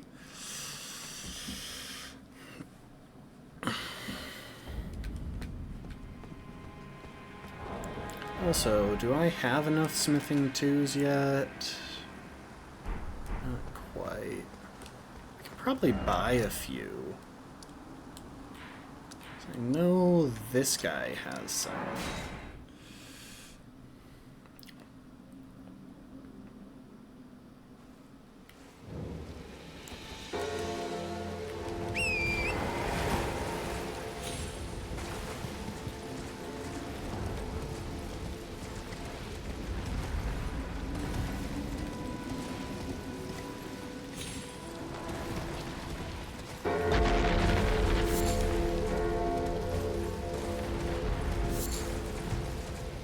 At least I'm almost certain this guy has some.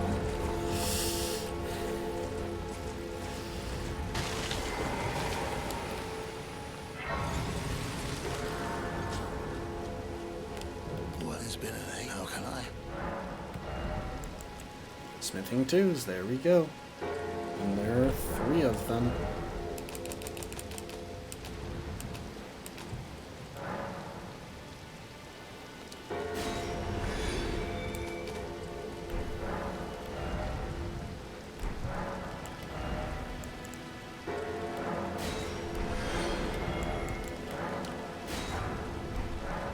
Safe.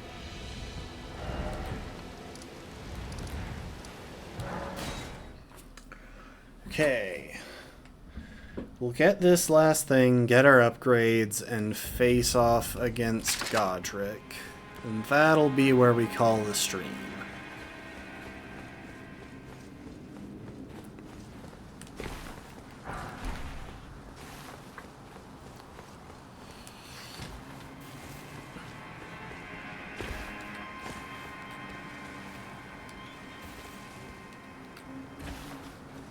Hello, bird.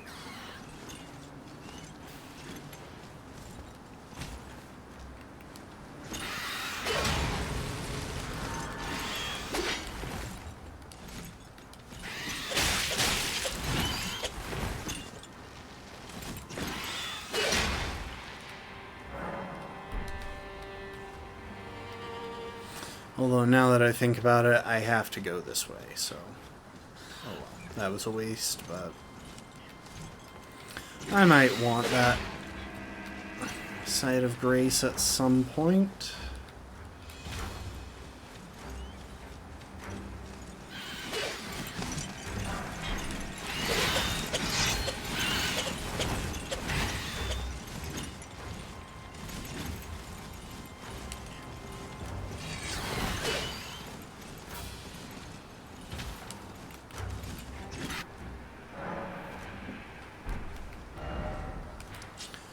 Alright, Hugh, it is time. Yeah.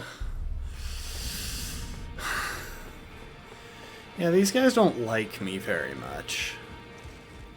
Hugh, it is time for you to help me get this thing to +7. I took you no matter to lay out your own.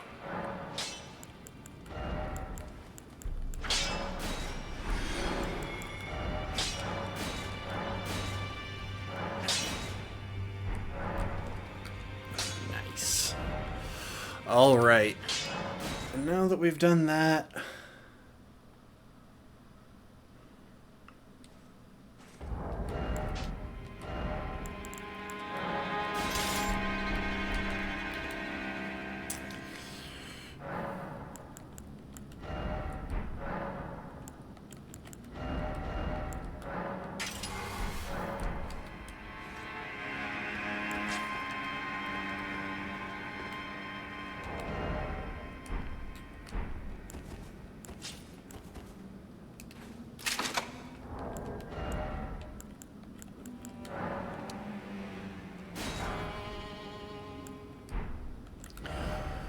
Let's see here. So we're gonna want poison and bleed.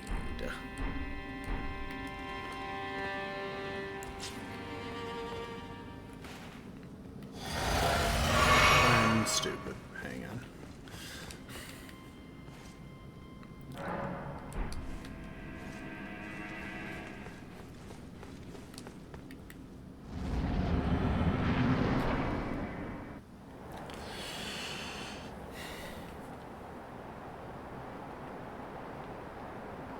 mighty dragon. Thou art a true-born heir. Lend me thy strength, O kindred. Deliver me unto greater heights. Well.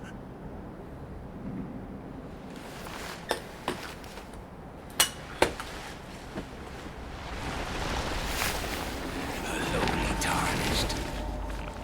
I wonder if he was just wearing that thing because it's kind of chilly out and windy. Because if so, that's kind of adorable. I am the lord of all that is golden.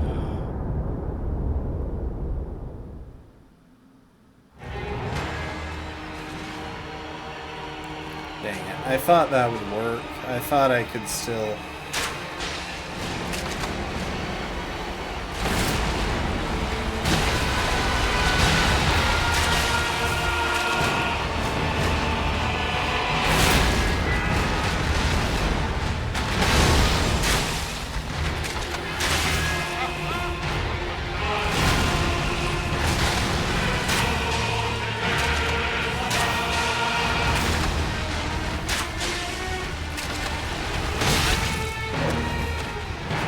He's poison.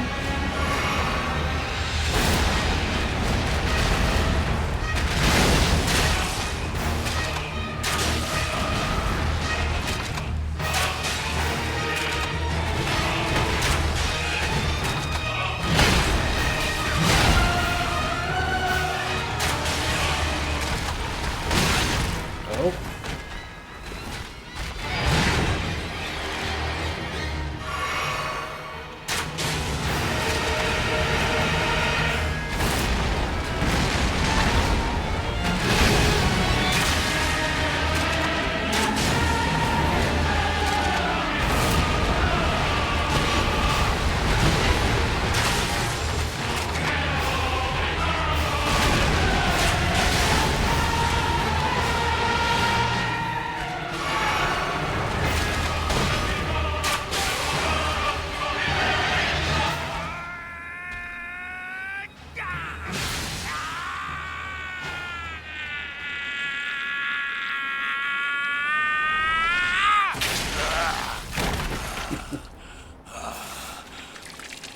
I'm absolutely getting carried by status right now, but I don't even regret it. After Torch only, it's nice being able to wear down the bosses with things like poison. Of dragons. Lend me thy strength.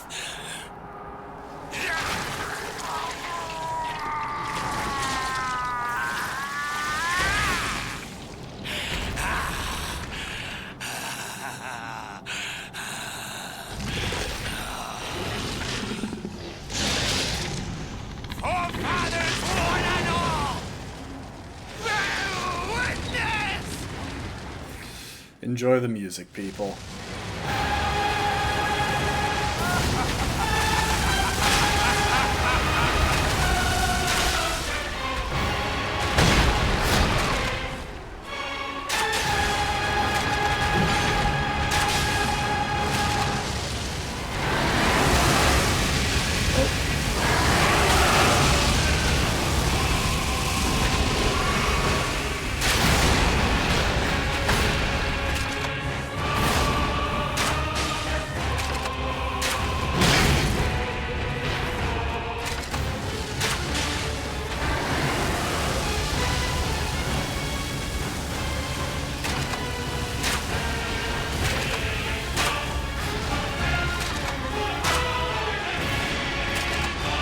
Are you getting kind of confused, Godric?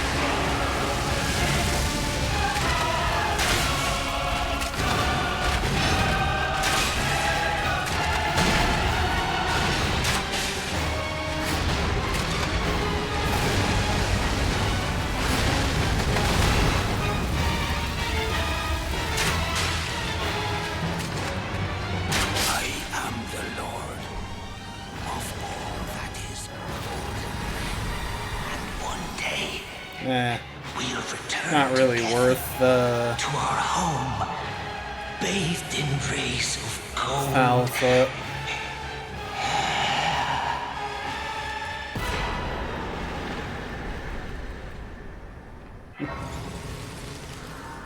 I'd say that went pretty well. So for the moment, I kind of just want levels in strength.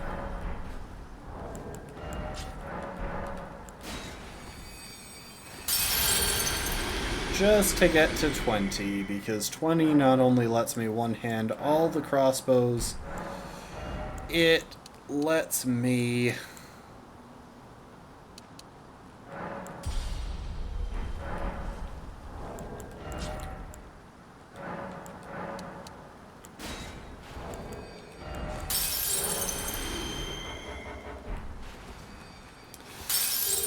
use the jellyfish shield, which is one of our best early game options for boosting things.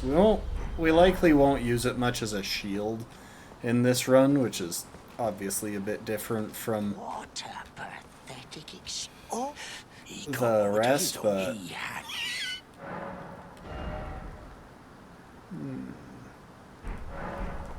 yeah, I don't really need any of that right now.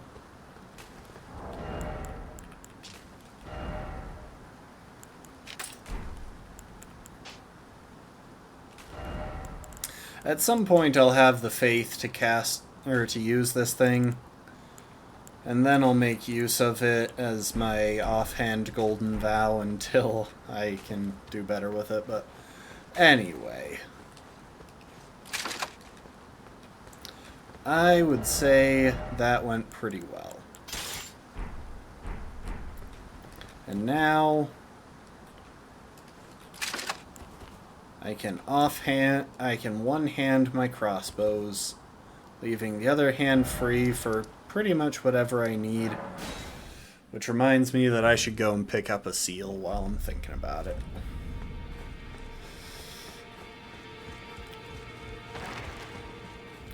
I don't really anticipate using it, but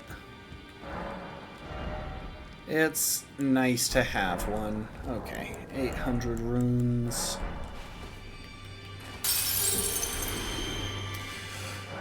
I will say, this is the first run that I've done where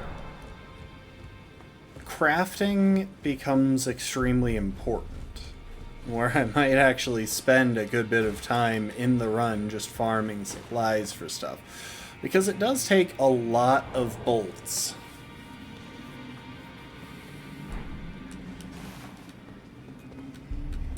But I'd say we did pretty alright. Us and our little sunburnt dude here.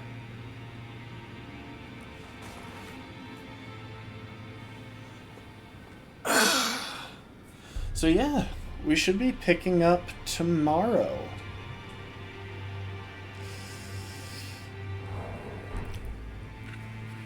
From there, we'll head into Liurnia. We'll just see how this goes. In case it wasn't obvious, we're not doing all bosses, so this is going to be a lot faster for the most part than Torch only. But thank you for the hydrate, Lastborn. The individual bosses themselves are probably going to wind up being a bit more difficult, especially late game. We won't be as high level. We won't... Oh, I'm showing Umbreon during the outro. We won't be as high level. We won't have quite as good damage, I would say. A lot of that is hopefully going to be made up for by status. I might also try keyboard and mouse just to make things a little bit easier, but I have a feeling that'll really mess me up in terms of how I play, so we'll see. Anyway, thanks everyone for being here. I hope you enjoyed. I appreciate y'all. Umbreon appreciates y'all. I hope to see you next time. Later, folks. Bye.